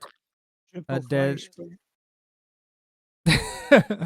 Yeah, you guys kind of like, oh, I said fire spray before. Fire spray, fire spray. You said fire spray. Fire spray. Oh, what, he said water before. Water. I still think this is like waiting room. Not yet. Waiting room? Yeah. What do you mean waiting room? I don't see the. Not much is happening, basically. Yeah. Yeah, because you're like recovering right now, so not much. So yes and no. I actually think that Obscurant is in a very good position to create a situation. The beam is good, but I don't see anything further than that. So is that steam or wet beam? It's I don't wet. know. It's Oh, wet wet. beam. Is it? I think it is wet beam. I'm sure that's wet beam.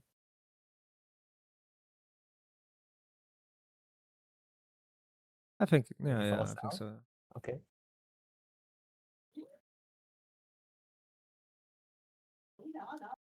Okay. So, alternative that so I would not use the water beam in here. Pretty much like similar reasons as before. It's just beam is super inconsistent. That's why you can pretty much see most top players are barely using dev beams. You see a lot of players, new players, the newest players using dev beam a lot because they don't really feel any other way they can be impactful, because if dev beam it will be ignored, they can like instantly kill a person, right? So I feel like many players, newer players, are using dev beams a lot because they don't know any other way of You understand?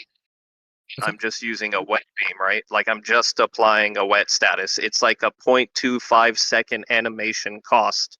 Now I do see that he's receiving a fire beam, but like in the moment I probably didn't recognize that. I'm not trying to like SSS the guy and take down his health.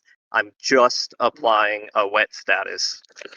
Yeah, but like I mean, it seems like you are very uncooperative to go through it, but I would ask you what something else could have been done, maybe accomplishing the same or even more things, right? And not have inherent risk of probably getting knocked down by the beam. I mean, like earlier you were saying knockdown is not a risk, so I don't know. Knockdown is not a risk? Yeah, back when we were debating throwing up a shield to knock down D2, you said that wouldn't work.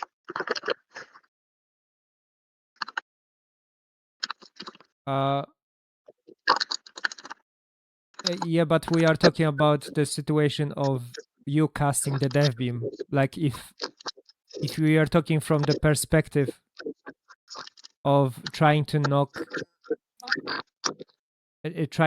get knocked down when doing pressure, I would say the same beam about death twice situation. Like I would not use dev beam there because I wouldn't like to get knocked down there. It also applies. And I also mentioned other alternatives that I feel accomplish more goals than doing dev beam. But you're acting like the alternatives are something that need to be performed as though I'm putting a beam on somebody and I'm holding that beam. I'm not. I'm applying wet set. I could still perform your alternative suggestions too. Like, what are they? Because I bet a 0.25 millisecond beam to apply a wet status isn't going to prevent me from making those moves too. I'm just trying to wet the guy. Okay, but okay.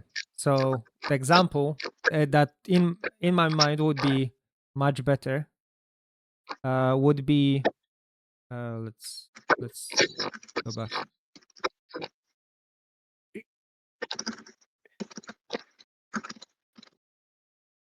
Okay, heal. And here, when this happens, right? So your next move is trying to wet Andy right after that. I would say that being aggressive in here is a very good idea. Aggressive on Andy. You have some separation from Shiro, from him. What's up? Is it like a fire spray? I would do steam. I would go forward and use steam. But I would probably start moving, always thinking about the next move, right? And the position that you need to get for it. So I would start clicking. Distance, you would tell me I'm too close and need to back up, because I get told that all the time. Well, it's about keeping distance, right? It's about keeping the perfect distance. So a lot of people when they come in, they like don't stop. But what I'm talking about.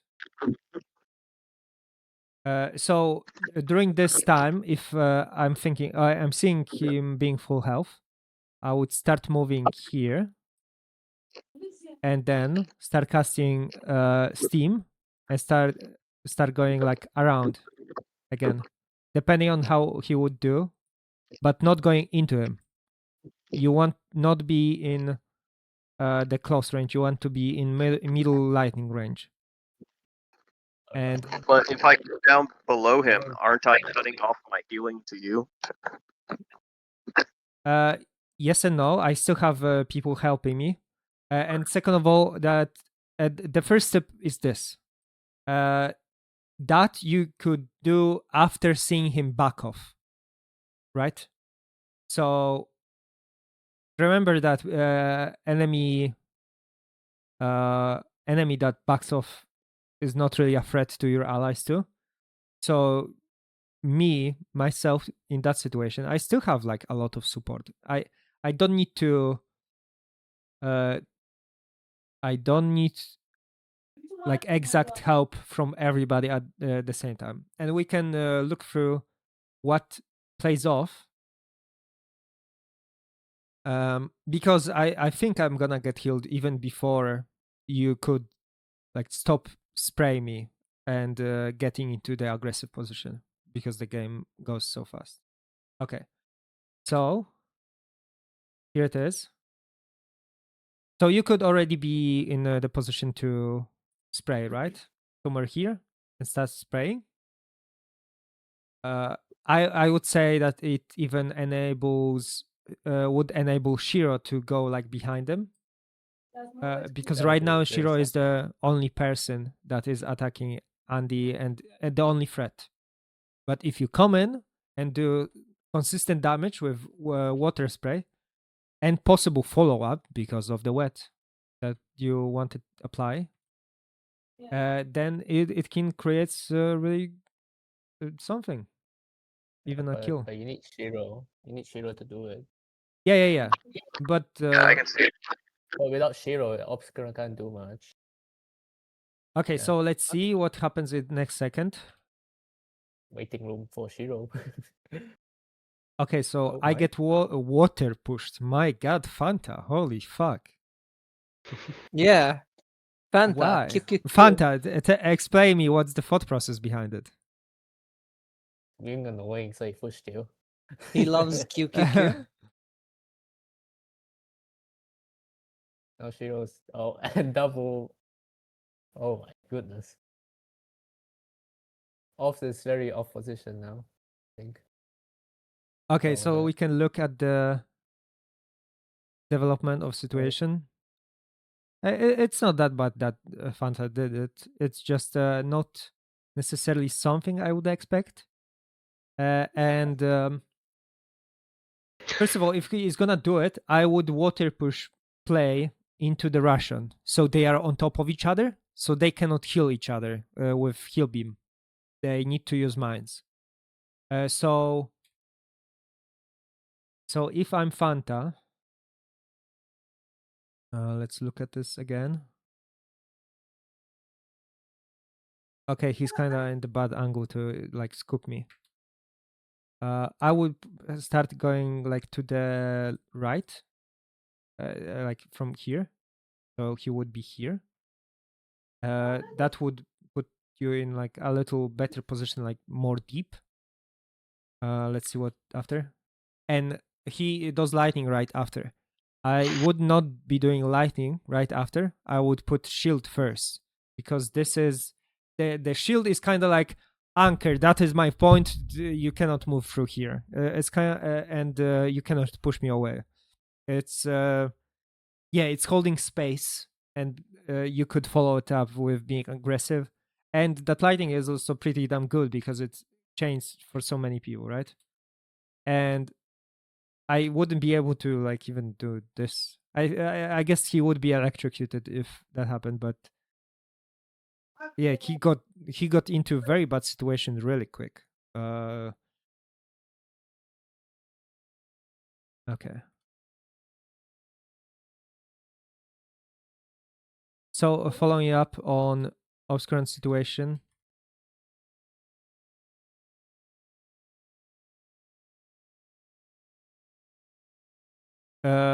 So you could be closer in here already. Yes, team. Then Shiro, my god, Shiro, what the fuck are you doing? What the fuck are those mines, bro? Shiro, tell me Don't what worry the about fuck were you thinking? Everybody deaf mine ward. he adjusted the mines and added I fire. thought they would change the word.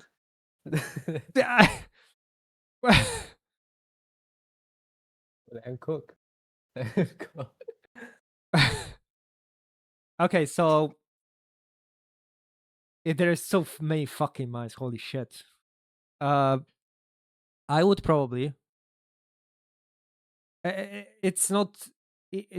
This situation doesn't have that. Like the best play, really. It has just like what to do. I would probably move. wall push. What's up? No, nothing happens here. Yeah, there is not much you can do just because of there's so much mines everywhere. So you cannot change to Rockward, especially when you put mines yourself. I would probably instead of putting mines, I would do wall push into Opticlubs. And not only that would like push him away, obviously. Then you could get more aggressive into Andy. Because Andy is the target that you want to follow because he got chunked. And Obscurant is, or not Obscurant, Opticlops is the person that you want to get rid of because he's just like annoying you and being there like a fly. Yeah. Yeah, so I would say wall push. Just Yeah, a you want, D, right? yeah, wall push and maybe then even water push if something would happen with that shield or you would override it or anything. Just like hold the position. Okay. But yeah, you see this, he was able to water push you because you did the whole combo. Fucking mines, changing to death ward, blowing up the mines, and now you are in situation when you cannot do anything. Them up at least. What? I blew them up at least. Wow. I sent the So message. They good. received it. They received the And message. and another thing is another opening that you could create that also is not really realized by people. So here, if you wall pushed Opticlops, right? If you pushed forward, let's see.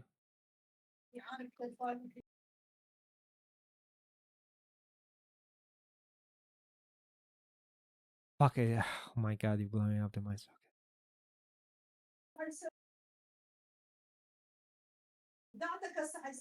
I want to push Okay. Opticops now.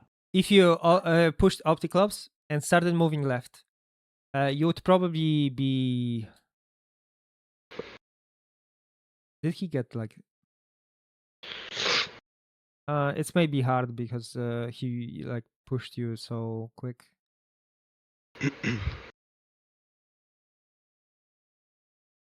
You would probably be on the left already, on the Opticop side, if you started wall pushing him and pushing into, like, pushing to the left a bit. Maybe even water push could be prevented by the wall a bit, and you could react with water ward. But you would probably be here. You would be like probably here, and Andy, maybe he would water push you, but that would mean would water push you into Fanta. And that would mean that Fanta is completely fucked. Oh no, the player broke. Oh, wait a second. What's recorded?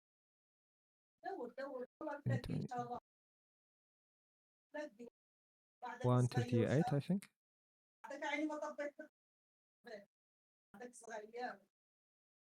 Oh, was this game? Yeah, this one. Oh no, it wasn't. It was the next one. It was still 0-0 score. Fuck! What the fuck?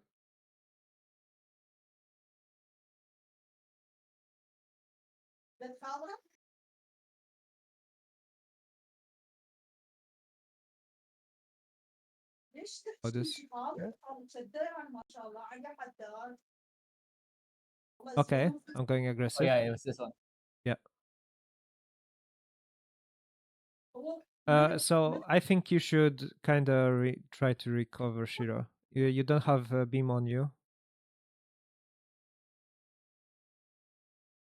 Obscurant, one of the position you have is like very good to be very annoying to enemies, and you are not using that position fully. So it's kind of suboptimal to heal your allies.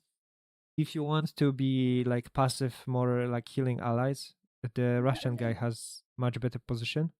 But even you could go like more up, and the Russian guy would probably move a little more to the left. Okay, so this was the scenario. Oh no, this was different scenario.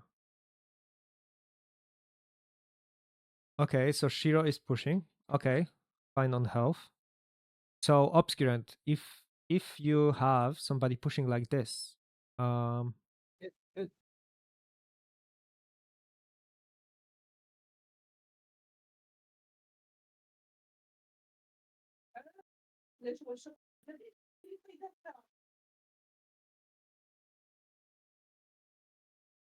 okay. Fuck, I missed the thing. Okay. So Shiro is pushing now. That is a window for you, Obscurant, to be aggressive on Andy. Andy is gonna get separated. So even right now, he's very good target for you to hit. You still would have access to heal anybody, pretty much. And you can just be here on the side, just steaming him with the mid range. But that is the very important part. If you see him starting attack you, he will probably focus on Shiro. But Andy sometimes is a person that switches targets and gets into them. So if that happens, you need to just start walking back. start walking back through and spraying and throwing projectiles.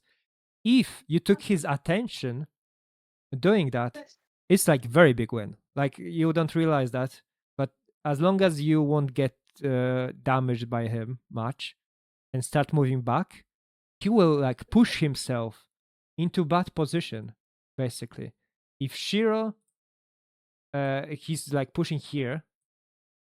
If Andy is gonna be here, then Andy would be separating himself a lot, and everybody, literally anybody, could start going at him and attacking him. Even I could have access to attack him because of that positioning. Like you would be here, I would be here, Shiro would be here. So it just about being annoying, and then when they talk back, then you just piece away. You kind of want to bait them, basically. Okay. Oh. Okay, Shiro is Saying pushing. What's up? to hit him with like a fireball or something, and then move in with a spray. Is that what you're saying for this one too? So I think you put mines for yourself very early. I would not be putting any mines because you locked yourself into Rockward. And I would say literally just walk. Just walk without casting anything. You want to be in the middle range as fast as possible, because charging stuff is just not worth it. You would do more damage and be much more threatening by coming faster mid range and then doing consistent damage that have threat of follow up, like lightning and cold, right? Yeah, steam spray into like lightning. Yeah. But you need to, in this case, you need to be aware that the mines from Shiro is forcing you to be not too close to Shiro. So you need to kind of do this.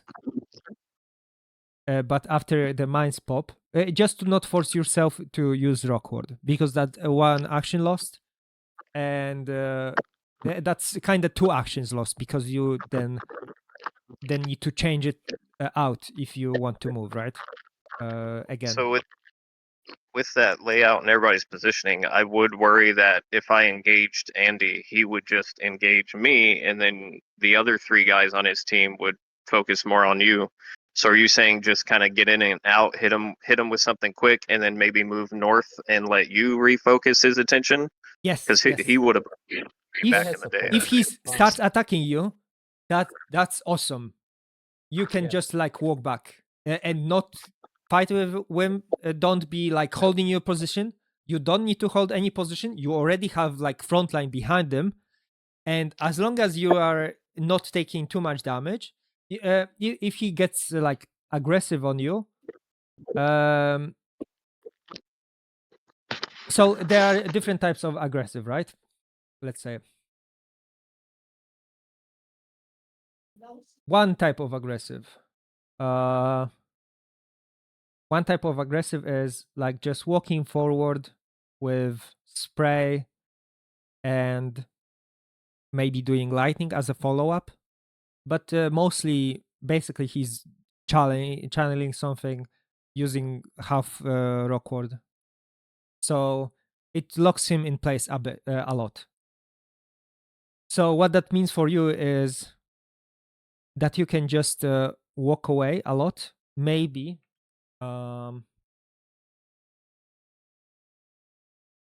Maybe. So let's say his first thing is spraying and coming forward. Just use side shield and keep moving up. You can change to Rockward because it's like super safe. I would change to it not from the beginning. The faster he is, the faster you need to be. So if he is moving fast at you, just not casting anything, I would not be casting anything. Just run.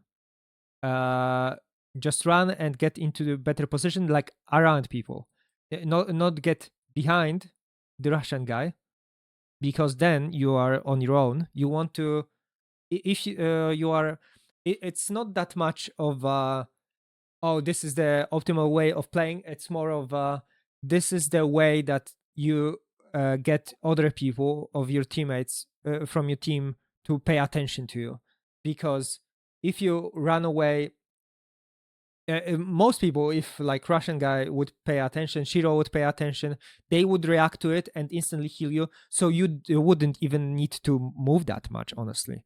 You probably could hold space as long as I would be healthy from like left side. You would not be needing to do much. Like if I pushed on Andy here, I would stay hold ground because I know what I can do. I know I can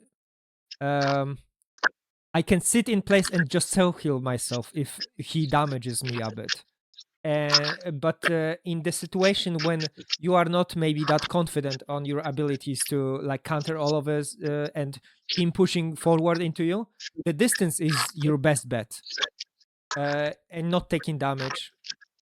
Do distance.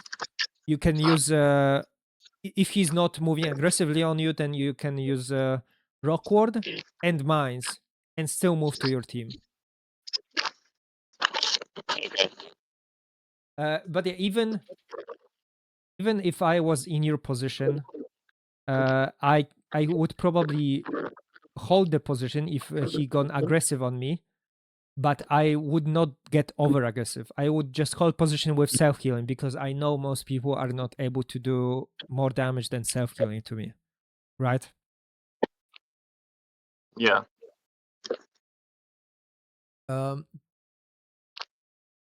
Oh my god, my voice.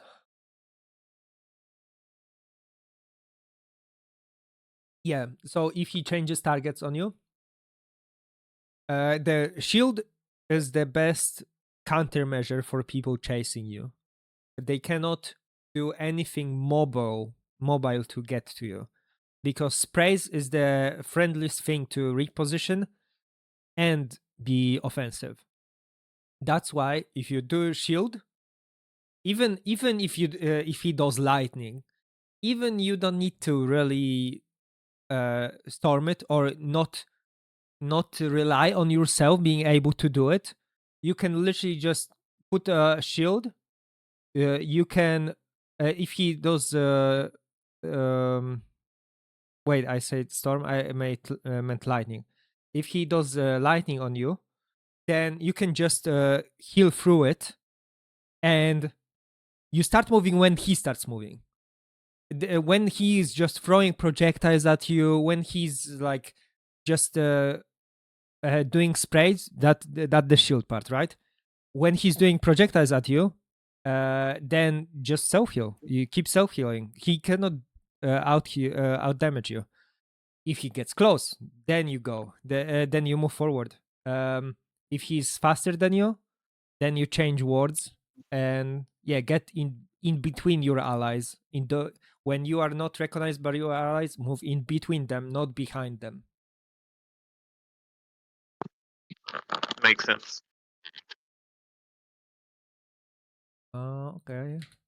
Let's see.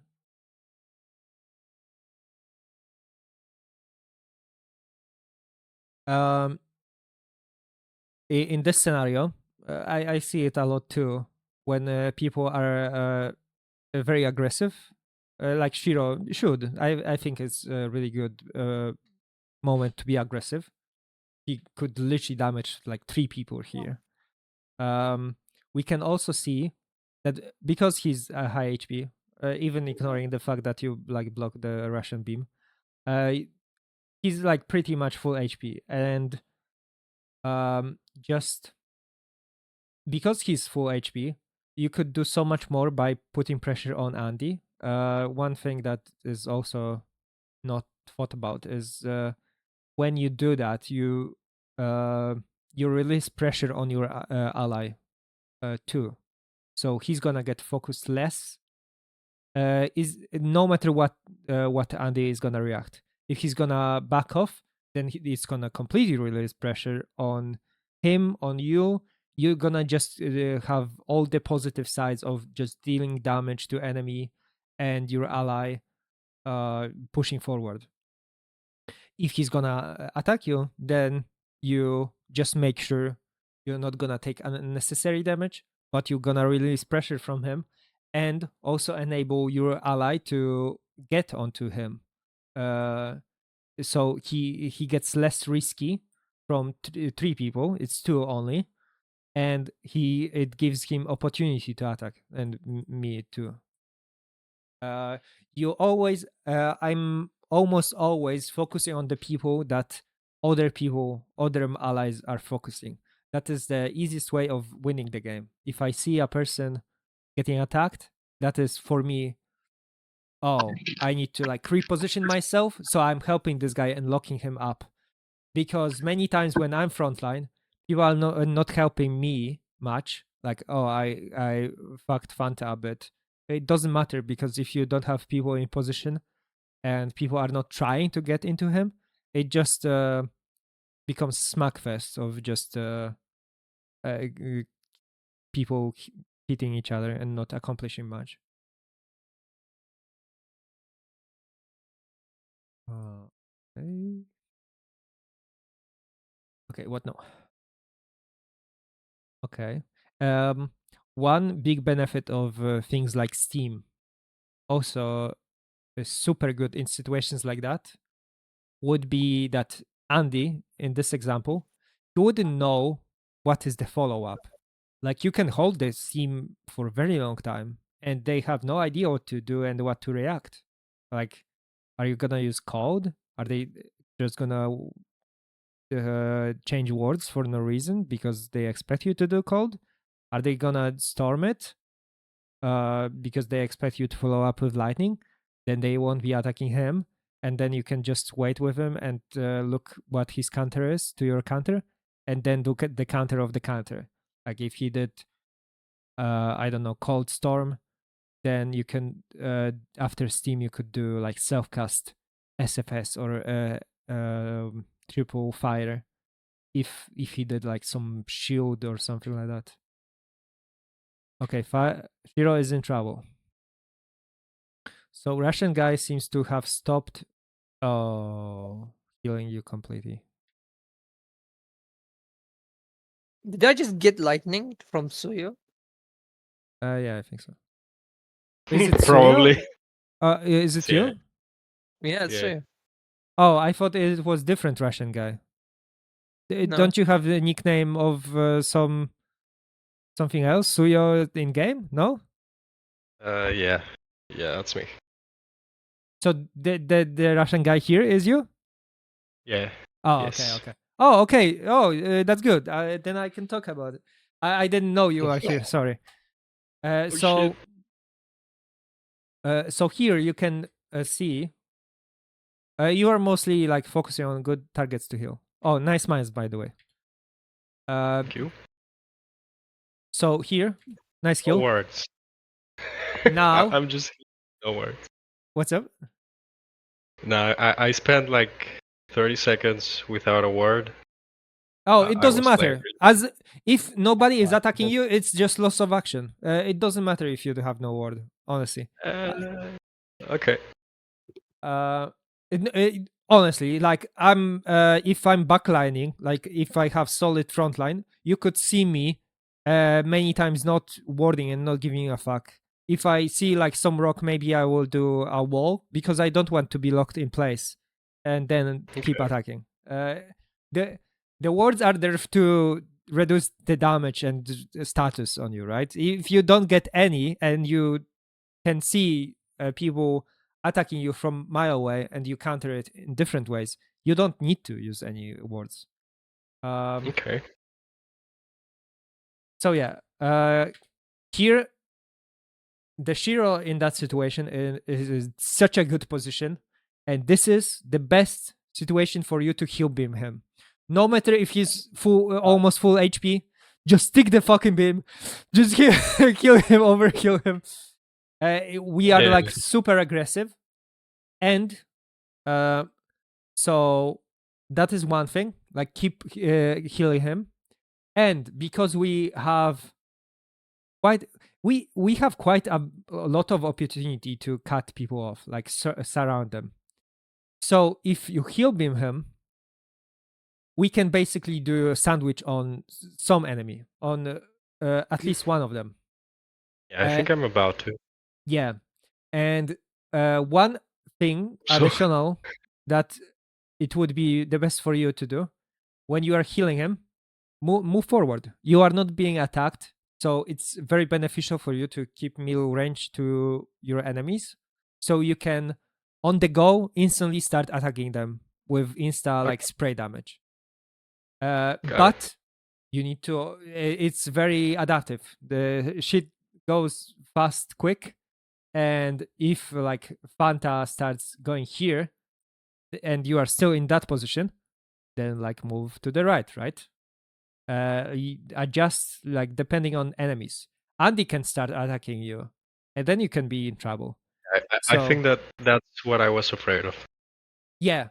So it's mostly anticipation, like recognition of situations, but also knowing how to handle when they do that. So all those situations of enemy pushing, it's not very complicated to deal with it, honestly. If Fanta pushes, he's actually fucking himself up. He would put himself in worse position because we would have the circle, right? I would go more here. You would stay here. As long as you don't get too much damage, again, because you are the most backline person, Obscurant could help you, but he's not in the optimal position to do. You still want to not get close range to any person. So again, if Andy came in,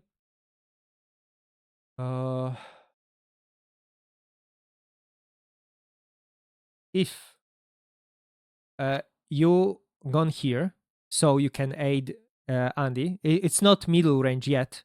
That is kind of like middle range to both of them. Then you can start spraying or other stuff, right? So or lightning. So it's literally just one step away from middle range, so you can jump in at any second. So if you stay in that position, and you had Andy that is like rushing into you, that is close range.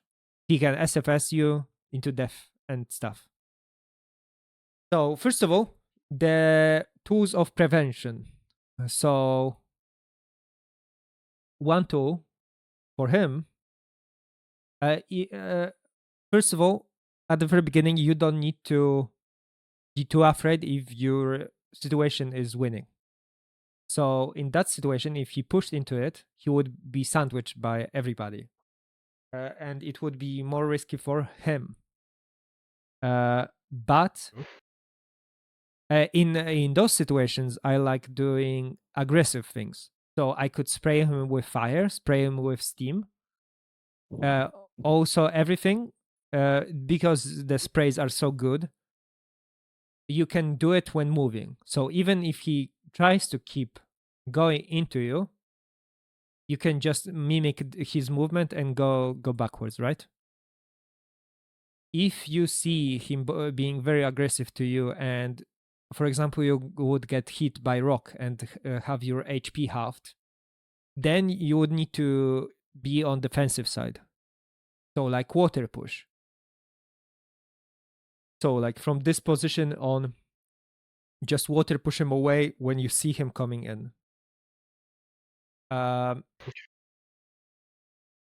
If he gets too close and you are unable to do like threaten with other people, like preventative damage or preventative just reposition with water push, then you just kind of are trying to play the mouse of like going backwards and going like around to your allies. So if you see like Obscurant here, I'm probably too close to help you and I have enemy here. So you want to go to closer and closer to obscurant when self-killing yourself.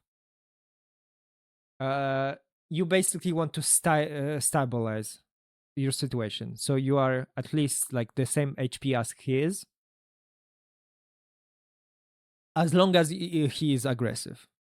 If he like backs away or gets scared and nobody is attacking you, you can just like stabilize, but watch for everybody else health too. If you could be like 30 or 40% health, that doesn't mean that you should just self-heal yourself to full if your allies are dying. So that is a very good moment to be like, oh, okay, what the fuck is going on the screen? Because you are just holding mouse button, right? You are like, oh, I'm self-healing. That is good moment for you to look at anybody else. If you are not being attacked, especially. And look at everybody else HP if somebody needs it more than you do. Because being low HP, let's say you are this amount of HP. And Shiro is even this amount of HP. But let's say King Andy is here. And Fanta would be like somewhere here. Shiro is in a worse position. And seeing Andy not attacking you, you should heal Shiro instead of yourself. Okay. But you also need to be aware of rocks and maybe cover your side of doing rock ward and putting healing mines, right? To just make sure Yeah. that he won't go at you. But if you are like settled and you have all this stuff covered, then like kill the one that needs it the most, because the one person here, when you are at like this health, let's say a little more health, is less dangerous than like Shiro being at this health and being like having 4 people behind near him, right? That can damage him. Yep. Okay. So let's see what happens next. Okay, Shiro is Oh, backing no. off. I think you have kind of something like switching modes of like healing and damaging, and I would constantly like pay attention to his health and drop all Yeah. projectiles that Or that you Shiro. have. Yeah, Shiro is getting like super fucked, and it's mostly because you stopped healing him, because he was in such a position to do a lot of damage to him. That also means that he was in position to take a lot of damage. But one beam would completely fix fix it from his side, but it wouldn't fix it from enemy side, right? If 3 enemies get damaged at the same time, nobody can, like Neon can only heal beam one person. Yeah. So it's Yeah, very it's much better long trade. lasting damage on enemies.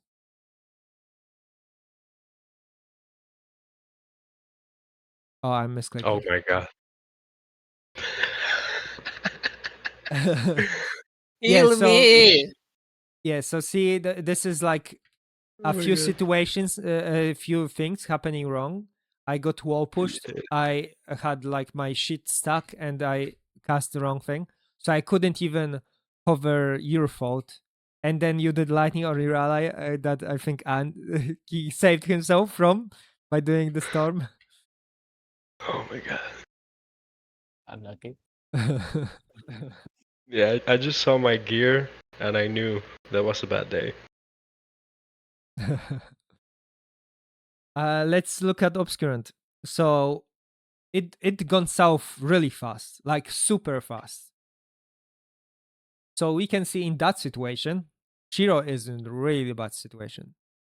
So I would say both of the this is mostly the effect of not having heal beam, but also on obscurant not putting enough pressure on Andy, because he has free reign to do that, but Andy is able to do the free damage on Shiro instead. So if Andy had continuous pressure on him, he wouldn't be able to like do so much to Shiro, and he could be also maybe saved even with all of the mistakes made by me and you. And Andy recognizes that. He knows. He's like, oh my god, I'm bullying. Oh my god. Huge. And that is something that Andy recognizes, and Obscurant should also recognize. After Shiro got so low, that is moment when in Obscurant position you need to be super aggressive, super like save aggressive. I'm on a way to save my teammate, kind of thing.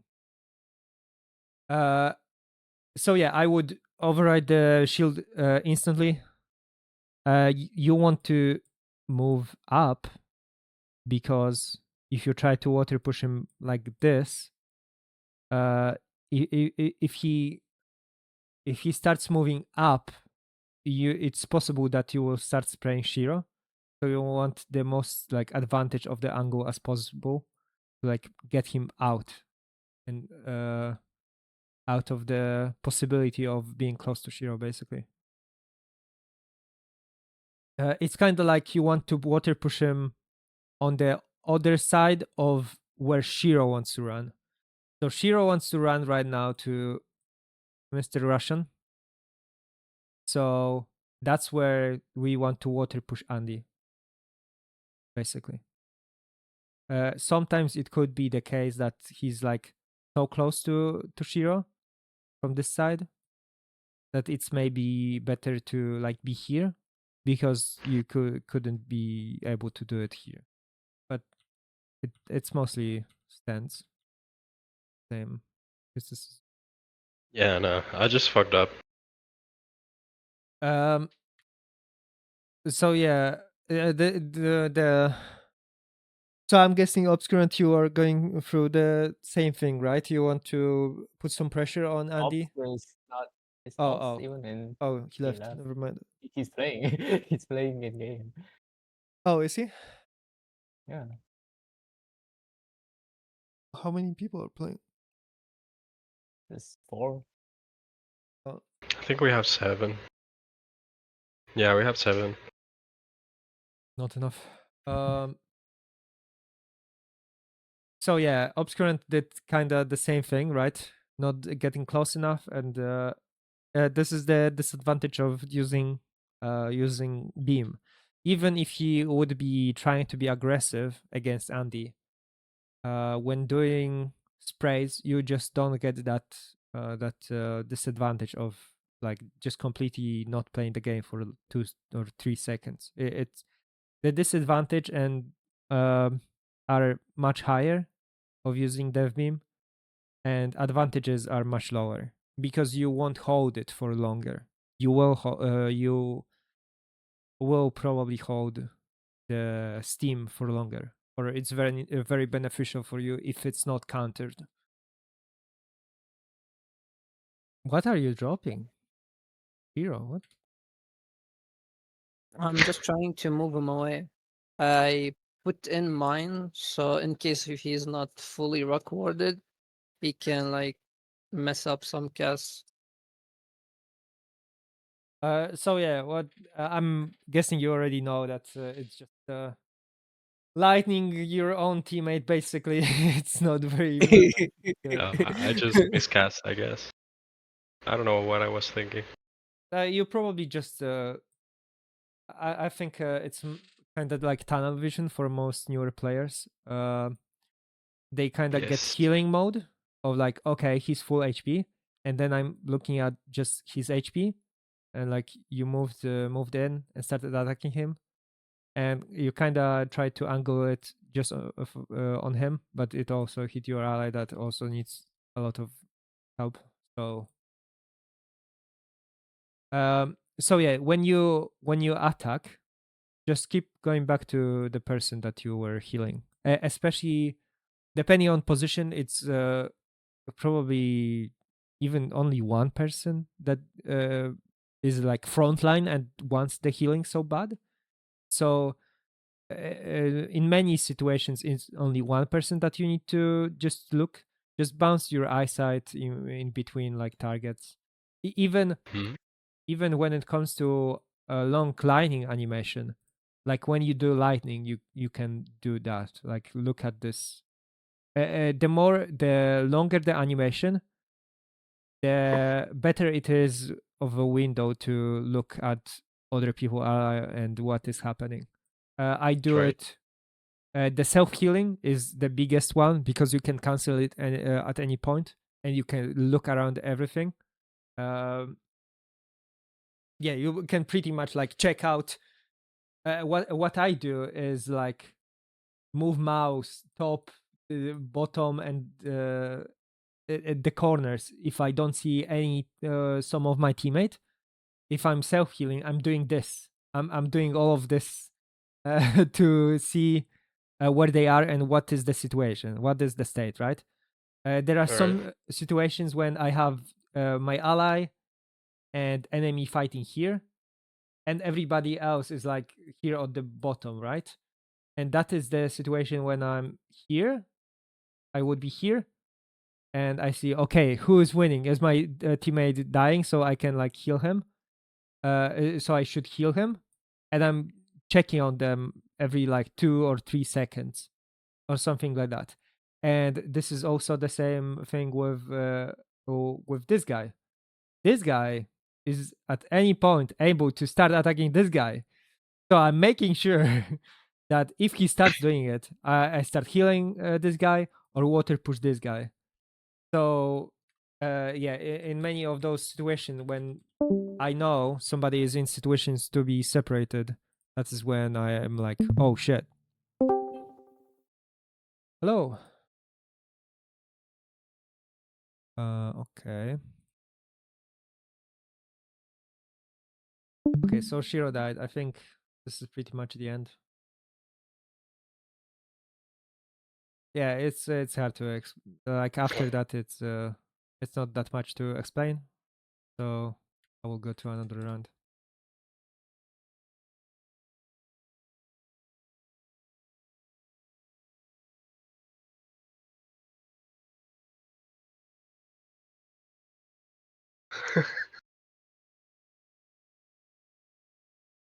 So I know Shiro will get hammering, so I'm instantly trying to kill him. Okay. So it kind of. So what do you guys think? Who's in better situation right now, positionally? I'm in a better situation.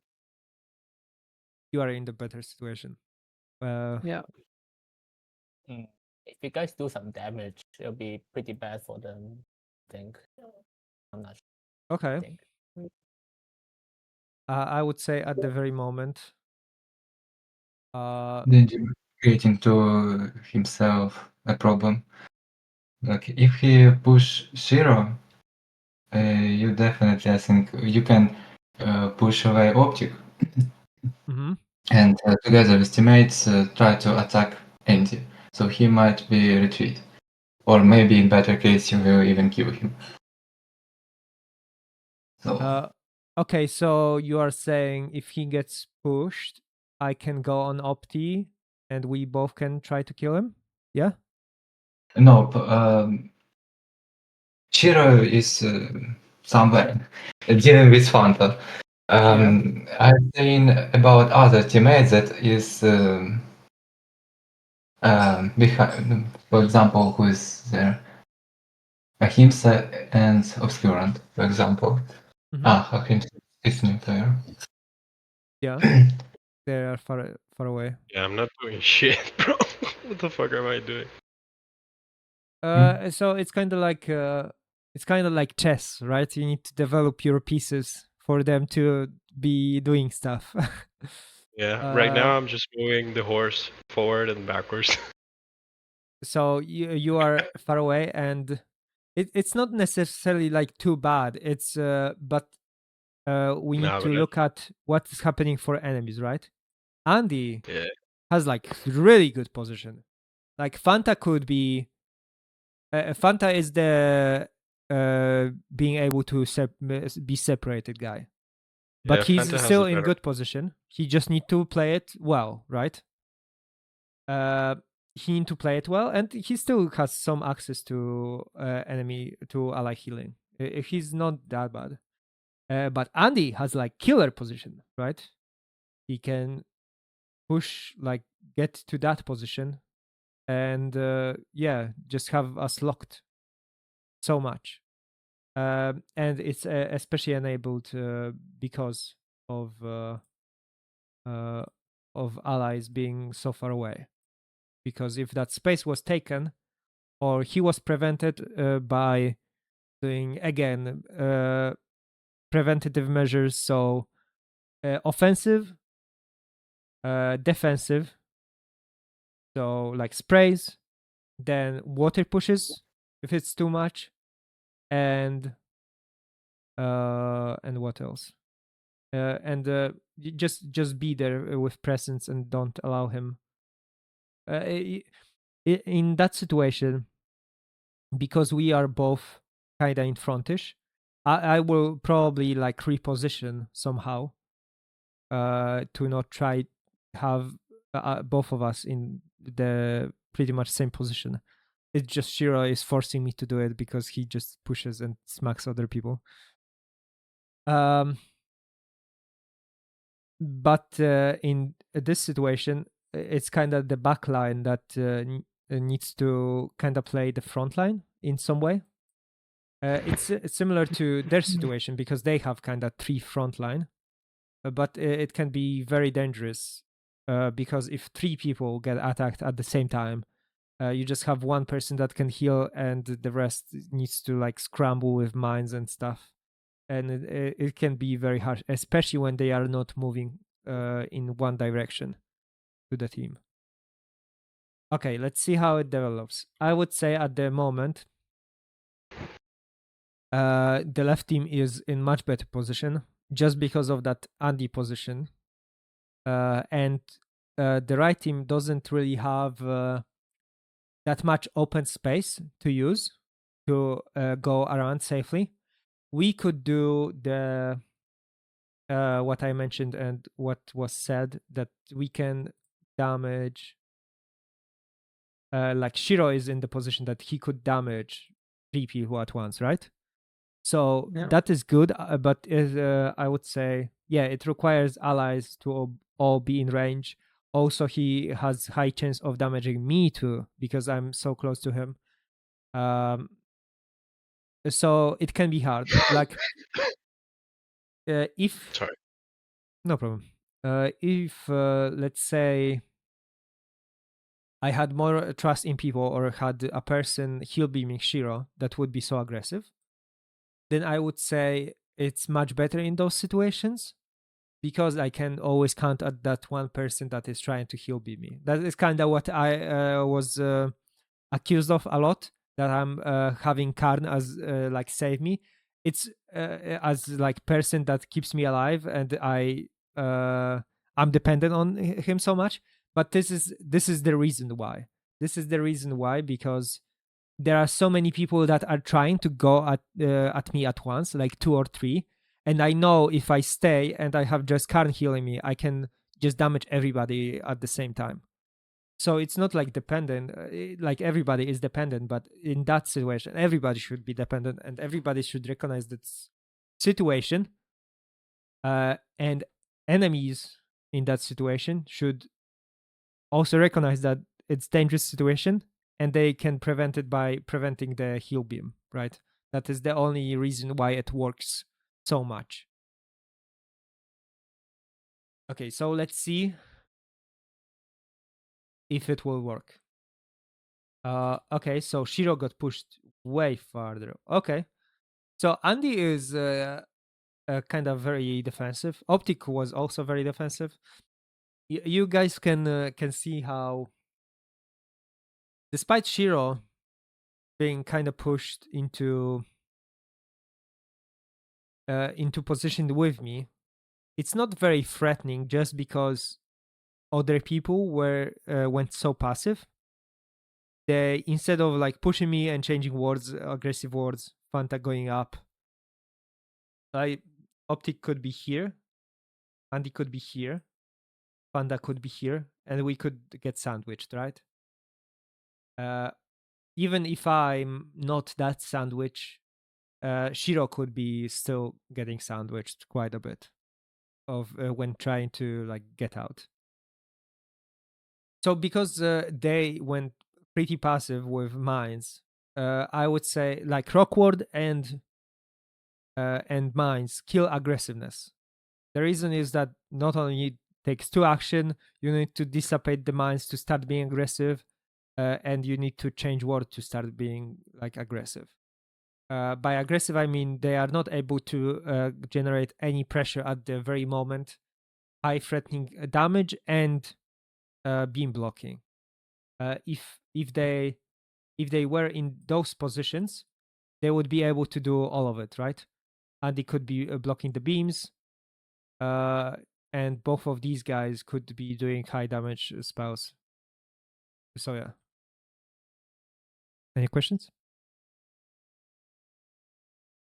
No. Okay. Let's see what happens next. So I think I will do probably mines and start pushing left side because Fanta is kind of separated a bit, and I just want to push space. Okay. So Shiro is knocked Fanta up, so he's doing stuff to him, not that effectively. You're laughing because I was able to predict what I'm gonna do. Yeah. No, actually, I was laughing because I was spamming Fire Rock and the water that Obscure was applying. Thing. It's like, no, But stop see, you spamming. taunted him. He's counter attacking. That's true. It's dude, it's debate. Like they are not reacting. They are too passive, and this is what happens. They are reacting to different things, distracted by you guys. They are too passive for their teammate, and their teammate is getting attacked. Oh my god, Shiro, what the fuck? Shiro, do you have any explanation for that? Shiro, you're muted. Shiro. Frozen. Wait, I will explain. I'm full. Oh my god. Okay. So water push can be awesome and put other people in the risk. But in that situation, he's basically water pushing him to safety. What do I have to explain? Why are you pushing him to safety? Wait, let me see. Can you repeat that clip?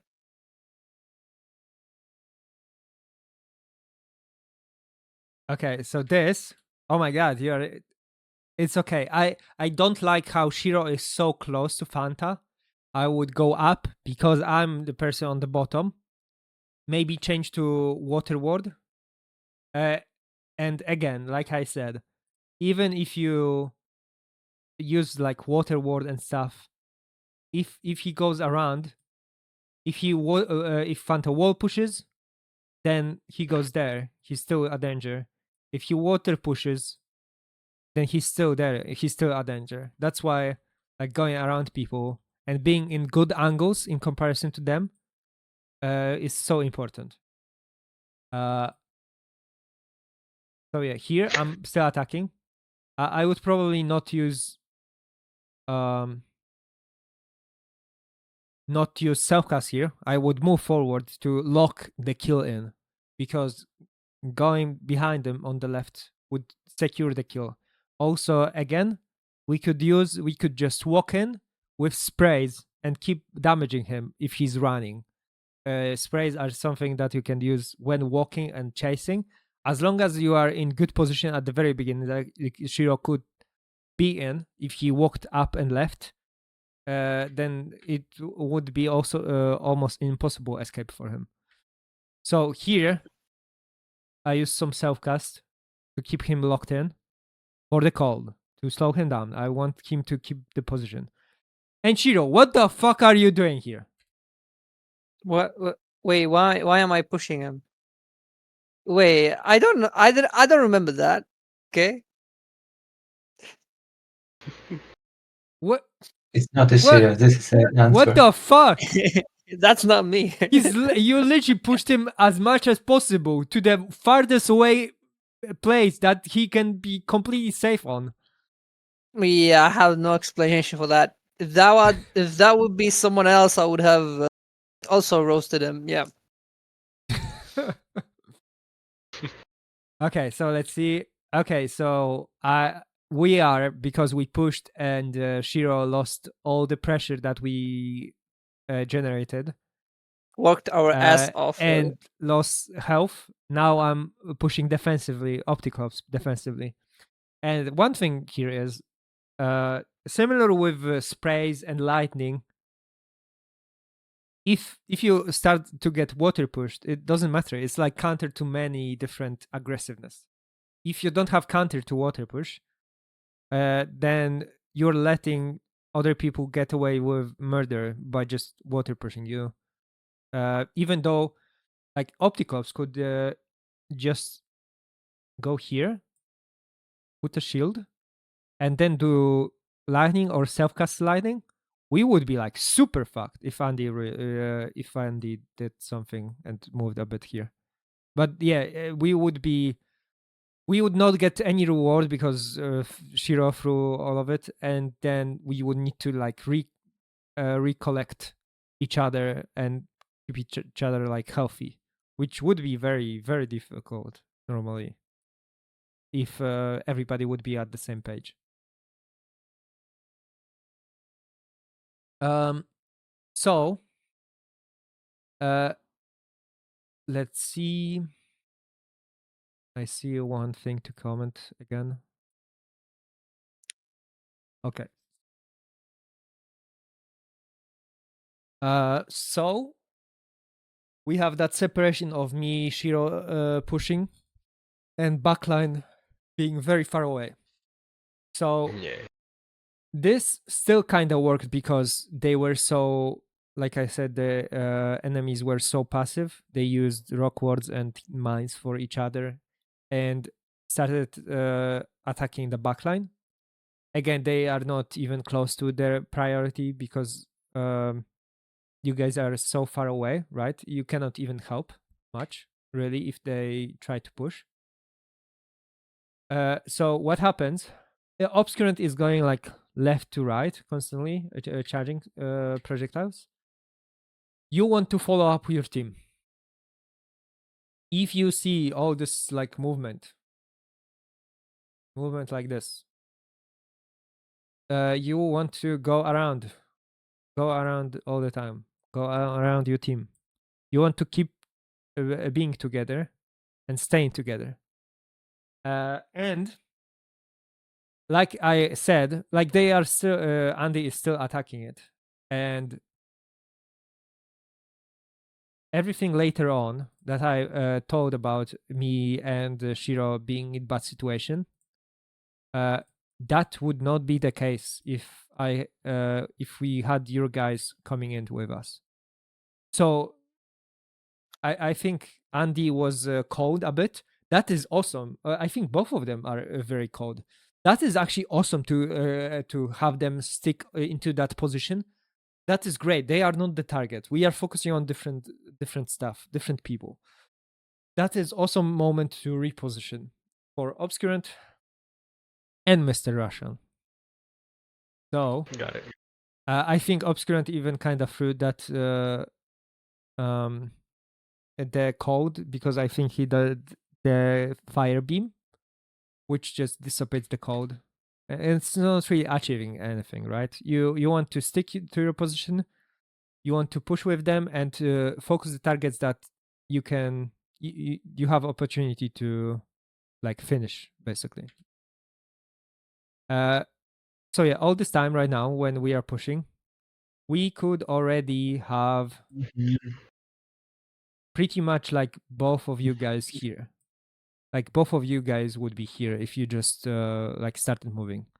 And Opticlops is kind of realizing finally that we are the one pushing and we are the threat. Andy is still doing some stuff. So yeah, this at this point of time, you guys would be somewhere here, and we can see how much differently the positioning would be for us. That would be actually still winning position for us, even though Shiro and me would not be so high HP. The fact that we have all this positioning, we have two people here separated. Neon will probably back heal Fanta because he loves back healing for some reason. Fanta will self heal himself and do a healing wall and come back after 20 seconds probably. We have we would have this positioning. We would have clear sight or to heal somebody. Assuming that we would have, for example, Mr. Russian guy here being kind of aggressive, realizing that this guy is threat. Now Opticlops is the threat to us, and he's starting to attack us. We could start being offensive. I could still be offensive easily with that health. Shiro could still kind of. That is kind of a moment when he could water push Neon and do something like this and hold. We could hold all of these guys around like triangle again. Separate them.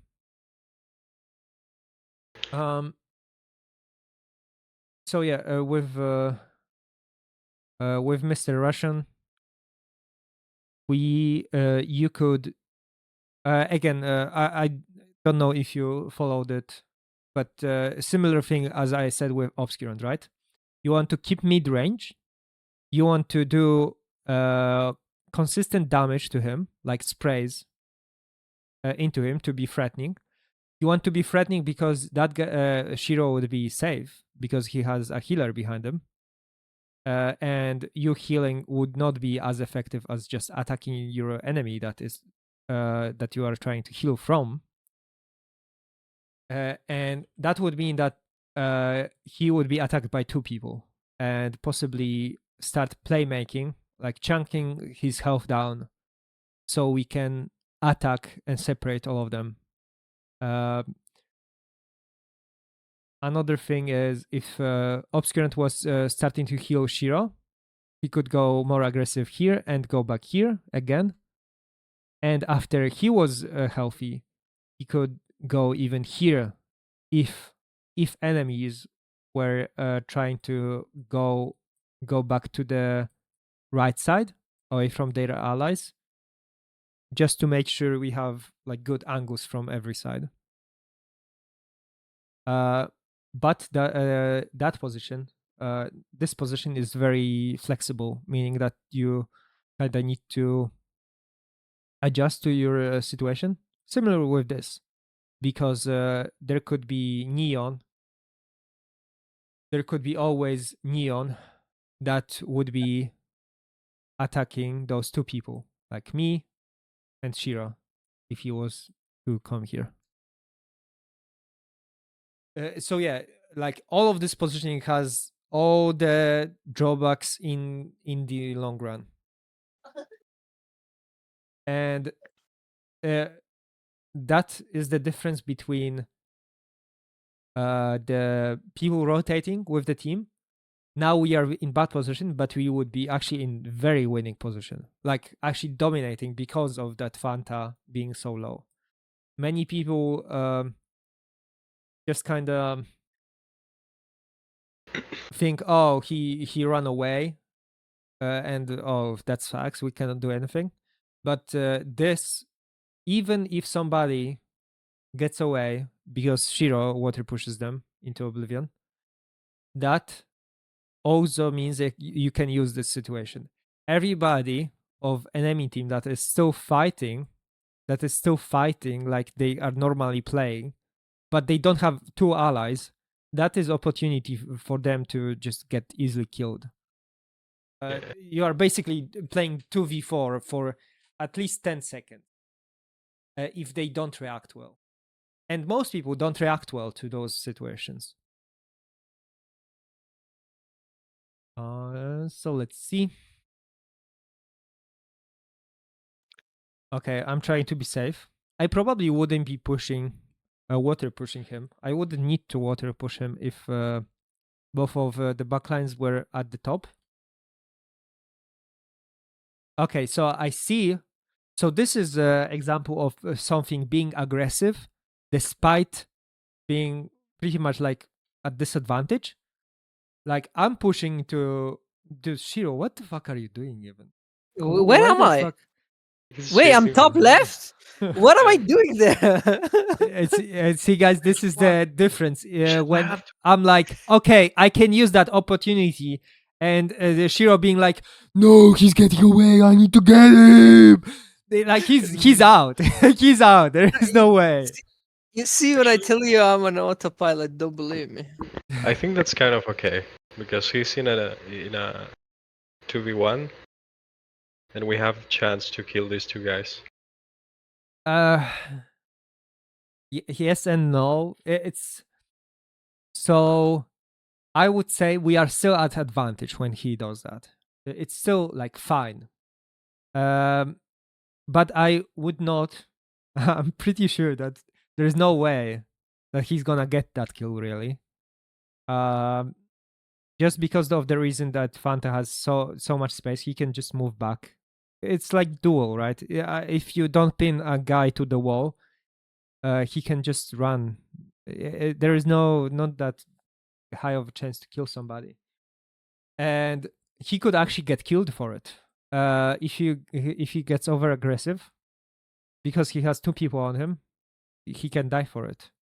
So I would say, if he gone here, it would be more safe. If I was Shiro, especially after water pushing Fanta so much, I would actually water push Neon right after too, because I don't want him getting closer, start damaging both of us, right? So I would say it just puts lower chance of winning this trade. Kind of puts more time, but also more risky, basically. He did use TP too. It's also like disadvantage. Just trying to fix his mistake. Okay, let's see. So yeah, this is a big difference. Like even though I'm kind of lower HP, I'm analyzing the situation if I should back off, because I'm basically in the middle of three people, right? But no, I know that a Neon will chase Fanta to help him, and I'm looking at my allies still like pushing forward, kinda, and I'm still able to keep good distance. I'm not trying ever to get close range.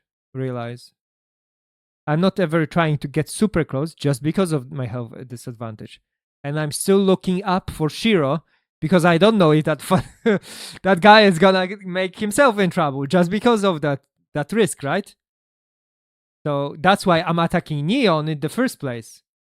My God, he did get a kill on him. What the fuck? What the fuck was he doing? He literally came to you. I mean, Neon self-bubbled himself, so... I mean, why do you think is that? Yeah, so... I don't think it should have worked, honestly. Let's see again.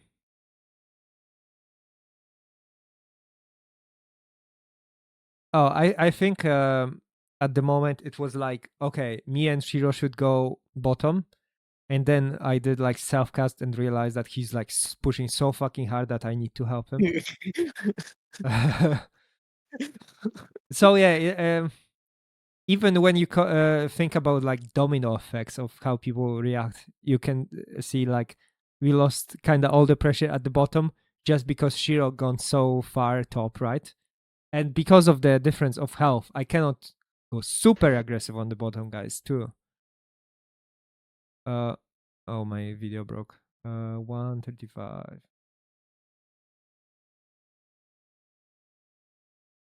Uh, 135.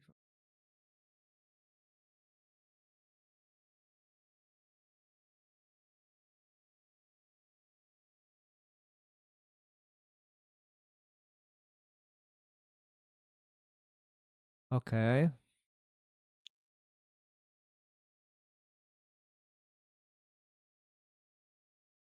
Lol. What the thing about Fanta is, in that situation, he can literally just walk down. He's going forward right now. He's literally killing himself by doing that. He could just shield himself to prevent him from being attacked by instant spells, because you cannot react to somebody doing like cold spray, right? You can react to lightning, you can react to projectile with a lot of time, but you cannot do it with sprays. So if he just did not step up like he did self shield and self heal, he would be like 60% from self healing when Shiro would arrive at his location.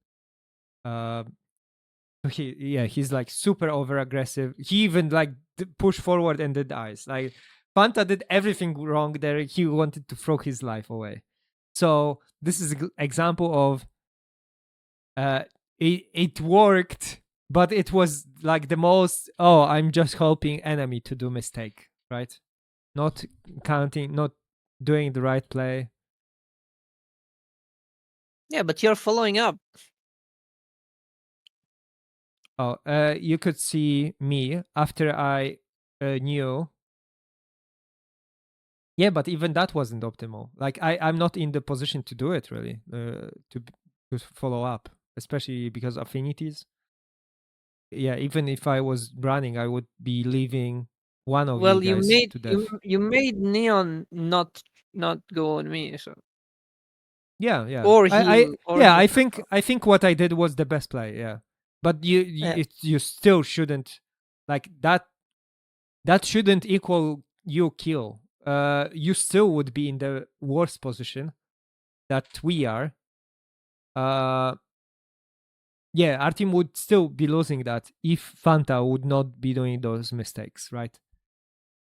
Because you would be separated by Neon and Shiro. I would not be able to help any people on the bottom because of it. Because Neon would be pushing more into you. I would be pushing more into Neon to prevent you from dying. And I would be doing water pushes, wall pushes to just have beam on you. And after I seen that Shiro is completely fine, now I'm looking down and looking at the state of my allies. The first thing I'm looking, and I see Russian guy. I'm changing word instantly because I need to move, right? I see Russian guy being in trouble. He's like super low HP. Obscurant should heal him at the moment.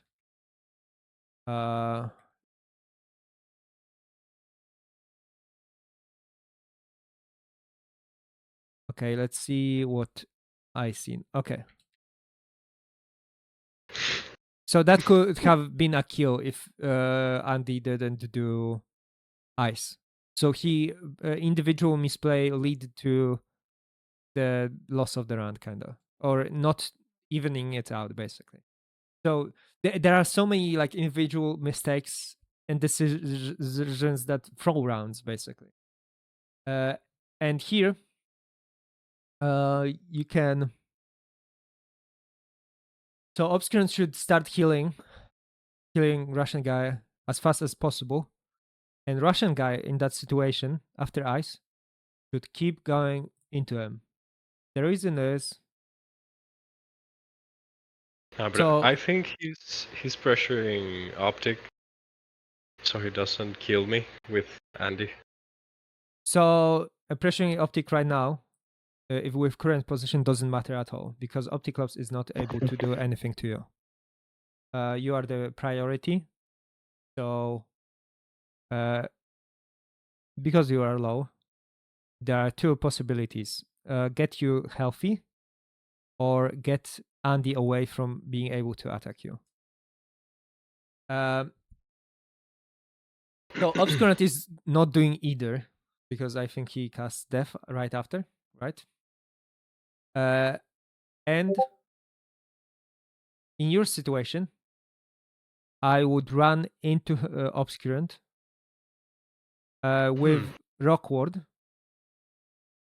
I would not stay in that or that position, because you want to be not in range of Andy self-cast shield. So if Andy self-casts, it will be pretty much like this. You want to be at least on the very edge, like your body is like getting the beam. Right. So this is similar thing what I was saying about like moving up with your enemy. The reason you are moving directly into Obscurant is because to have the beam connect. So assuming Obscurant would kill beam you, you would be like completely safe just from that action, right? He would not be able to, even with lightning or stuff, he would not be able to do anything about it, finish the kill. If he started heal beaming you and you self-cast heal right after. You are basically right now on the edge of the shield. I would say that is completely fine for you to self-heal right now. But if he like... I would probably move first.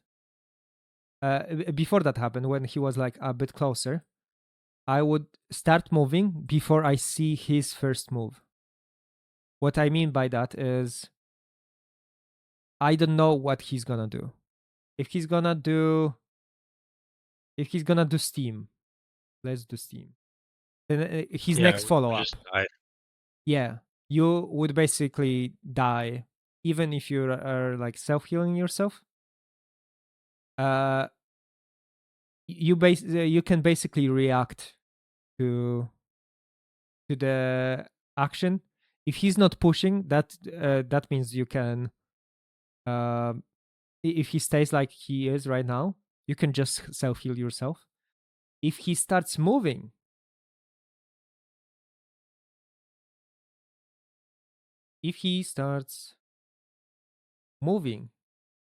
then you keep moving. You don't want to get into SFS range. And when you are moving and you see him trying to move into you in that situation, you can water push him. That thing counters pretty much anything that he could throw at you. The thing is that he would need to do like some more fancy like water ward or shield, but most people don't do that. So especially when they are like, Fanta, I need to get a frag, or he's so low, right? So in those situations, every best killer for you is also countered by you water. You using water. So if he did steam, that means that he would easily get pushed back by water. If he started channeling lightning and using lightning, he would get pushed by water. If he started charging projectile, you have so much, it would get countered by water, because he would get pushed and drop projectile, right? I see it. If he's not moving, then you need to just make sure that you are outside of the barrier, and then you are completely fine because you can get healed by your allies. And yeah, you will be outside of the biggest threats like SFS, like self-casts, all of the self-casts. And the rest you can counter, and water push also counters most of it. Another another thing you could do when doing it, that would be probably even more safe for you, and making sure that you would be like 100% survive. Oh.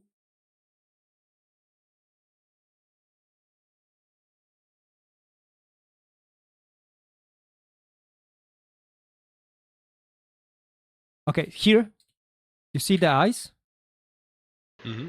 Oh, you kinda. So I would not be using a heal war in this situation, because you don't The know. water wall. What's up? No, water wall. No, I would first see what he's doing. So if he's Okay. doing like steam, if he's doing all of the lightning, then water. But before that, just keep moving to your ally, so you are not in SFS range. If he does a wall, now you know he's stuck in animation. Now you can use mines for you, heal mines, and still keep moving. That way, you're gonna get heal. The heal mines are pretty much like the highest heal per action, and it will get you healthy, still in like non-critical range, and you still are mobile. Would be mobile enough to not have any way of him killing you, basically. Okay. Okay.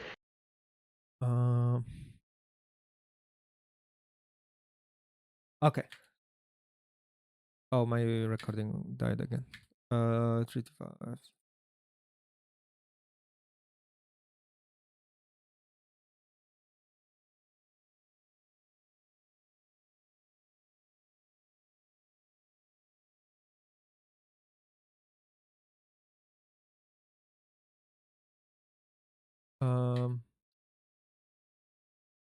Okay.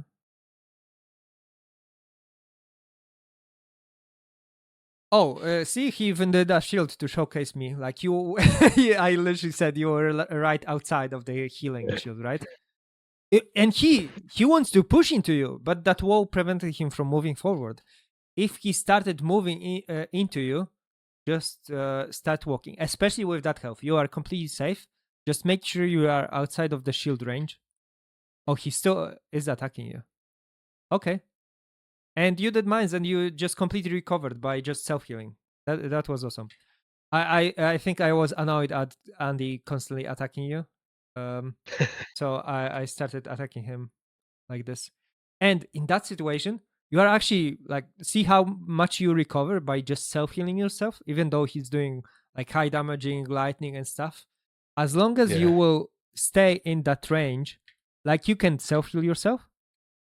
I would not even put mines right now, because because you stayed in self healing for such a long time. It forces your allies to also be in the Rockwood. We are not in bad situation right now, basically. So it's not like super. I pushed. Yeah. I'm doing it to get the threat away. But you could just hold it. If you were to do some more aggressive things, then maybe mines would be better. So let's say I would clone myself and have you in my place. If I knew that, or have Dragon Lord, I would, if I were you, I would put mines to the aggressive, because it's basically 2v1 at this position. Mines? Yeah, no. It's healing mines for yourself Heal mines. right now, and then be aggressive. Go around. Yeah. True, it's true. So you would still be like pretty much similar, but because in situations when you are confident, you know how to play around, and you have allies backing up, that is like easy win situation. You fuck this guy up scenario.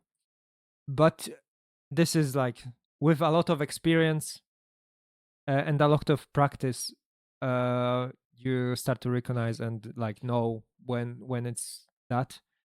Yes. If you, so in that situation, I would not be water pushing. I would be spraying, and same with you. You could be going around and spraying him, both of us. And Opticlops would kind of stop me with that beam. But you could still be aggressive. Yeah, he would still get lower. We would win that trade. One nice thing with the mines. That's why I said to have the mines on the bottom side, right? If you were to go aggressive, you basically want to put mines the place you are going into, unless it's for ally. But if you put them for yourself, you put them where you are going to go. So if you put mines here and start moving down and spray enemy, they will automatically pop. So you don't need to do any other actions beside like just putting them on. You are not doing anything fancy, and it just buys you a lot of additional like action efficiency and time. Okay, so let's see what's happening. I have no idea what the fuck is happening at the top with Obscurant and Neon. They are just chasing each other. In this situation, so I would not be putting mines at all. In your situation. Oh, you put mines here? You can just self heal here. The walk you are doing, you are not really the good habit. If you really want to like change position, change your words. There are some positions that you want to stay in Rockward, like in when you are frontline, and you are afraid of people rocking you. But it's only like 2 people, and you see everybody casting stuff that are not rocks. You could just change word to reposition. But before that, I would just like sit and self cast healing, because right now, okay. Oh, I think you got Neon. Okay. It's not actually a bad play. It's not actually a bad play. I think you kind of lost a bit of just action efficiency and time by like moving around with Rockward. I think instead, I would just self heal myself just to make sure you are healthy first. You could also do the thing I was talking about, which is when. So here, if you are self healing yourself, just look left, top, right. Look at everybody on the map, how everybody is positioned. Is everybody low? Is Neon low, super low that I should push into him? The self healing yourself is a very good moment to do that. To like look around what is happening. Okay. Oh, and this is kind of showcase of what Obscurant was saying, right? Oh, you never use wall against? Like, obviously I do. I will knock him up, but it's because I don't want to push. I'm playing defensive, right? I'm playing defensive. I don't want them to go at me. I'm the front line with low HP. But even after I do that, I overwrite it instantly to kind of be aggressive, just because I know the situation I'm in. I'm in a winning situation. I don't even like what Shiro is doing here, trying to heal me, because we are in such a winning position that we can like just push into them.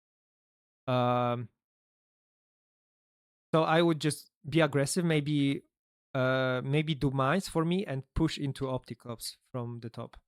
It's still fine. It's there's nothing wrong with him. It just when you have like people knowing the limits of what can they do themselves and how to position, you don't really need much health. As long as you will keep yourself distance from other enemies. Yeah. So the stuff I'm doing right now is because I have healing beam. nothing I'm doing right now is the same as normally playing. Right? One thing I'm doing bad here, misplay, is I'm not moving into Shiro. I'm moving side to side. Shiro cannot heal me at all. So just pressing on Shiro character instead of like left and right would make it so I would have like 300 HP more at that situation. So here I'm only doing this because I have two enemies. They are not able to heal each other. I have the heal beam behind me, and they are not doing anything about it. Right? Again, this is one of those usages of self-cast water that is like super good. I really like it because it opens everything up. It opens everything up. So what happened is Shiro is not able to attack him because Opticlops was literally on my dick. Similar with Andy, right? He's now separated from me. He's not gonna be dealing damage to me beside like those mines that got left out, but it's not really a problem, especially when I'm already warded. And it also enables all other people to attack him.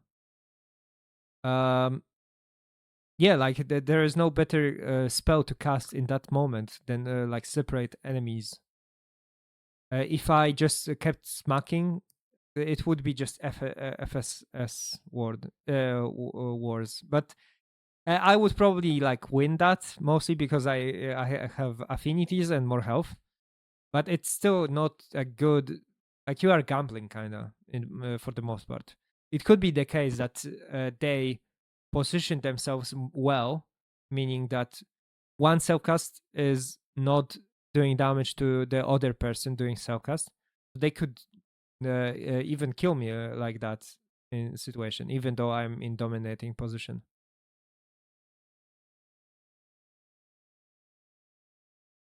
Oh, and now I'm super aggressive because it's 3v4.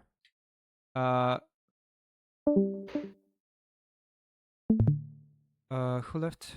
Was it Artem? Yeah.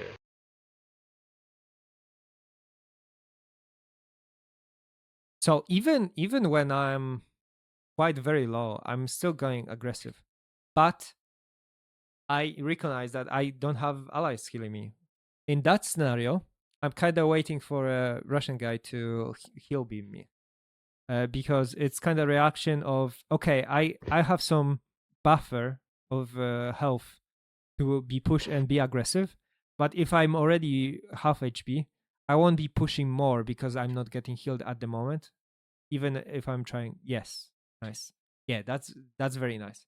If it was faster, it would be even better. Just because there would be no downtime of me like defending myself. Basically, I would be possibly able to attack Opticlops at the same time. Okay, Shiro pushing.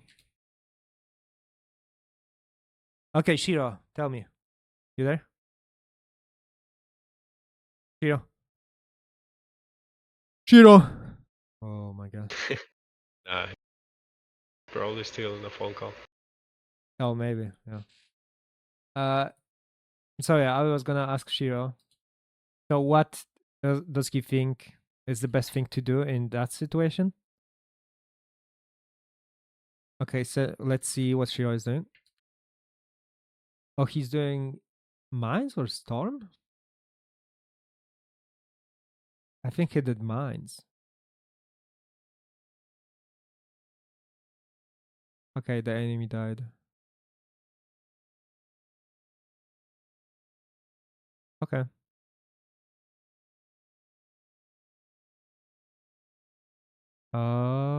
That's pretty much it. One.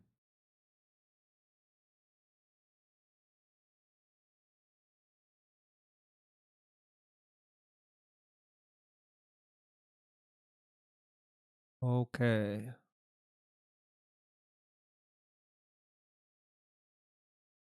So how good is positioning? Again, we have two guys that are quite very far away from us. This is mostly the reason why I'm being so forward, like being so close to Shira. If I had backline that were closer, I would not be so worried about Shira getting attacked by multiple people. And enemies have also a team that do that so much. They like to go 3 forward. Hi Neon, how are you doing? Neon, how you cannot speak to us? Damn it! You missed my epic intro. Yeah, I did. Can you repeat it?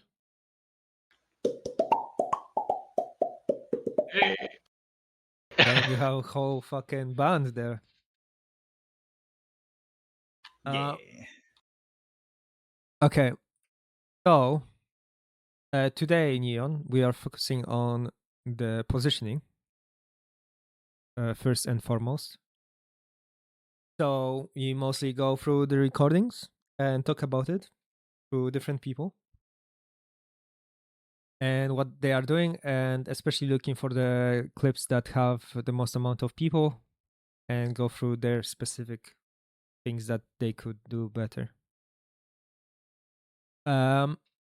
Okay, so like I said, two of the backlines are so far away that it makes me think that I'm kind of needed for Shiro to keep himself alive, especially because there are 3 enemies, front lines, that are putting. They are there to like smack Shiro at the same time. Oh my god! Oh my god! What the fuck? I rocked Shiro. Yeah. Yeah, I almost killed him. Oh, you rocked him? Okay, so here I'm trying to get rid of Fanta and Shiro gets into me. Then I'm trying to kind of fix my mistake by doing mines. But yeah, Andy, in that situation, it's kind of harsh to like push for position because I feel like kind of nanny to Shiro. Like I'm his housekeeper. And when he's smacking people. Yeah, so like I don't really like what Shiro is doing in all of those situations because the question is always like, what is he accomplishing? He's basically just trading HP with people.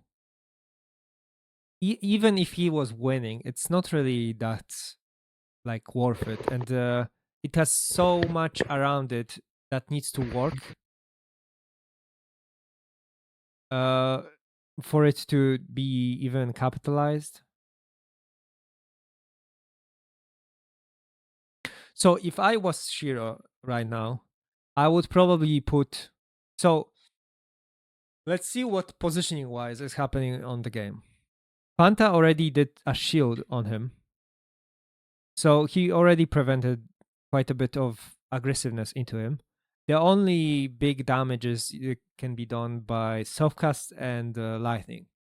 It's for the most part, it's more beneficial to just leave him away because using shield is killing his aggressiveness. So he cannot be like super over aggressive with the shield. And if you are not close range, he's not really doing any damage to you. In that situation, like Andy is actually like in water push possible position. So because of that smacking, it's always kind of like gambling, really. You are just hoping that you get less damaged, that enemies are damaging you more, and we can see that we have Opticlops that is super aggressive. He's kind of like third front line, really. Neon that is aggressive at the very beginning, so he's charging rock. And we have 2 passive, mostly backlines. So most of the times that it's not gonna work. You're not gonna win like trades like that.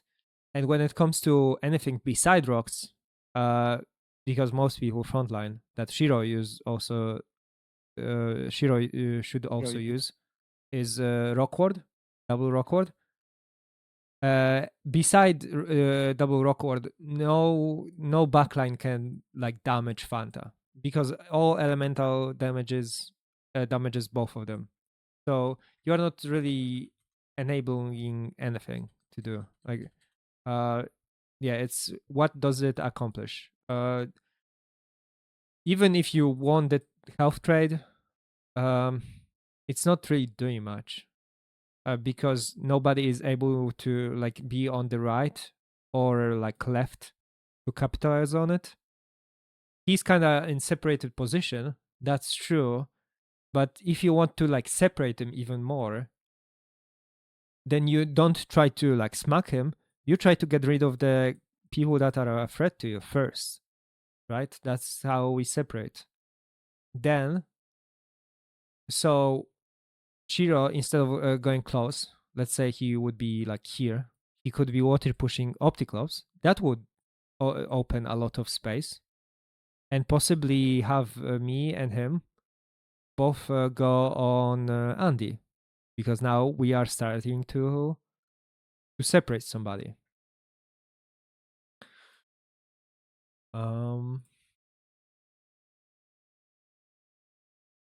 Same with even Andy, right? If you water pushed him, if you gone in more like this and water pushed him, then he would be surrounded again and have everybody at a very good position too. So yeah, I would say those things are just so much more beneficial and less like gambling than just trying to smack him. And also the fact that he has a shield means that he's not in the position to be aggressive to us either. So he won't be preventing much of us trying to separate them.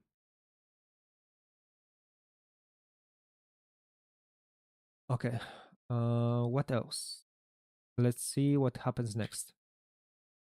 So because he's in that position and he's trading so much, I need to water push Andy, right? So I need to be full defensive for the most part. So I cannot really create any situations. I'm mostly negating the threats to him. So I think he got rocked twice or something. Fanta just get away with the kill. Dude, Fanta gave maybe it's because Shiro was saved him last round. That's why he wanted to give back. And Fanta is still in bad position, right? He lost the half of the HP. Now he's tried to go aggressive.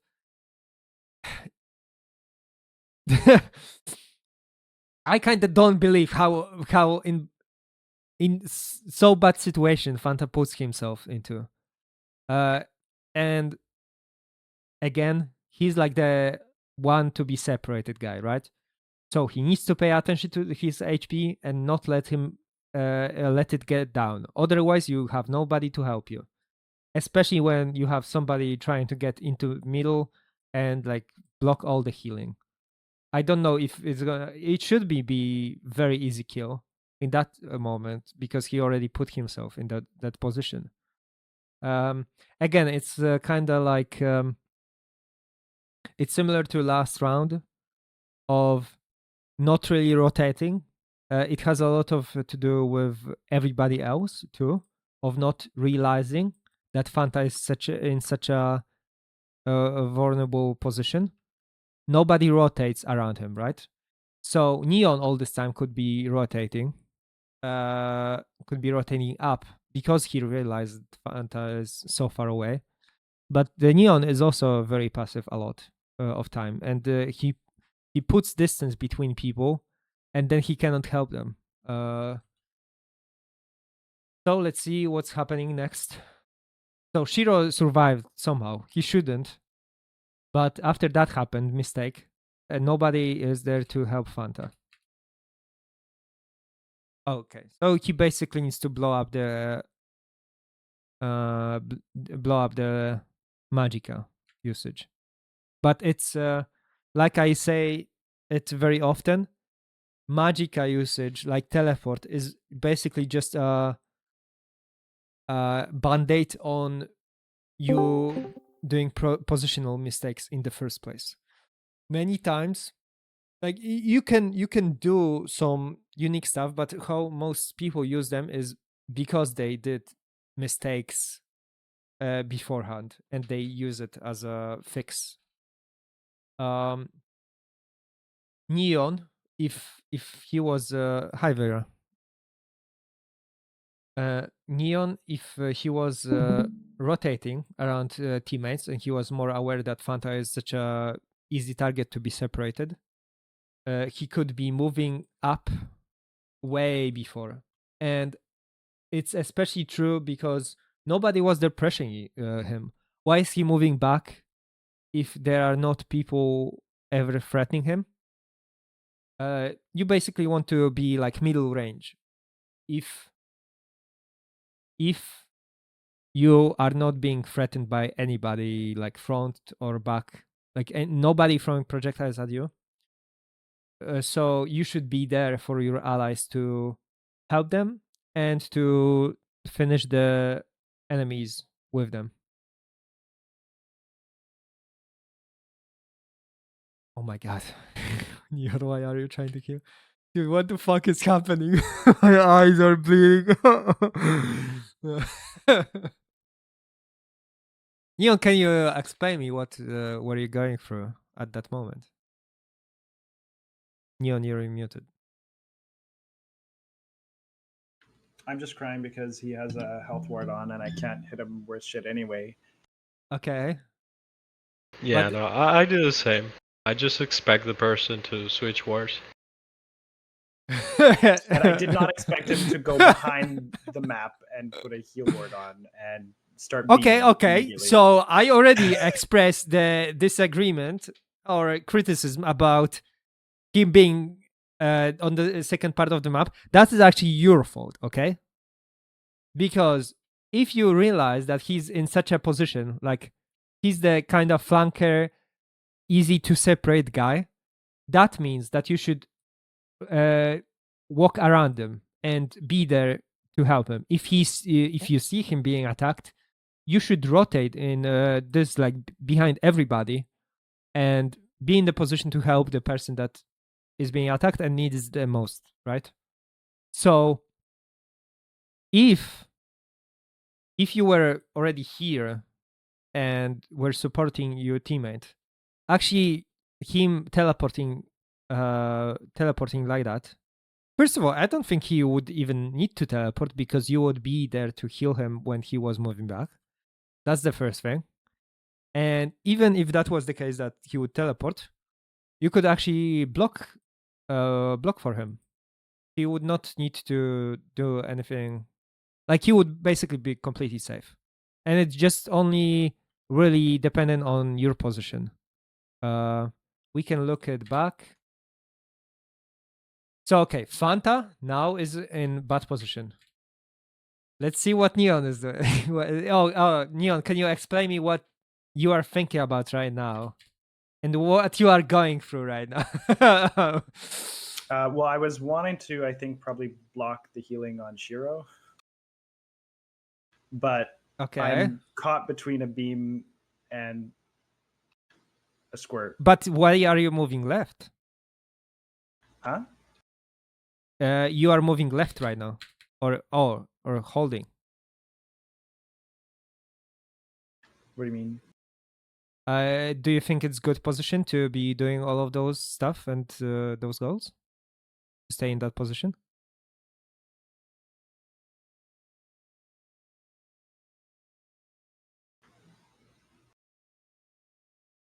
So here. To be honest, I think he's careful with Andy, but I'm not. I'm not actually doing anything. So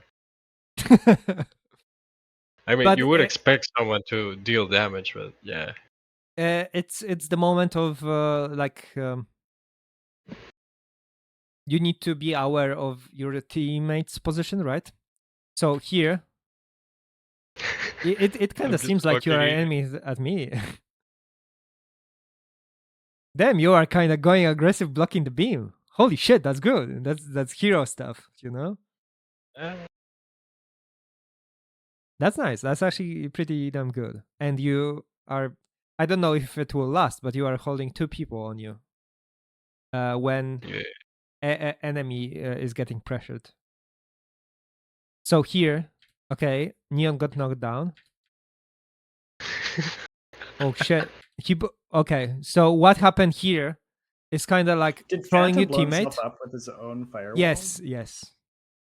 He did something. He did get electrocuted. So if I was Neon, so the thing about Neon's position, he's like throwing projectiles and stuff, but it's like he's not able to do much if shit happens here. So being here is such a like more active, I'm able to do stuff position. Even when it comes to charging rock and stuff, he can still throw it from here. That position that Neon is in, I would expect from super aggressive backline, ready to charge it in between here.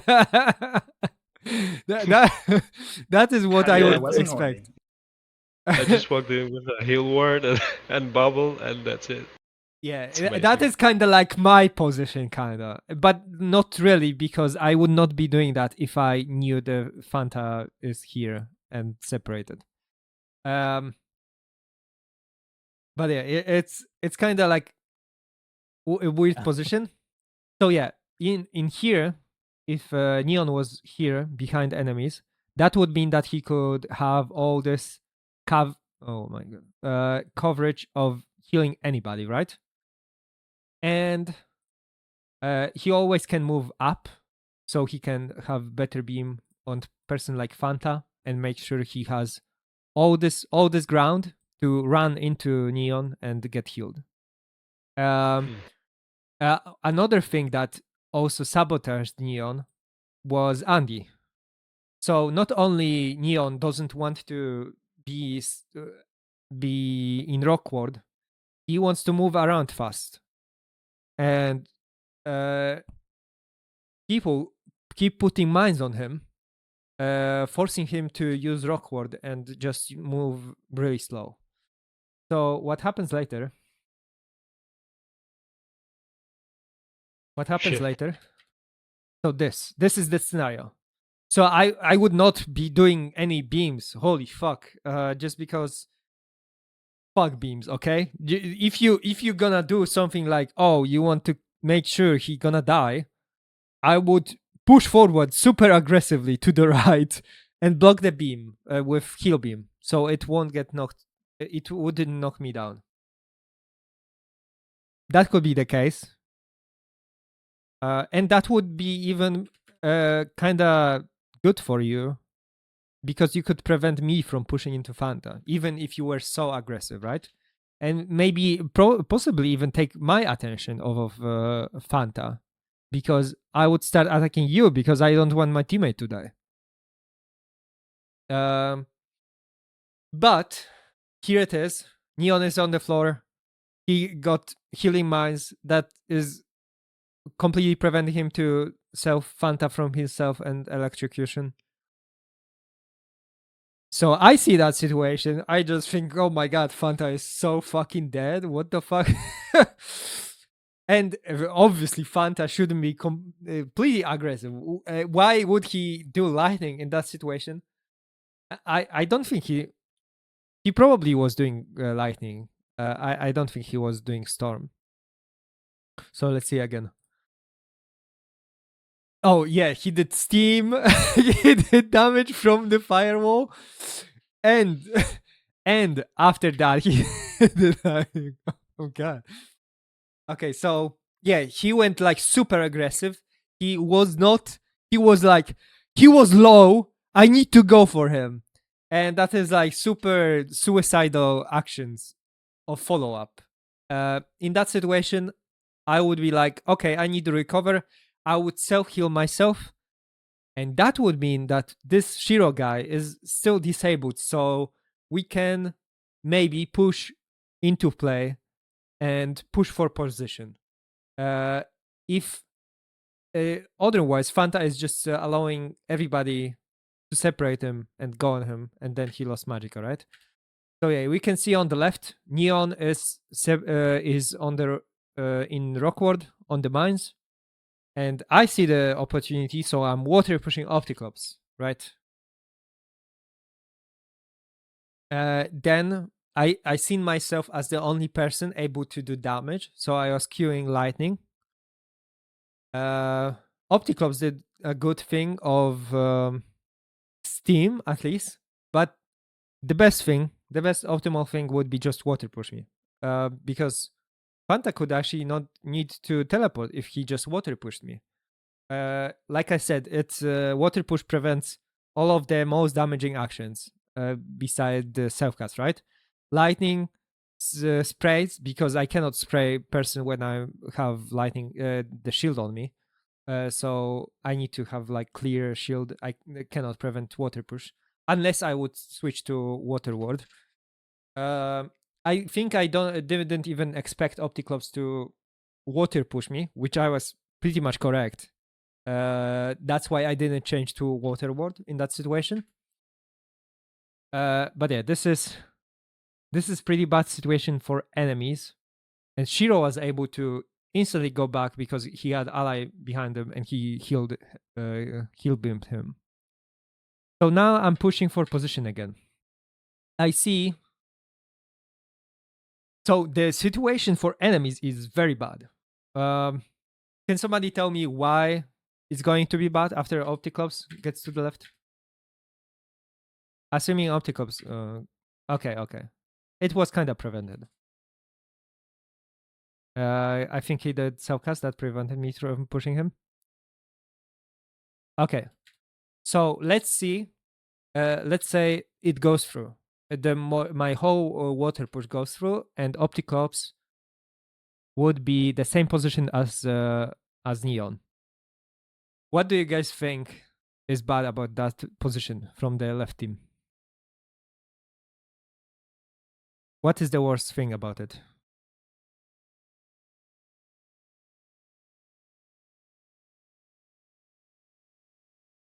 Guys, not too many hands. Okay, I think everybody's sleeping, maybe. Sorry. No I got problem. into a game. Oh, are you guys My playing guess is right you're now? gonna. My guess is you're gonna say Fanta will be completely cut off, and you can like one shot him with anything. And if you just keep pushing forward with your water, you could push me too, and then your whole team can Okay. move up.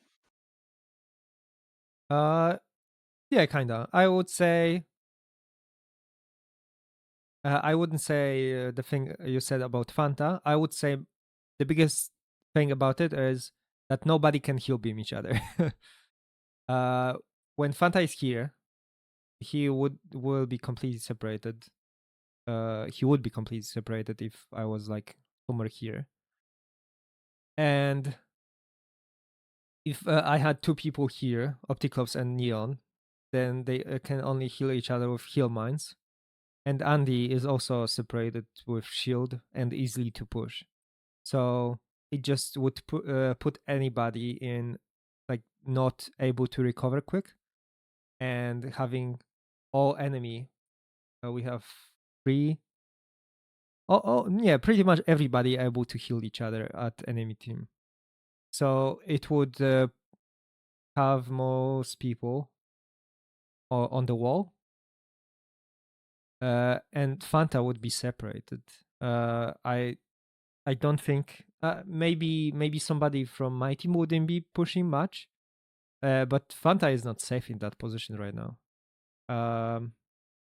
unless somebody makes some space forward, because I could block the heal to Fanta, or block heal to Andy if we would go and focus on him. Okay, so let's see what happens. So Opticlops did good self-cast. Okay, so everything changed, and a lot of it is just because of Opti being very good aggressively. So Neon, can you go through me? What is your thought process in that situation when you start dev beaming enemy? Okay, so here, what is your thought process of using kill beam or a dev beam here, Neon? Don't ask. I mean, you do it a fuckload, so I'm hoping there is some thought process, right? I don't know. You don't know. Go back like 5 seconds and then play it for an additional 10. Go back 5 seconds and for additional 10. Okay.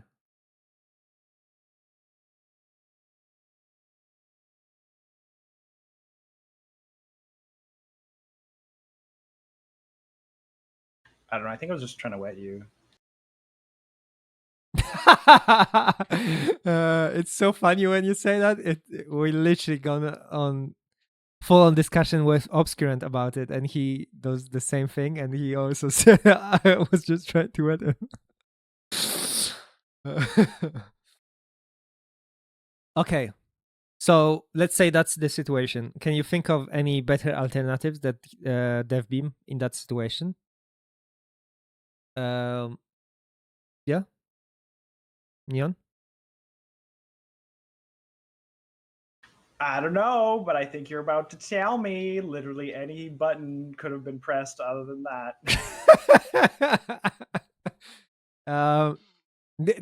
So tell me, go through the thought process of why do you think you are usually using beams in those situations? Usually, I use water beams to block healing and keep the enemy wet. Like you can get damage off and keep them wet while also So you're kind of letting healing. But this is awful because there's like a shield here. Everybody else is beaming. I can't heal anybody with beams anyway, so I don't know why I was trying to heal Fanta. So what you are saying is, and you're in a water ward, so it's not really doing anything to you anyway. So what you usually do is have it as habit where in many situations. What I think my hope is here is that all three surrounding you will turn and focus you, and then I could block healing. Okay, so you are doing it as a I'm gonna damage him and block the beam if it starts coming, kinda. Yeah. I mean, that's usually what I use it for, but who knows what I was doing at this moment? Not me. I mean, obviously, I don't think most people would expect me to use Water Ward in that situation. So, and I would not expect anybody to react to me using Water Ward in that situation so fast. So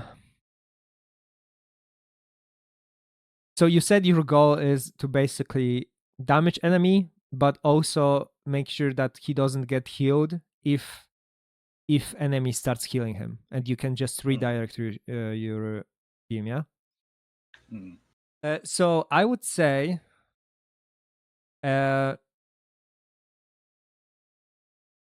would think it's not your job to do that, to block the beam at that situation.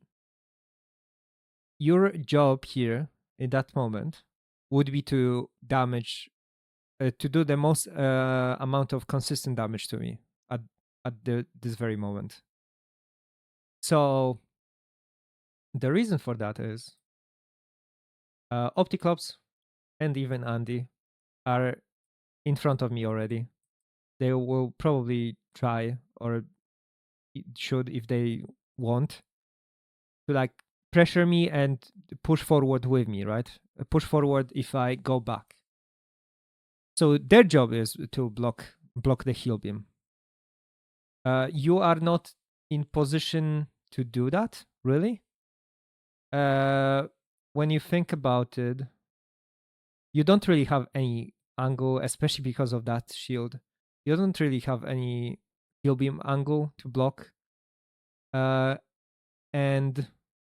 Opticlops, the people in the front that move forward, they need to keep moving forward to make sure separate allies to prevent the healing, right? If that's the case, they won't be able to do much damage to me if I'm gonna be running into my allies. That is why you kinda have backline as doing most of the damage. They should be doing most of the damage. If Fanta was a little closer and had more health, you basically want to keep mid range to enemy. And you could literally, kind of what you said. You could literally cast like anything other than beam, and any spray, basically. Any spray, you would need to get a little closer. You want to be mid range when getting aggressive on people. As long as you are not getting attacked or anything, you should always try to be middle range to enemy. That allows you to just fire them or steam. And what happens if everybody moves forward, assuming people like Opticlops will block the beam, what will happen is everybody will move back. You would spray me with, is it steam, is it fire? It doesn't really matter that much. You can even go transition into that steam to self-cast into close range if I stayed in the place, because I'm in no position to ever contest you. I won't like ever go like behind you. That's not where my allies are. You have other ally that also can fuck me over. So you can do all of the, I'm gonna like follow him, keep damaging him, and when he stops, I will just self-cast him into oblivion. Is it with cold to prevent the enemy from moving, or is it just SFS to get the damage over with? I would not be using storms because it could prevent your allies from damaging enemy, right? So if everybody moves, everybody does the optimal stuff of just pushing pressure, I'm trying to save myself, that would mean that I will be constantly losing HP because you are following me with spray and still moving with me. That would basically mean that I'm gonna be fucked. I'm gonna die. As long as people are moving, forward and not letting the heal beam happen, then it's done. Both of those guys can at any moment start doing lightning self-cast too to help you. Even if it's at the very end of trying to squeeze the last bit amount of damage.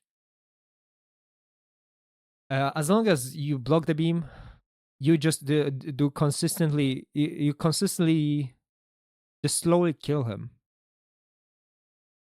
Same would be happening with Fanta if he came over and he self healed him, so he is in the position to be able to do anything.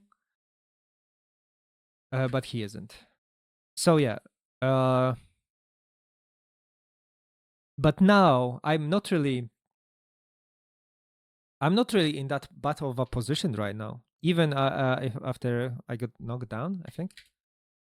So imagine if only Neon, I'm not even counting Fanta because I have no idea what he's doing. Imagine if Neon started like going with spray.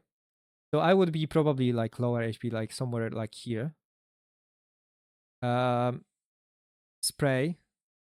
Did he get knocked? Did Neon get knocked? I don't know. I think he will get knocked right now. And now, because you would already be in position like this, you could go an additional step and start self-casting stuff. Or even here with like you can be on the edge of the range and doing something like not even anything big damaging. You could literally just spam cold self-cast, and that would lock me in place because I'm in the worst position I could ever be, separated from allies in the shield. I cannot get healed. I can only get healed projectiles. So just you as a person here would completely demolish me in that situation. Just I would make sure that you are in separate position, so Andy won't get damage from your self-cast. That's the only thing that I would be worried about. Opticlops is really healthy too. If you got really even really close to finish me, then Opticlops would be kind of possibly very low because he would get damaged by enemies because he's so aggressively. Not in that scenario, but a very high probability in many of those scenarios. And you could instantly help him by putting mines, even though he's on the shield after securing the kill. It would possibly have everybody cause everybody to move forward too, if they are thinking about it. But they don't need to do that much. If you are the person that is doing the consistent damage, that is a problem for me. I'm guessing right now I probably don't even need to move that much because nobody is really dealing damage to me. If I seen you coming forward, that would change. That would change instantly. I would not be even here probably. So let's see what happens next. Oh, I'm just moving forward, right? So Andy is the person that is not. If he went forward, or you had a teammate that realized that he needs to push forward for position, he would be somewhere like here. And that means that I would be still in fact position. And just like constantly following. If play is moving bottom left, bottom right, then Andy would go bottom right and kind of be like a ghost. But yeah, it's about consistent damage and high consistency. Big consistent damage and high consistency on the play. Like if the play is risky and sometimes it can be like 0 damage, like in this example, versus a play that would guarantee you the damage and the positioning advantage, then it's so much different, right? Yeah, there are some people that just hope that beam is gonna melt somebody because they don't pay attention, and it's like fun and oh, it completely melted him through 0 to 100 because they didn't pay attention, but it's hoping that enemy is gonna make their mistake instead of actually like playing to what you can do best and thinking about the best plays that enemy can do too. Okay, so what happens next? It seems like from the perspective, just because Union didn't move up and started damaging me, and Andy didn't go to the right, I'm actually in completely safe position. That would be completely flipped if backliner was more aggressive. Oh yeah, I just got outside of the bubble and I'm healable.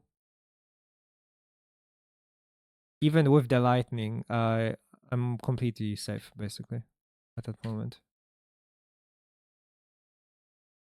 Okay. Dude, Fanta didn't heal himself all this time. And what Fanta is doing in this game is like throwing a lot. So he should just heal himself because he's putting his team at constant disadvantage just because he's not taking care of his own health. because he's so separated, and he was so separated from the very beginning, you would not expect anybody to heal him. You just need to like stick the healing, self-healing, and you will be fine.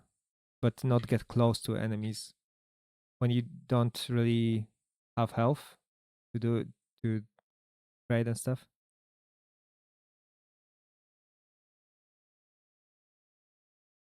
Okay. Oh, nice. What happened there?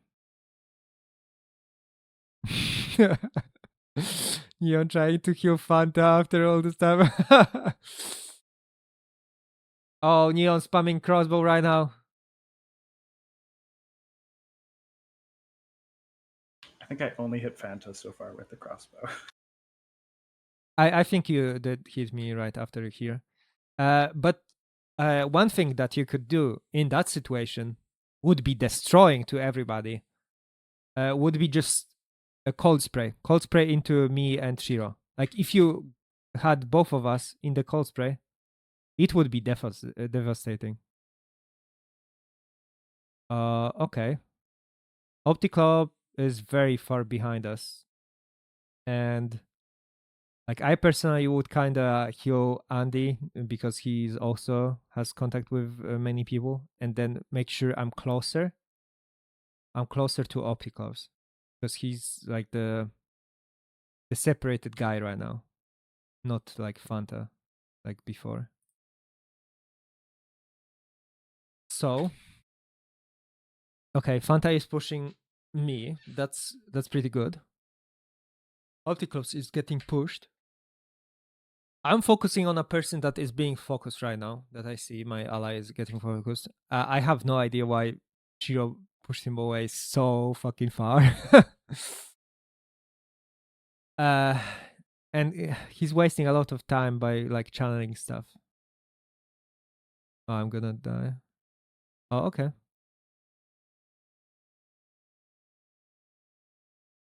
That's pretty bad.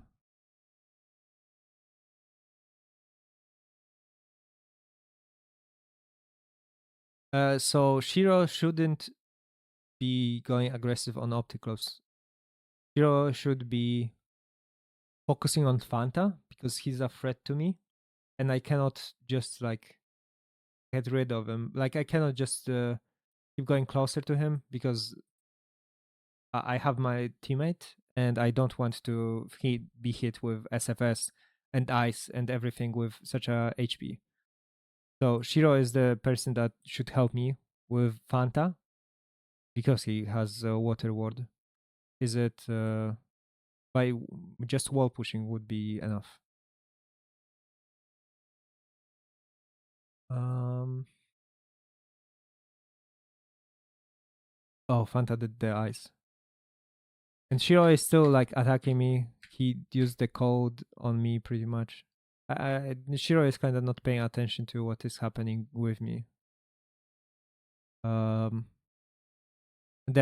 were many times when he could just change into like healing mode, or a water push Opticlubs away and help me.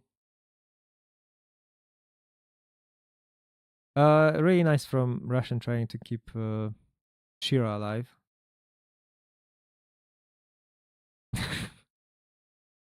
Fucking Neon with the beams. Neon, I hate you, you know? I fucking hate you. What? Wait, what is that beam bouncing off of? Did you? Oh, is that a shield there?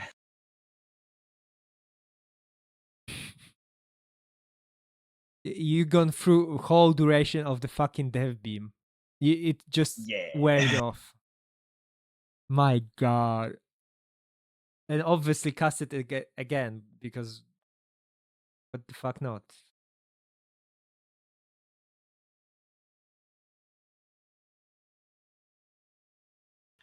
Death beam comes, sir.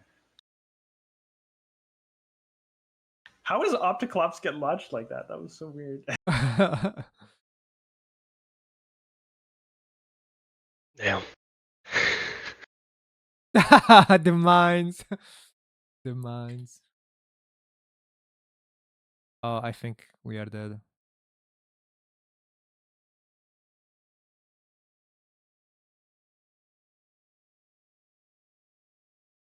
Wait, we. Oh no.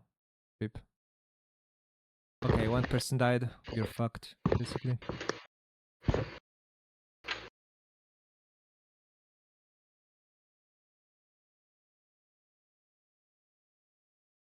Okay, so I'm going aggressive, just push for position, right? So I'm doing all of the things I was talking about. I pushed him away. I pushed him away into the wall so I can have just more space. Shiro is still aggressive on Fanta. I kinda don't necessarily like that because if he just stayed in somewhat here and start attacking Opticops with projectiles and just make sure you have a shield in front of you, he's like fine. He's like completely fine. He's fine, and the Opticops is in bad situation. Yeah, I could do a very similar thing with here. Let's see what will happen. Oh, I'm water pushing Neon. Okay, so Shiro is still pushing into Fanta. So it's kind of same scenario again.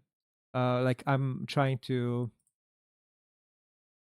put and separate one guy, put a lot of pressure on him, but I don't really have like the backup of Shiro also going at him. Obscurant is very far away. Again, mid range and trying to do consistent damage on him instead. So let's see what happens. I think I did mines because I seen him running away.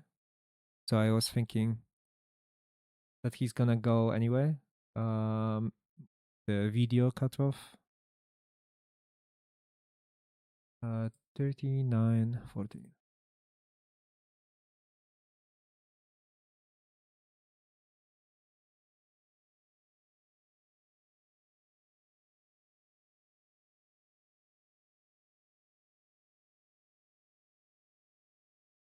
Oh, this is it. Okay.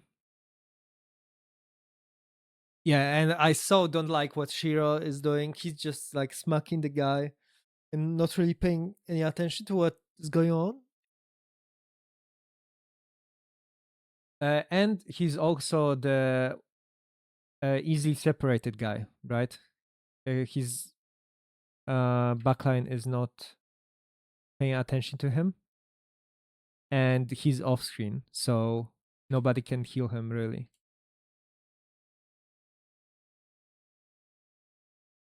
Happen. Yeah, he's like still being aggressive. Yeah, he doesn't need to go like super close range. If Shiro would water push Neon, we could all focus on opticals. It's all about focusing one person, right? And even though like Shiro is not doing those stuff, it could be all Optic could also just be dead from both of my allies.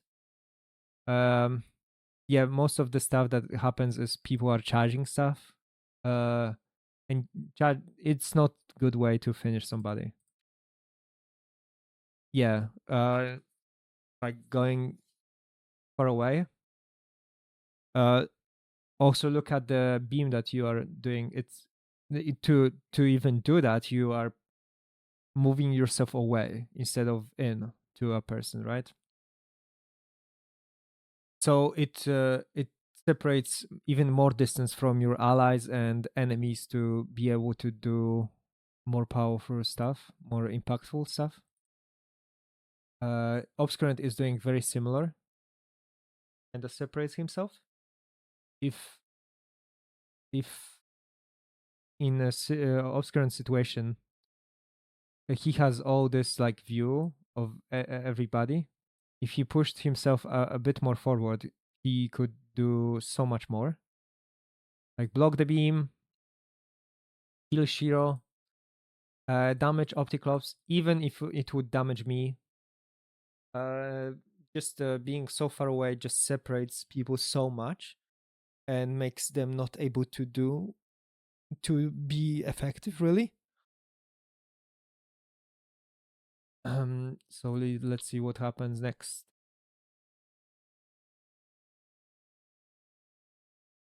Okay, so I'm still pushing. Shiro is doing the thing I talked about, so being a separated guy then needs to collect himself.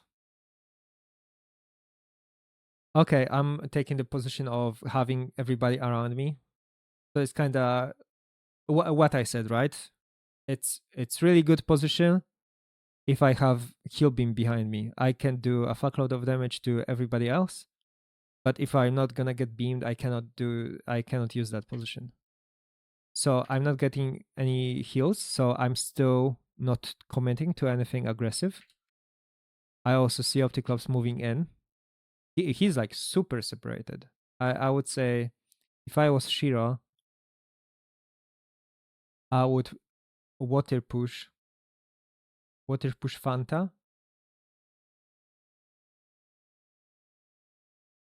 And just move forward, right? To even separate him even more. Again, backline is very far. What is happening is there is some damage. I think it was lightning. I'm guessing some damage on Russian guy, and in that situation, you don't need to do much. Just self heal yourself. Just self heal yourself before you are more healthy, and no damage, especially when he's getting threatened by the rest of the people. No damage can like add damage the heal. And it's also the best thing for you to do is to get yourself to full as fast as possible, or not even necessarily to full, just to have a big health advantage to the next guy you are close to, or to any enemies that are able to hit you.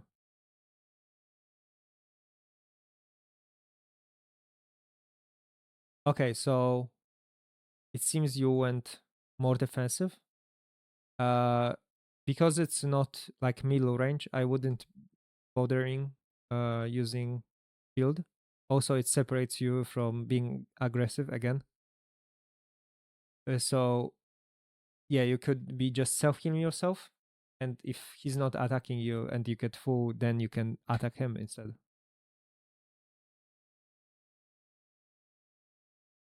Oh, some aggressiveness. Let's see.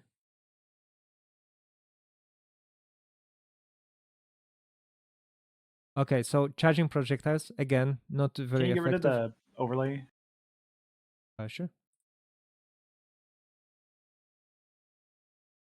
Uh, again, charging projectiles. You want to just be mid-range. It's much more effective for you. Even if you need to override your shield, just override it. If you are not being attacked at the very moment, you don't need it. I would override it with if I'm gonna be aggressive, I would override it with doing a heal wall, and then do a spray. Just spray instantly. You are in range, and spray. Projectiles are just not very effective in those situations. Okay, there's some aggressiveness. So I would first override the shield, and same thing I was talking about, right? Mid range. You don't want to get into him because that means that other people are not able to damage him. So here you are going very close. So instead of being here, dude, this fucking crane. My god. I don't see shit. Instead of being so close, that's kind of like what he wants, right? You get close, you get like jumped by mines, you get mines with me. If you stayed middle range here, if you override the shield, you could just spray him, and you could even ignore his mines because maybe one mine would hit you. If you are afraid of losing too much HP from it, then you could just put your healing mines to counter it, but then like you could follow up with lightning. Is it lightning or spray? So everything that holds you in the position and keep yourself healthy, but still doing consistent damage. Okay, what else? What happened there? Was it wall?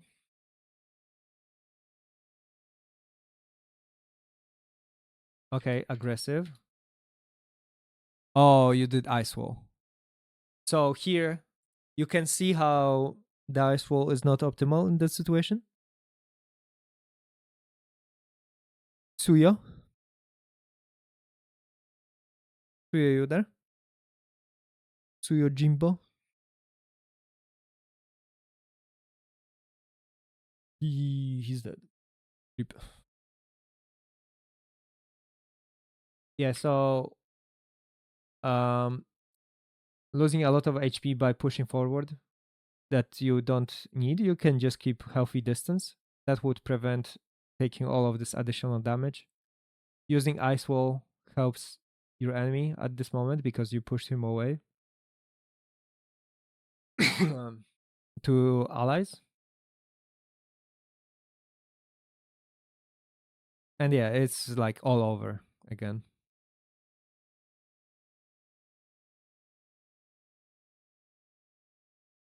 And that is kind of like just a smack fiesta because it's so fucking narrow. It's so narrow.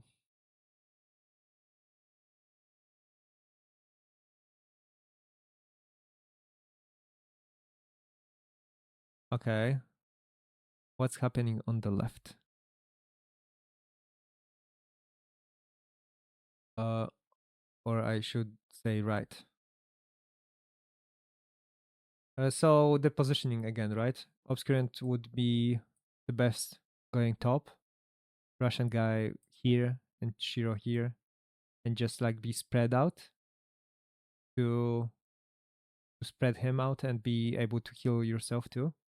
But also be very careful because everybody HP is so low.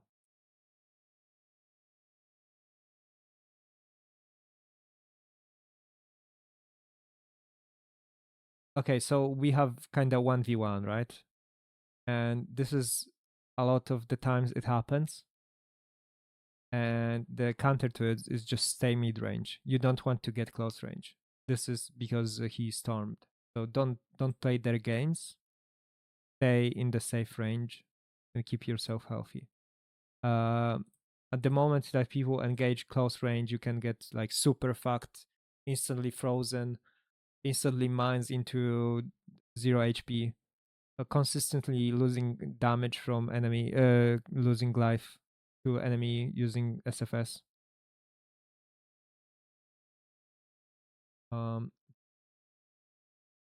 He didn't even go that bad, it seems. In this situation, it's very complicated what to do. I would say always to focus on one side. Like everybody has to rotate and follow one direction to try to separate. Like in that situation, it could be separating Neon and Andy. Because that's why you are like fighting on two sides, and with the current position, that's gonna result in the team stuck in the corner from and attacked from both sides and possibly be mined by everybody, which is pretty bad, and possibly water pushed into the wall too.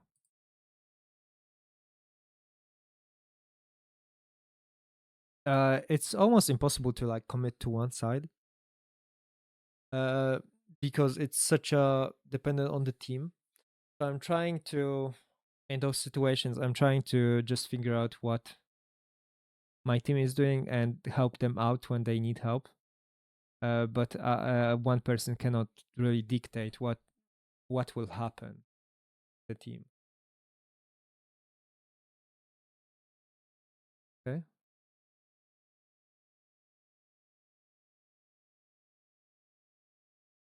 Oh shit. That is good example of just keep moving. Hello. Hello. That is kind of the situation that you shield got fucked, I think, because of the lag of the Ah. server. Yeah, I was not here. Sorry. Yeah, no problem. This is I would say this is the situation that you still want to keep moving. Similar to what I was talking about, right? You don't want people to be stacked, and you had person behind you.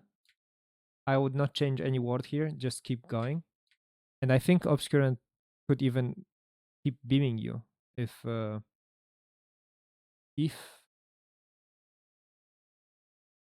if he insane saw shield, you right? moving. The shield, I think it's because of the lag. If you put him at up top, the game fucked you basically. Yeah.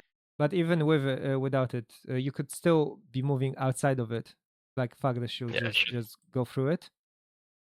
And you see a lot. I also kind of fucked you with that code. But you see Nice. when I'm moving around, I'm constantly moving to the right. I'm constantly moving defensively. Like here, I'm trying to help you, and then like get people away. That was the Yeah. moment I kind of got aggressive. But I'm You always moving probably to the expect. right. So you called. What's up? Expect what? You probably expected me to already be out Yeah, of yeah. range.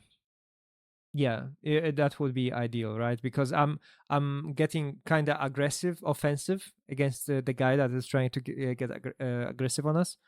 So I did like stuff to get you out basically. Yeah. Yeah, and this is just like I think it was combination of Shiro not blocking lightning from the left bottom, and then Fanta like collapsing some projectiles.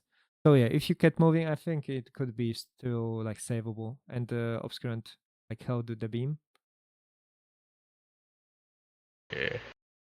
This is everybody's spread out in every direction, and I'm literally alone right here. It's such a fucked situation. And see what I'm doing? I'm not doing anything fancy. I'm literally self-healing myself depending on what enemy is doing. They literally are helping. They are sabotaging themselves. So here, I just did water to prevent them. Oh, I literally survived. That is kind of insane. Like how much you can do with so little. So I'm doing the shield to prevent me from getting damaged when they are moving. That is the biggest threat.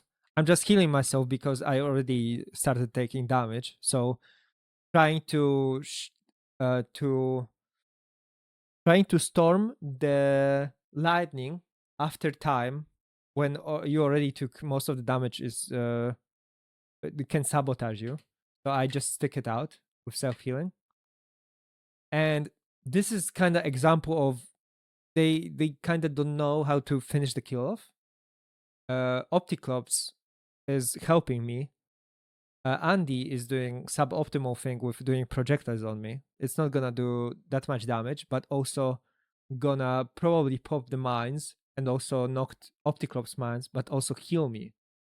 So it's a good example of how people usually play those games, right? Okay, so I changed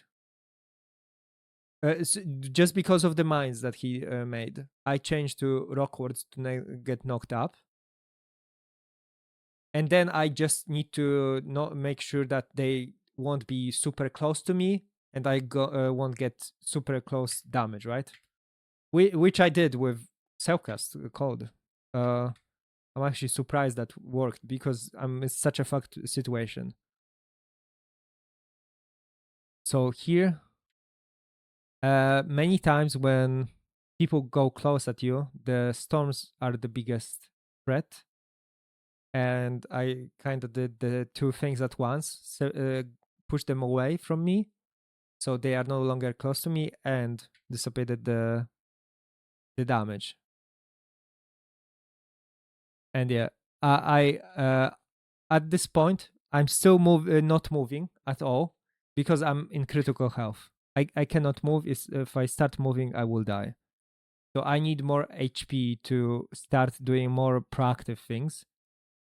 And when my teammate came in and started healing me, that is when I can start like moving and doing stuff. This is not something I would do against better players. I would move into the beam. That is something that I would expect more people doing, which is moving into the beam.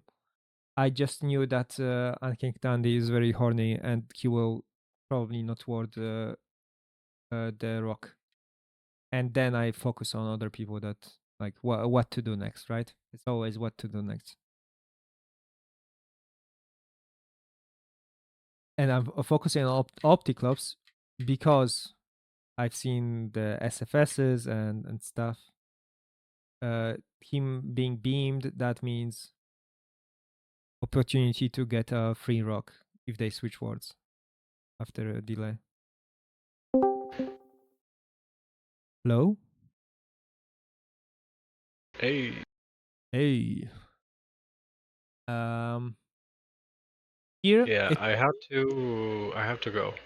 Yeah. I'll be back like half an hour. Maybe. Okay. I don't know if my voice is gonna handle that, but we'll see. All right, be right back. Okay, see ya.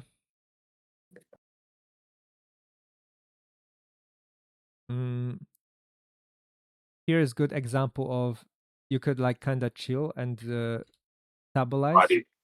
Wizard. What's up? Oh, Wizards. He's playing the game.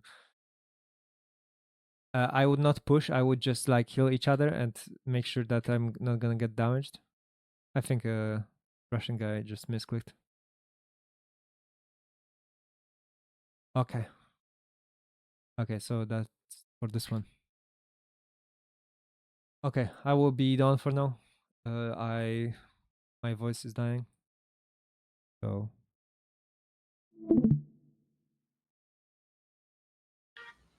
I miss him so much. yeah, I was shouting too much.